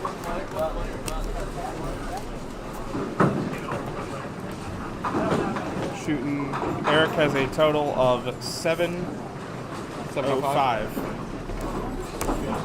And Tom Shaw on the left. Tom Shaw has a total of 700. 700 even. That's a good round number. He starts out with a strike. How about that? Hey. Gonna need a few more of them. 10 more, roughly. Yeah, in one game. Eric, bring that back. Yes, he did. Nice shot. All right, Mike Smith is on the left. 771. Pat Rufo on the right. So they get about 752. They need a lot. And Pat has what? 752. Mike is about 80 pins off the pace. Pat's about 100. Yeah, 80 pins off the pace. And that's They That's go rough. back to back 190 to make it.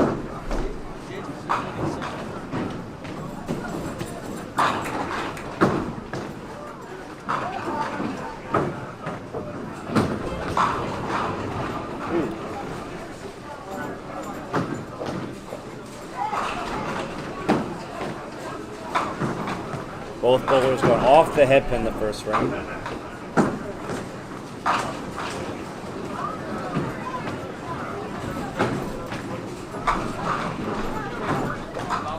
it's a 8 out for Pat.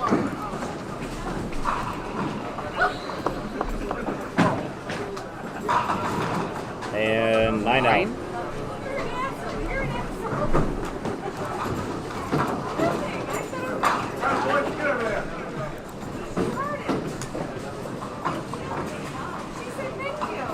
Daddy's having a nice birthday. I probably talked to your mother more than you have. Who's sleeping? She is. Your mother sent me a message at 3 o'clock in the morning the other day. She isn't sleeping. I'm sleeping. Bruh. That's a problem. Tommy 8 Phil on his strike. Just in the hospital. Just in the hospital. 10 out.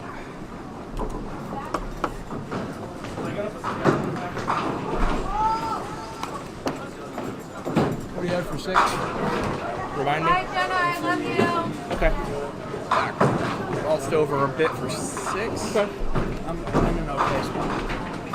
300. Yep. I know what I need. One game. Yeah. Why not? Not this game, next game. Okay. 290 this game? No, I can't do that. No, he has to even it out. Like, Okay. just So, just 238. A lot of pickup for Well, Eric. I just spared Oh, he hit him that before, again? So I That's could the second go time in a out. row he's hit that 228 shot now. now. Yeah. No, he had more of a mess last time. It was another So, we'll see. 4-pinner. Yeah. One for every time. Yep. throws such a good ball. He does. I just got back on bowling last year. Is this okay? Yeah. I wasn't sure if this was his first stop in our So he wasn't bowling for a while, Okay. and I bowl here on Thursdays. I lost a guy, and I was like, "You want to bowl?" And he's like, "Yeah, I'll be down." He lives literally right up in the apartments back there, so he's averaging like 35. And his first ball, he's like, when it's in there, man. Yeah, he's good. Yeah. I want to get him to start bowling more pro tours and doing more things. Where's the pro tour next to me? Where about is Johnson Lanes? It's about what? That's Memorial Day weekend, so it'll be Hagerstown. Hagerstown. It's in Hagerstown. Johnson Lane's That's about the big 20, one. 25 minutes north of New Haven, Connecticut. I gotta go. It's probably the biggest town it's close to. I think I have to go. Wow, that was a nice Off break. the side for the 6-pin, as you do.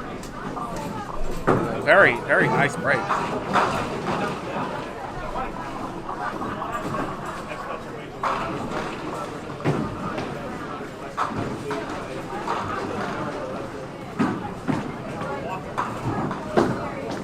And he covers it up.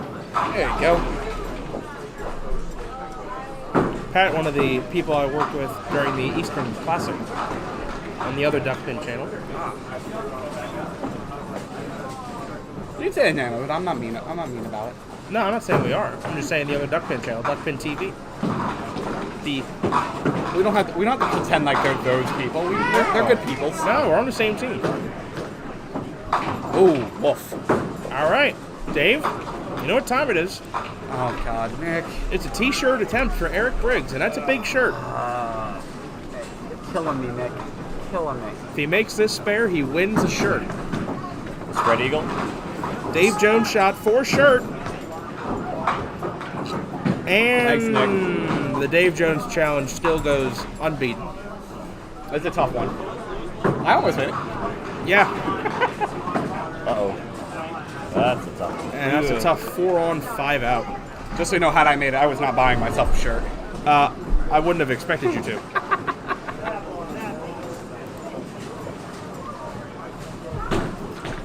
Nice and easy. That was a good ball. Tom just kind of dumped it out there. Yeah. I don't know if that's how he normally throws it, but it looked really nice. No, it is not.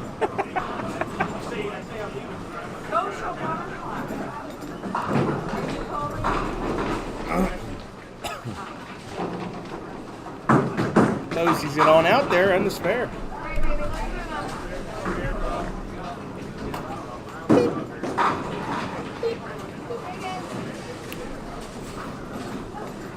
All right, Pat up on his spare. Left a very nice break last time.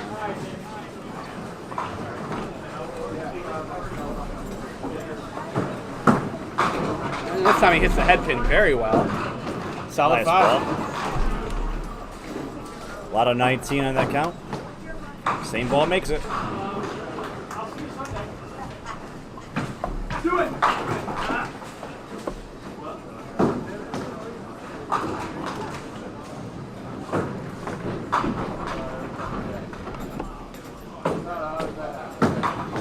Gotta get there. Doesn't. Oh man, is that Game 7 of the Bruins series on Sunday? Yep. Probably. Oh man. There'll be some ornery people in the crowd. I feel like we're supposed to be hoping that Boston would do well since we are in the New England area, but We were supposed to. nope. Is that Especially the Red Sox. Nope. Who? Birds by a million. Orioles magic. Feel it happen. Nice ball there by Mike, leaving the 5-pin. See if you can show Pat how. See quite a few 5 pins. I know it's a common lead for duckpin bowling, but Yeah, this is a 9 spare house sometimes. Sometimes the strike ball will disappear a little bit, and you got to make the 9 spares. There he is. right on it. That's how you do.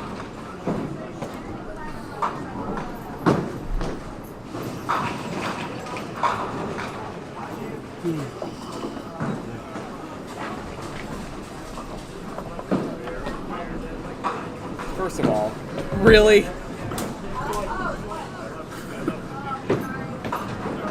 I could do. Hey, can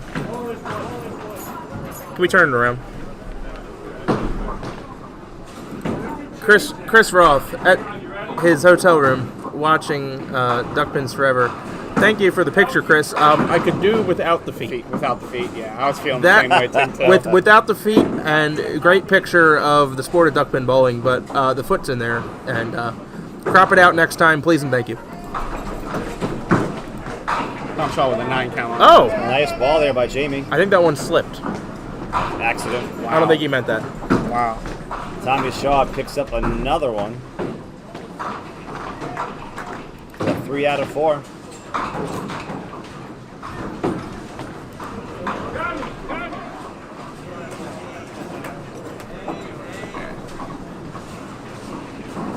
Show that.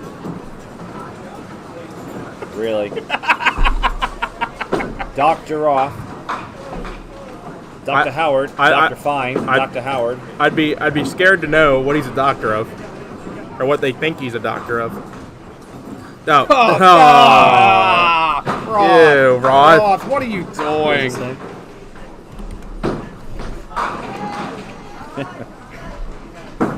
Gross. Oh, that was kind of gross too. I thought it was good. I don't know. That was a David quality strike. I liked it. No, your 5-6 fell way slower. Make sure James Simon's not around. We're talking about my strikes. Simone's down the other end.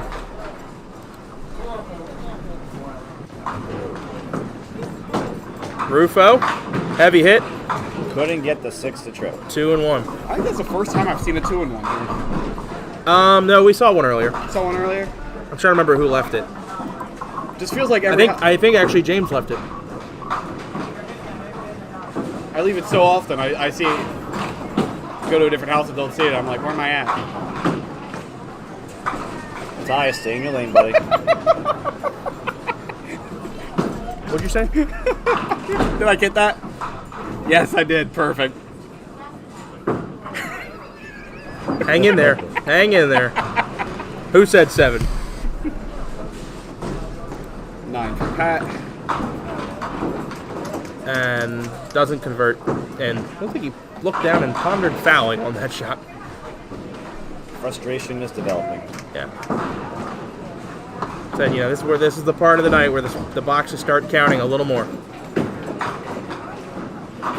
That's a yuck. Oh, Phil Clough is on that pair. We'll get him next game. That's perfect. Just really a serious... That is a very interesting group in our next group. It's a seriously incredible talent, though. The fact that he's the age he is and is still able to be that good in both candlepin and duckpin is pretty incredible. Kevin Smith with the strike on lane 8.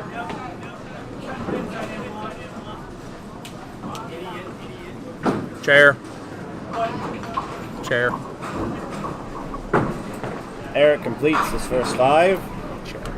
52. Halfway home to the game. A little heavy. And catches another break. Of course, now that he's got a low total, he'll get all the breaks in the world.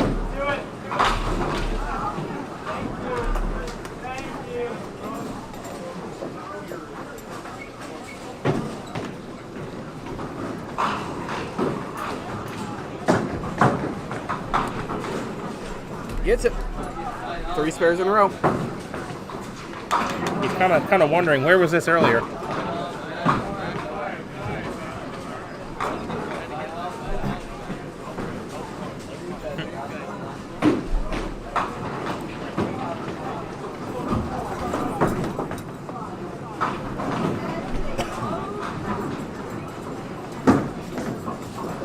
That ball never got there. Nope. Fast speed, as we call it. Yeah. Fast speed. Well, and you see too that you thought that ball was going to turn, and that ball on this surface just never turns. This surface runs again too true. Oh no! You don't want to go for the trifecta. 2-2-2. I want to see head pin only. Honestly, 5 bucks. That's my worst fear anytime I'm throwing at this is 5 bucks. Oh, that's a different kind That's of a 5. different, very, 5 fever very 5. different. All right, that's half.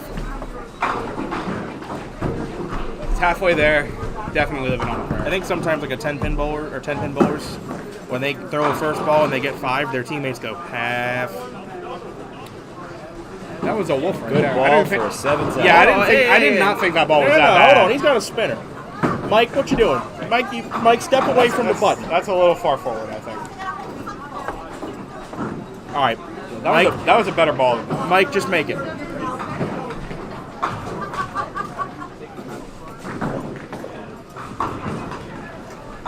Be the most recent person since Allison that's made 7-10 on camera. So we could talk about this now it's left. When you're shooting the 7-10, what pin are you going for? The mechanic in me, who has never made the shot, shoots the 7-pin because of the anatomy of the pin. I shoot the pin I can actually hit that night. Also same, but normally I'm going to shoot the 7. And that's neither. If I was like really desperate to make it, I'd shoot the 10. But I shoot the 7 better now, so I'll shoot the 7. Yeah. Here's like unproven stat, which is usually true. When you leave the 7-10 of the game, 99% of the time you're going to leave the 7 or 10 pin for spare. So it's a good time to practice your corners. Yeah. No, you're not wrong, and I hate when people, they might miss both pins on the second ball and then throw the third ball away. You're losing a rep at a single pin that you might need in the 10th to win the game. Now let's see, we have about 5 frames left. Let's see if a 7 or 10 is left for him the rest of the game. Hey, another spare. No, it's in Vermont. Yeah. Yeah, I almost. I don't think that ball got there for her.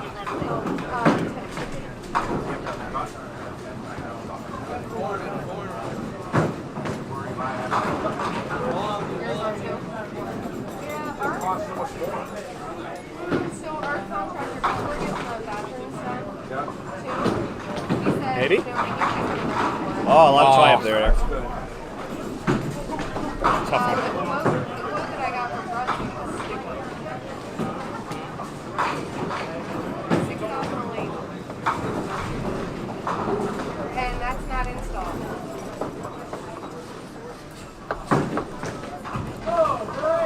10 out for Eric there. It's funny, Tom just now getting all the breaks. Everyone else is like begging for a break. Yeah.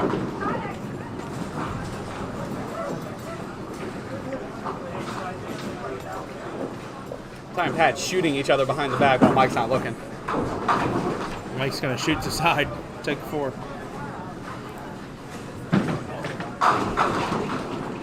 Whoa. That was through the kitchen window, that shot. Off the side 8-pin for Ty Turcot over there. We tried to come up with a new one of which ocean we're throwing the ball into. So at duel, we were throwing it down 70 towards the bay. Yeah. Nice shot. There you go. Nice cover by Mike. Well, have you figured it out here? Well, I'm still thinking on it. We got Long Island Sound over here. Long Island Sound's a good one. Oh, yeah, That's a good one. The Hudson? cute little park right across from there. Taking out kids at the park. No, the park that's on the water. Where you can shoot it at Worcester Park.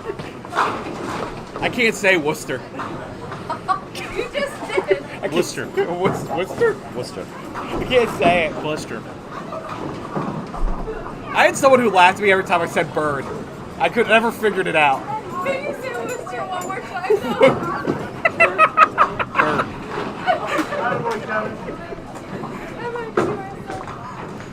Pat covers it up.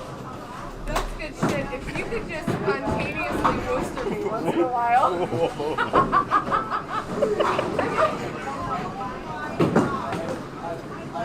That's what she'll be requesting from Jamie this evening. Spontaneously Worcester. Oh, and over there, Jamie leaves the hi, how are you? It's the pocket hit 7-9. 7-9. Thank you for playing. Here's a coloring book. Go sit in the corner. We'll call you when we're ready. At least leave the 4-pin. Yeah. Like a save break. Or a 5-pin. Or both.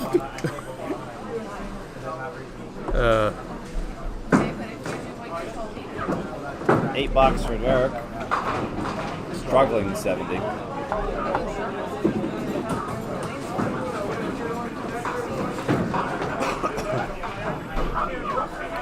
Let's see if Tommy can make it 5 in a row.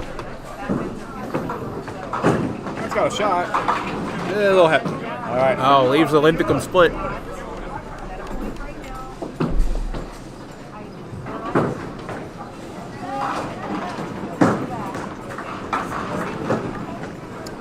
I don't think he's going to keep it up.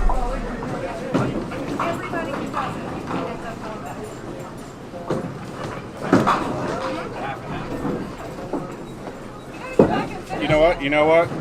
Here you go, Tom. You deserve it for that shot. 4-6, huh? For a 10? Yep. The old throwing out the garbage toss. Nice shot. What's the?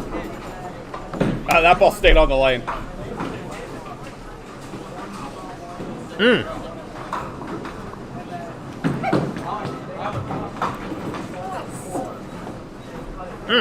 What do you got in there? That might be the greatest thing ever. What are you sipping on? I've had one glass. And that You've was had one at a time. Right. also only slept 2 hours. Yeah, there was one in her left hand earlier. Now there's one in her right hand. My hand got tired. I switched. No. The glass got lighter. Oh. It's not true. It's also not my fault. She keeps walking over and she's like, don't you want more?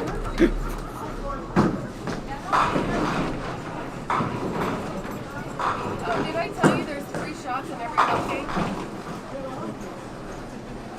What? How? Isn't that cool? How? Surprise! Happy birthday. Hey, my birthday was Sunday, so. Help yourself. The cupcakes are for everyone. Special cupcakes. Yeah. No, there's no shots in it. However, that would make for a better tournament. Oh, nice shot. Gummy cakes. Oh, that's a tough break for Kevin Quinn there. Heavy hit, leaves a Christmas tree. Sundays are fun. Christmas tree. Where's that Christmas tree? Lane 7. Ah, beautiful. Oh, nope.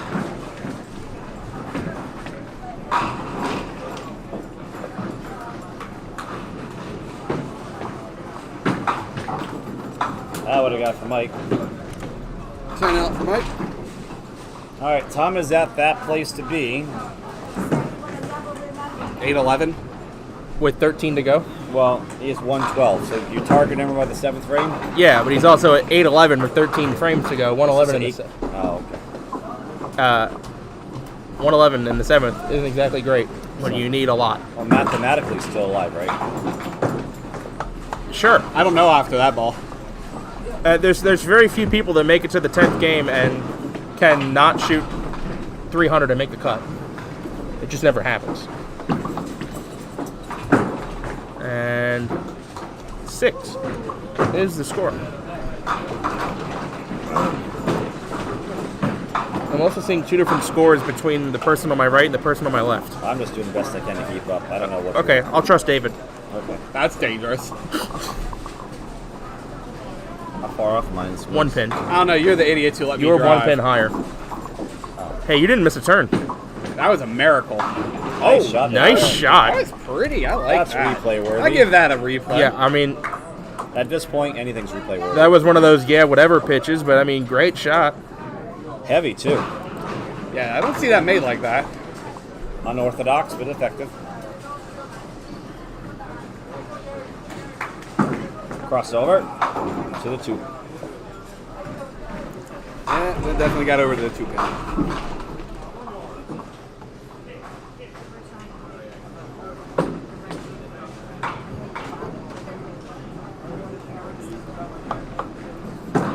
Maybe. Oh, pass interference. Couldn't even kick off the pin, just kicked away from it. Finally got it. Jason Napolitano about to shoot the 7-10 on lane 2. That was the lane Kyle Shaw made it on earlier. Yeah, I'll have to ask him. Oh, he tried to slide it over. 9 for Mike. Pat Rufo coming up.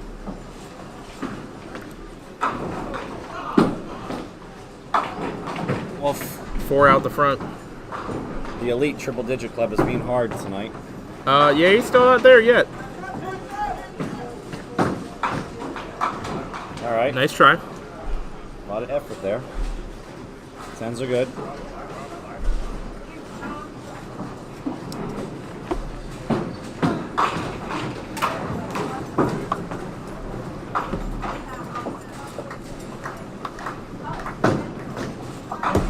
Picks it up, hold the wood.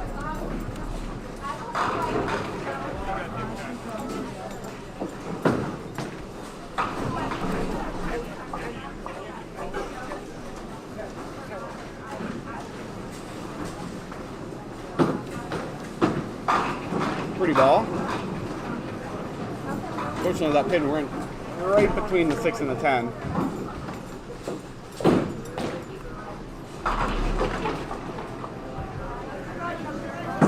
For two. Just Got it. enough.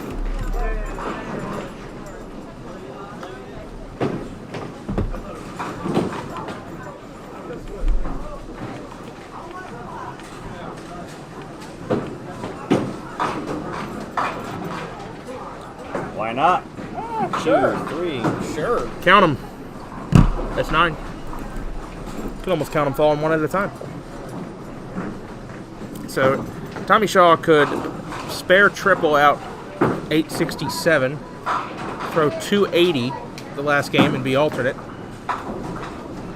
Nick, you can't take your spot from me. That's yours. You're right.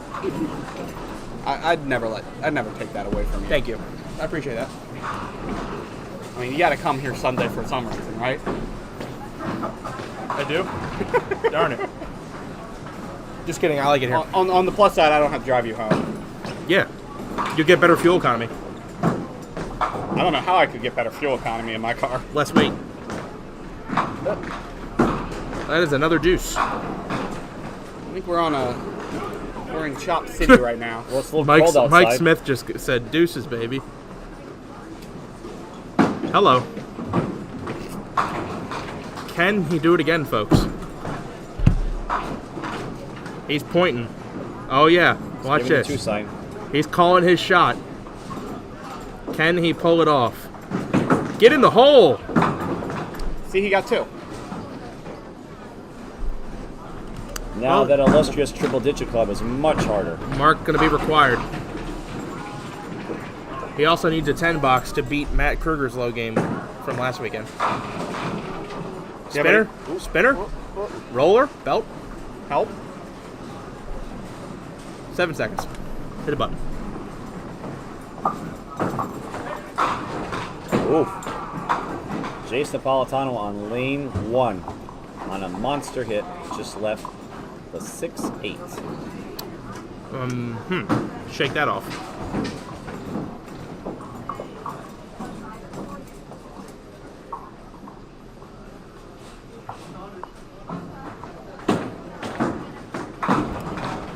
Pick up the mic.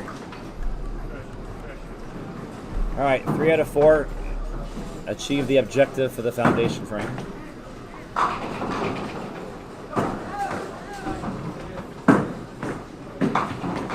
Off the side, 6 count.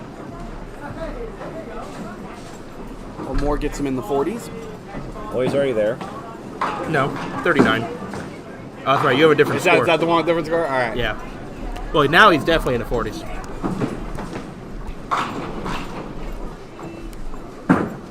And doesn't quite get there. What'd you shoot that game? 42.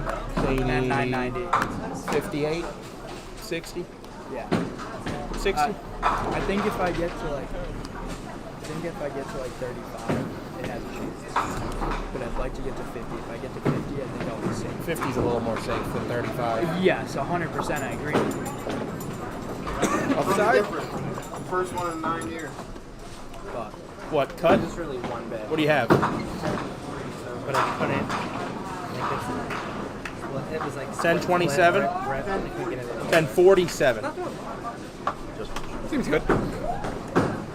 I had back-to-back 121, 22 games. Yeah, They were both 140 plus games. it hurts. Yep. One big one left. Just go get it. Yep. I'm very well capable of it. So we'll see what. At the end of the day, whatever happens, happens. Oh, yeah. Yeah, Are you gonna do some more? Giving a full 10 frames no matter what. Yeah, That's what I'm doing. I'll hold check, sir. Hey, good ball. Yay, Mike. Maybe Rhode Island, we'll see. Judex is a nice place. You'll like Judex. Mike trying to keep himself within long shot striking Down distance. south, Judex is like approach-wise like the Finland of the North. Well, he's gonna So need a it's few all more of one those level. now and the next game. You'll Yeah, like so he's looking like if he gets a spare here, that's 914. He needs like 230 the next game. A spare for Pat. He that is going hundo. to reach that Get that illustrious hundo. mark of 100, it. Triple digits. provided this Here we ball come. stays on the lane and his toes stay behind the black line. And he does not bowl right-handed. This is a scratch tournament. He could do that. That's right. Let's see if Mike Smith can get another one. Maybe. Oh my! Ooh, I think that's 7 even pin. better to me. I think that was better than the last one.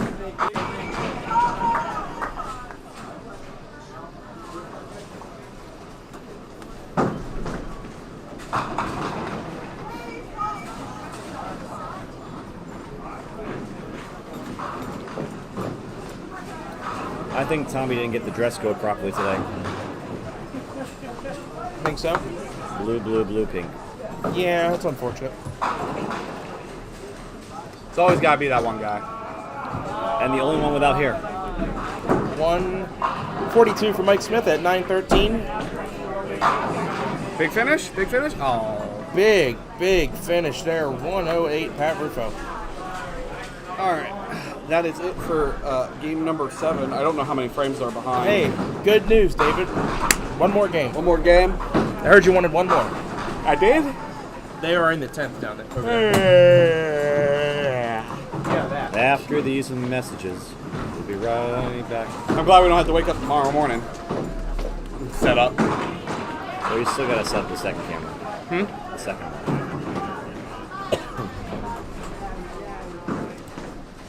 Well, you're gonna charge all the stuff here, right? So what I'll... do I want to do that? I could just set up the charging here, yeah. I wasn't going to, but now that I think about it, that makes more sense. White cake. Yeah. It's safe here. I might just grab some cables out of my bag so I can charge my phone while I'm at the hotel. Struggle. Next winter, big El Nino.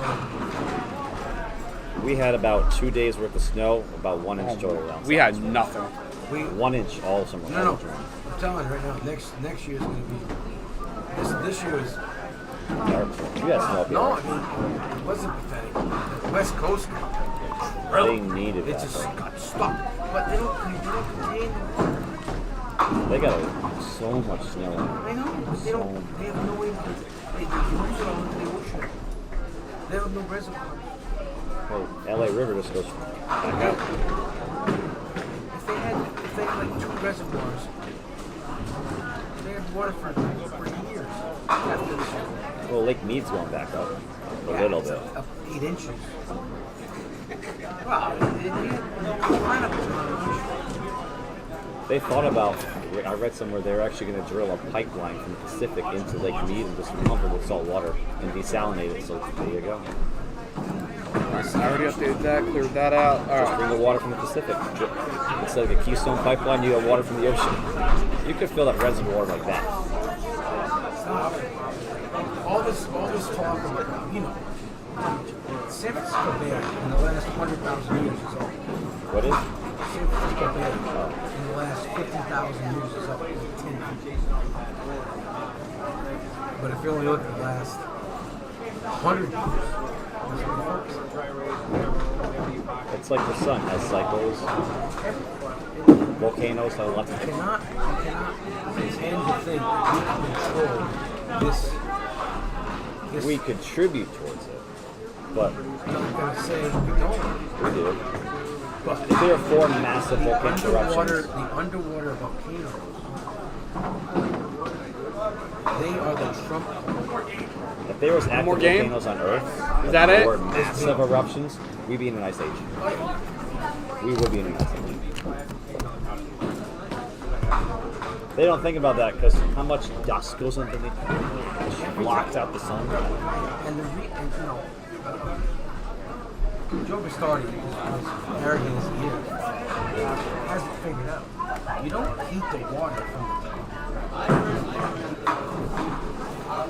There's no way you can keep the oceans from. Too much energy it takes to keep water up.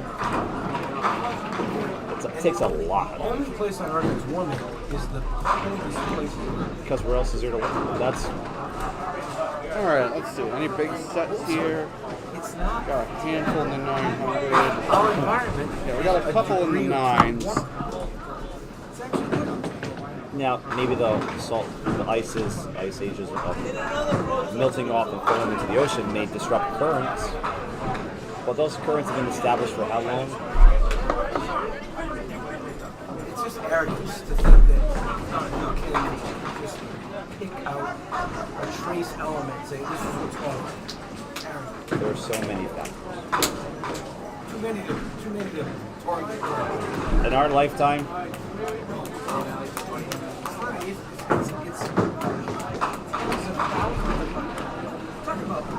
Billions of people. Earth maybe has about 3 billion years left of life, if it survives that long before people leave the planet. Because you know they are. All right, we got Jeff starting up top right. Our last game of the night. Jeff Carroll, Sorry, we're talking 936. science over here, Pat Rufo. Uh-oh. T-shirt attempt. There he goes. He knows. He knows the drill. Nick, stop it. He's been waiting all night for this. Come on. Come on. You know you want the shirt.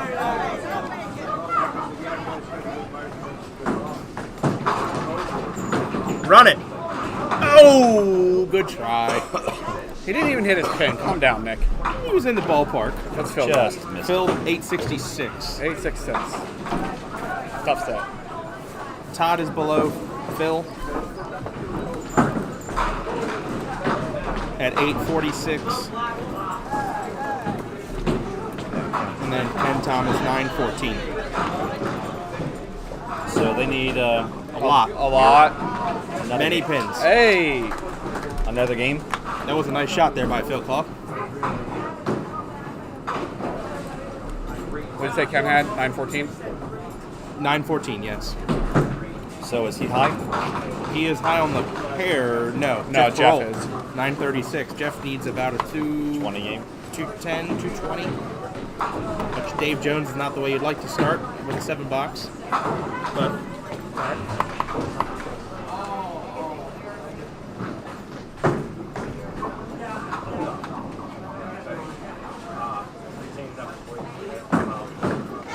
Oh, good ball. Nice crossover from Kenny Thomas. He used a solid 6-pin. Some wood up front. Thanks, Wade. I like that. you got the head mechanic throwing the ball and the owner keeping They picked the score. pin up on him. And it picked the pin up on him. Replay. You want it? Yeah. You want a replay on that? I want to see what happened. It just it didn't release. You like Wayne? Yeah, I like it. And worth the wait. Sherman tries to ice him, but Ken says, you can't ice me. I own these machines. Flex. What I was going to say is, how could any pins possibly stand when the head mechanic's throwing the ball and the owner, who is also your mother, is keeping score? You think they'd turn the pins on and they'd fall. See, I bowl with Joe Ranier down there. I know the feeling, man. Yeah. Sometimes you got that owner's privilege. You'd think, right?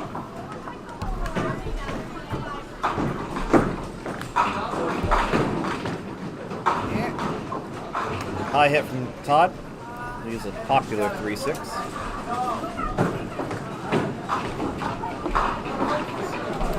There you go, on lane number 8. 8-10 for a second. Replay of that one over there. Really? Over here in lane 8. Oh, that's a fun one. Todd here for the 10 box, maybe? Yeah. 10 rounds. 10 out. Oh, that is neat. What do you got? So I've just been sent a picture, courtesy of Chris Roth, if they can turn this around after Phil's ball. Cuts a duck. This is the same view from where we are sitting right now, except a few feet to the right of when this place was first opened as Johnson's Bowling Academy back in the 1950s. Focus. That's not going to focus. Or at least it's going to struggle to. Might have to move it close, real close. Back in the day. You can tell, though, pretty much the same. Not much has changed. Yep. There's present day. 2 on, 8 out for Phil. We got some Canadians in chat, I see. Say magnifique. John. They're not that part of Canada. Oh, Push. You gotta earn it up there. They're Toronto boys. He's trying to let us spin. I appreciate it. How the Maple Leafs doing, man? Yeah, hey, how about them Leafs? It's okay. I'm going to run the same joke against Bruin fans up here. Hey, what place are the Blue Jays in? Probably above the Red Sox. They are. So is everyone else.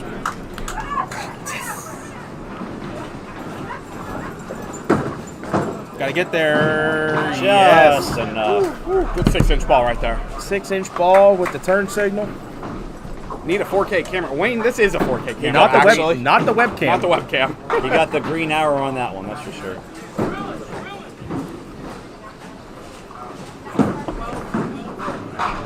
Off the side for Todd, 7 count. Solid Mount Airy ball.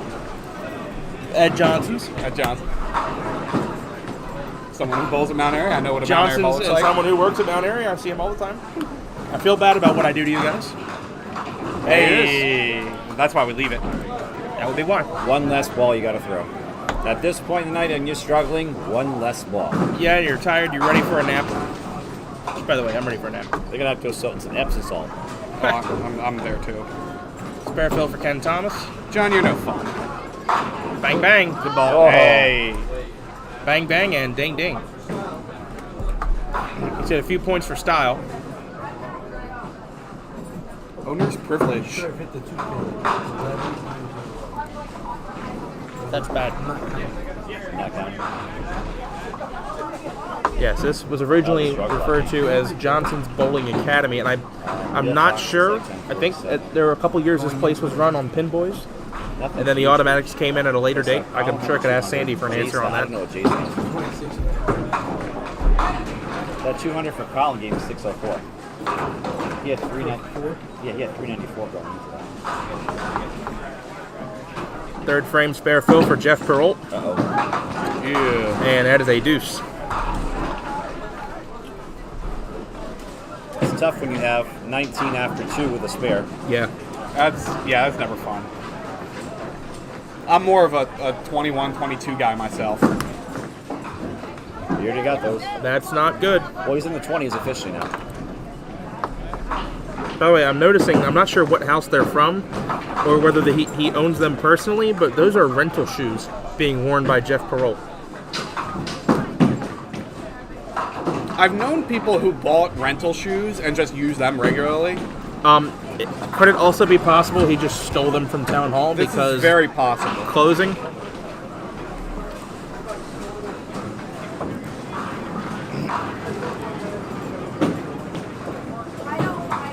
Oh, tough break there. Phil, $7. It's amazing for Phil at his age how low he gets to that follow.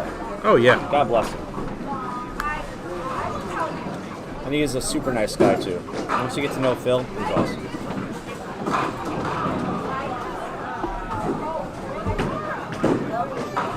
All right, Kenny Thomas going for the double. 290 game would get him there. 12:04. Be a pretty good game. Gonna need more than a Is that zigzag, what I though. think it is? 270 might get him there. I think. Make the zigzag 9-bagger. We haven't had a 9-bagger on camera yet. I don't think we even had a. No, we have had a 6-bagger. One. We almost Matt had Kruger. we almost had a 9 Yeah. today. Oh! Yeah, that's the 3 I took out of that. That was my plan to hit those guys. 0 effort. None at all. So if he strikes out Todd now, he buries gets it. Do I get both? 250 I might get both in this. Oom. Great effort. Takes the 5-6-10 clean. And then Todd's going to bury it. 9 out for Ken.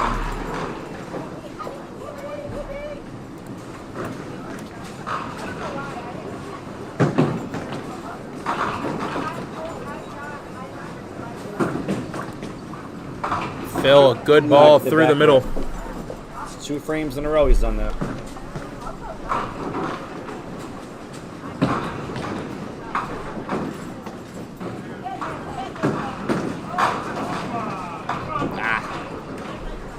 That's always my least favorite thing to do. Anytime I rip the middle, my first ball seems like it just chops through the back pin. Doesn't even hit the pin I'm aiming for. Oh, nice try. Yeah, that was the 3 I was aiming for.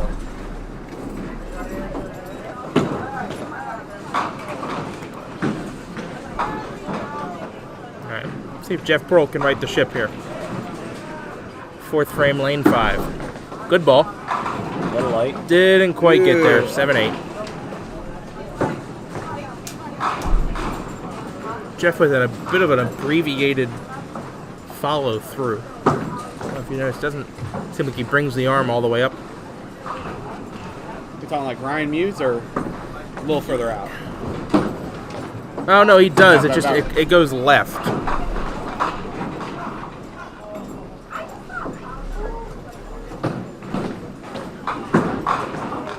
All right, good 1 and 1. 10 out. 3 object pins for a 10.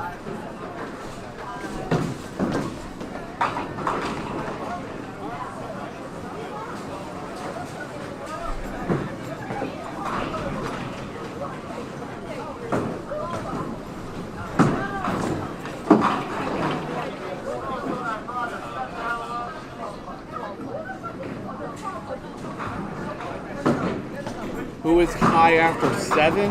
I mean, we have some ideas of people who were bowling real well. I know Bill Fox had a ton after 7. James 1047. Yeah, 1047. James Simon, hopefully up there. I would think so. Jason Napolitano, gonna be up there. I tell you, there weren't many 900s after 6, but No. there were a few. There were a handful of really top bowlers, but Colin Dunnick, I'm not sure how he's doing. 8 count for Todd Turcotte. Colin was good after about 5 or 6 games. 8 on. Was that his first ball or second ball? Second ball. 8 on and way left, 8 out. I'll do some research. I'll find out for you. Thank you. Yeah, thank you. Ouch. 9-10 for Ken Thomas. Pretty sure that was a certain finger towards the 10 and the 9. So I think what I'll do is I'll actually leave everything here and plug everything charging overnight. Yeah, that'd be great. What are you going to do? You're going to be able to charge one battery tomorrow while that one's being used? Which battery? The wireless camera transmitter battery. Oh, that you do realize we're still on the first one, right? And I have 4. What died earlier? That was the camera. Oh, why did they do that? Because battery died on the camera. Was that 9 or 10? Oh, the backup wasn't plugged in. Yeah, the backup was not plugged in. Okay. So the other thing is we are pretty darn close to that power outlet. Can probably just connect over to that if need be. I don't think we need to though. 'Cause I'm pretty sure that backup battery will last the whole day. That thing, I'm always shocked at how much energy is left in that battery when we're done. Like, why did they even bother hooking this up? Watch out! Watch out! Come on, Jeff, hit the pin. Boo. Extremely disappointing pitch there. Leaves the magic one. Now for the hard part, he's got to hit the head pin.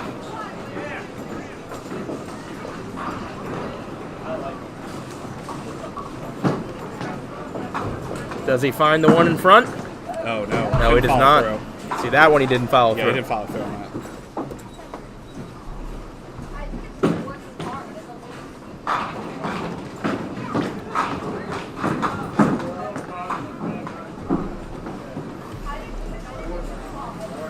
Misses it twice, 44 half.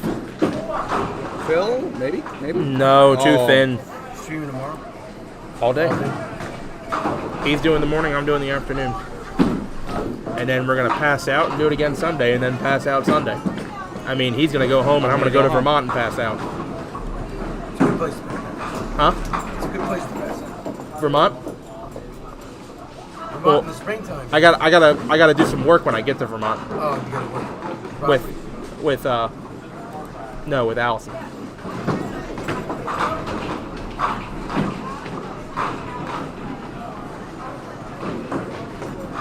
You know, we've had 50 people here for most of the I entire tell you stream. what, It's been especially nice. this time of the evening, I'm loving it. And I know we kind of put the stream up last second. Yeah. We weren't sure whether or not we were going to do it or not. And I'm sure you got some more well-known names. If that makes Nice. any difference tomorrow. All right, got some scores to report. Okay. All right, Jason Napolitano is 1074. Wow, looks good. Jesse Deach, 1006. Mark Behrens, as I spit out over here, 1077. Bill Fox at 1044. Wayne Lipka at 1004. Kevin Quinn at 990.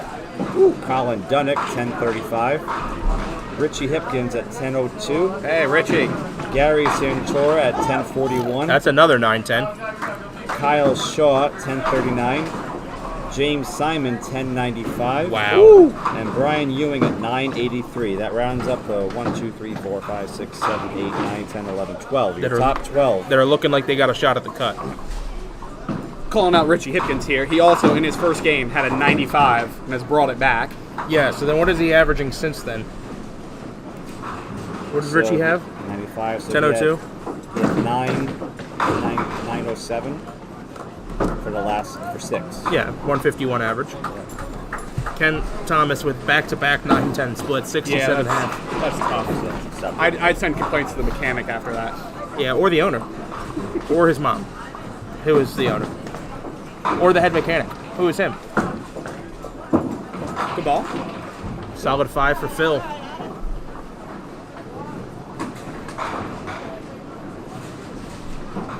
I know we've said it before, I'm saying it again. Phil is a living legend of small ball bowling in the New England area. Predominantly candlepin, but you can tell they both candlepin. Can pitch the rock in duckpin as well.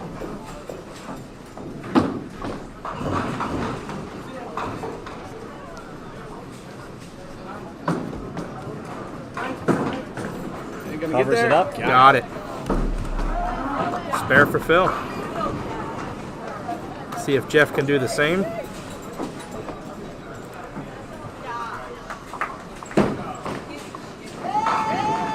Good ball, and there's the strike. I believe that is a first career strike on Duck Pins Forever for a guy who watches a lot of Duck Pins Forever.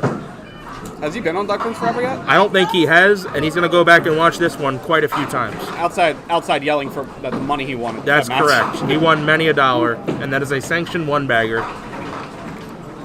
for Jeff Pearl.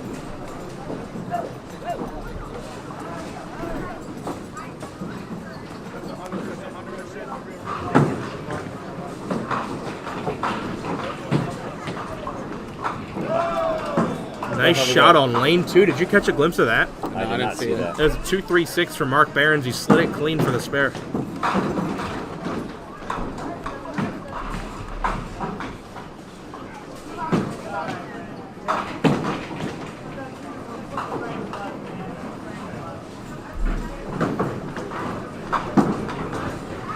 Oh, good shot. That is a good spare.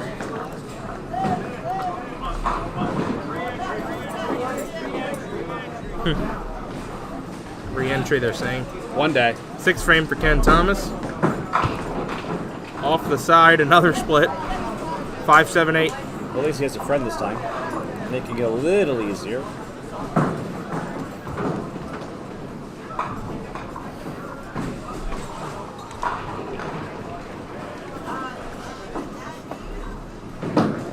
Good try. Now it's back to his friend.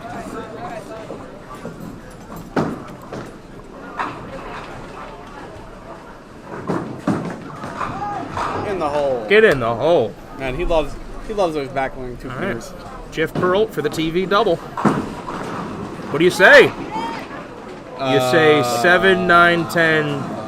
Pack your stuff up. Don't call me for the double anymore. Okay. Jeff, good luck. Show me something I've never seen in my life. Literally never.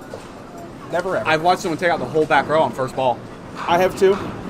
A youth bowler at Mount Airy did it and then made the spare. Okay, you run up to me, man. I hate you. Make it. Back in my days as a youth bowler at Connecticut Travel, so I think it was Gabby Pena took out the 7-10 in his first ball here. Good. I'm glad to hear that. I'm sure he got like, what, 8 out Did you hear about when Allison made the 710? at Mount Airy on camera, left the 5-pin. Had the 5-7-10, slid the 710 across the deck, left the 5. Nice ball there by Mike Smith. Lane 7. Phil got to get there. A little light. A little help there. Take out the 5 Give her a pin. spin, maybe. A little pretty spin. It would get better. Hold on, spin. Oh, no, time's up. Damn, hold him.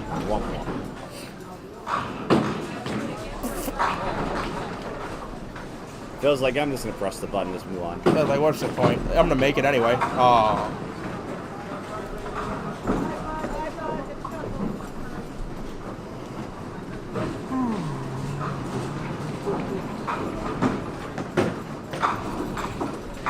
All right, 8 out to Phil. Tough game here, 68 through the 7th. At this point in time, a lot of bowlers are just going through the motions to get the night over with as quickly as possible. Yeah. Others are pressing trying to get that illustrious 1150. I think those first ones, because they get me out of here faster. Ken trying not to leave a split this time. It's going to leave a split this time. I'm sorry. Shh, quiet, David. Keep score, please. David's going to shut up now. Wait, Keep is that score. that special? Nope, that's the Dave Jones +1. And if he makes the Dave Jones and leaves the 9, that does not count. Thank you. At least have some sanity. Mark it 0. Mark it 0. You're entering a world of pain. Oh, he actually got 9 though? Yeah. Eric Briggs in lane 7 with a strike. Have a 5 on. Yeah. He's got a shot. Oh, slid in front. That's rude.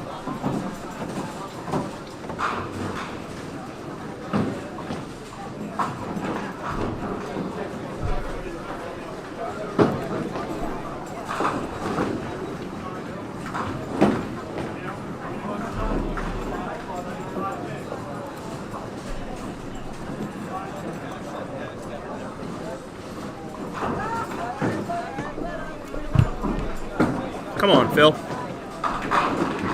Oh. Hey, you know what? It goes. That looks familiar to some people. Does it? Who does that look familiar to? Phil. Oh. Okay. I'm sorry to hear that that's a familiar shot to him. Make it go. Left it earlier. Another pair of lanes. It's the second time. Darn. It's an unfortunate break. You could say that. Yeah, just a bit. Check out the 1, 2, 4, Oh. 5, 7 on the first ball. Yeah, he did, didn't he? It was different. It was definitely different. Strike over there. I think he looks by confused. Pat Rufo. Jeff Grohl with a 5-7. 5-7 for Jeff. Not the game on camera he was hoping for. I guess you could say this is easier than last week. I mean, Yeah, yeah. marginally. Would be nice to see him make a fancy shot besides just a strike or a single pin or a 3-pinner, and that's not going to work. Good try on the inverse jinx up. I liked it. Yeah, you know, it was worth the effort.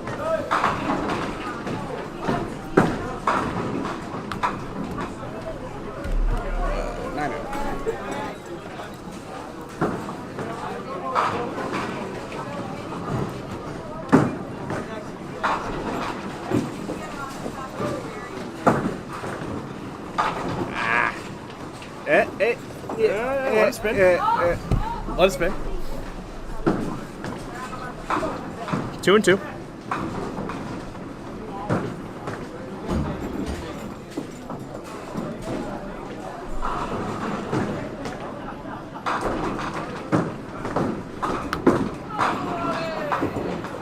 Nice try.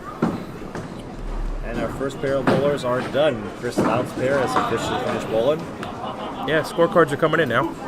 We'll have to ask Chris on the way back what he shot. If you want to ask him, it was a rough night at the Lakes. He started rough, and I don't think he got that much better. Total, Chris? Total? Mine? Yes. 1082.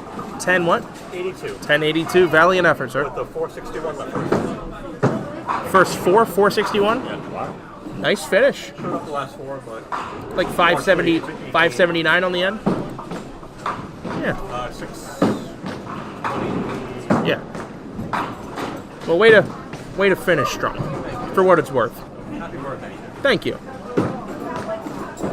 I'm sure I'll get birthday alternate tomorrow. Is today your birthday? Huh? Is today your birthday? Something like that. Oh, mine was Sunday, so happy belated. Happy birthday. Thank you. James Simon went 1256. Oh. James Simon, 1256. That's what, 161 the last game? We have him down for 1095. Damn.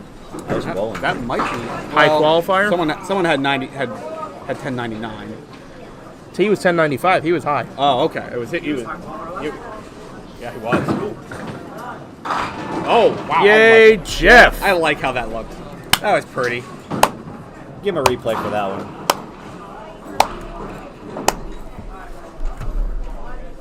Steve Reich. James Simon. 12 a lot. 12 and a few. Plus. More than enough. I believe that was a miss there for Phil. It's his third ball coming. I think so. Jason's a I thought that was the second. No. All right, spare it is. All right, we'll give him a spare. Yeah, I see the count. I think that was a spare. Yeah, spare. Oh, God, yeah. 11 volts, what good.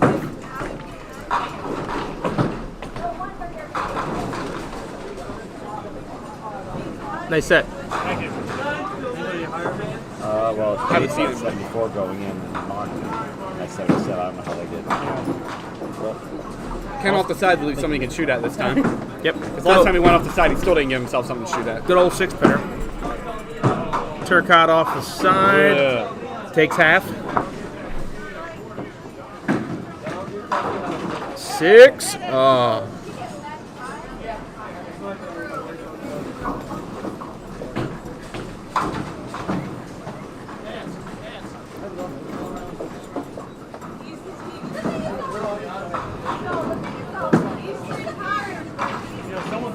Nice try. Oh, let it spin. Let it spin. you're going to go by that pin many times. Hold on. Just take it Spin, with spin, you. spin, spin. Oh. Come on, Nick. Rubbing salt in the wound like that. I just wanted it to go. I wanted it to go. And 9 it is. All right, last frame of the night for us. Gotta throw 3 balls.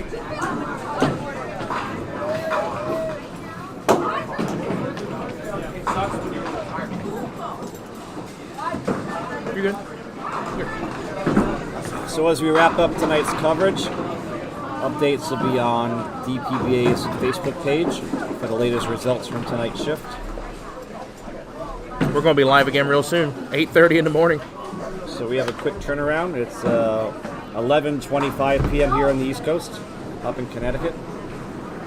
Charlie Crawl, thank you. We're going to finish out the last frame, and we're going to say goodnight here in He just went a in front few of that, minutes. didn't he? Check out He went tomorrow's behind it. scores. Find it. We'll be back online tomorrow morning at 8:30 a.m. All day long. All night long. Wish all the remaining bowlers tomorrow good luck Especially as they me. travel to the birthday boy. All right, give me a double, Jeff. Get in the hole.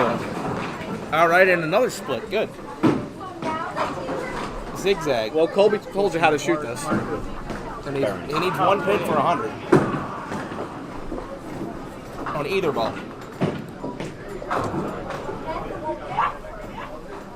Come on, go out in style, Jeff. Pretty when it goes. Maybe. Maybe not. All right, well, he's got 100 wrapped up.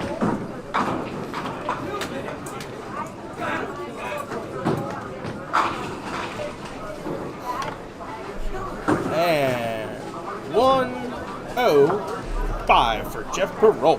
Finishes with a 1041. Needed about 100 more than that this game to have a chance.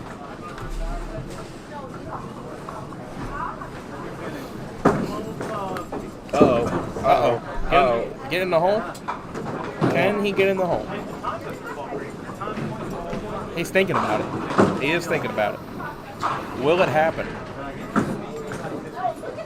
Well done. Well done. That's talent right there. There you go. There you go. We can We'll watch. replay it. I know you've already seen it 3 times. Here's a 4th. Get in the hole! Bam! Deuce. Hey, that's not a split, Ken. You hit the head pin, and actually, that's something you A can spare throw. break? These What? things are elusive. Now you gotta, like, make that or something. Where are you gonna be? In the standings? No, I mean tomorrow. MGM Spring. Sounds like a great place to be. I'll be watching on the phone. Perfect. When you're not losing money or you're on the toilet or something, turn on your duck pins forever. I'll be sweating out 2 shifts. What'd you finish with? 36. 10, 11:36. 11:36. I have to sweat 2 shifts by 10:30? Sorry.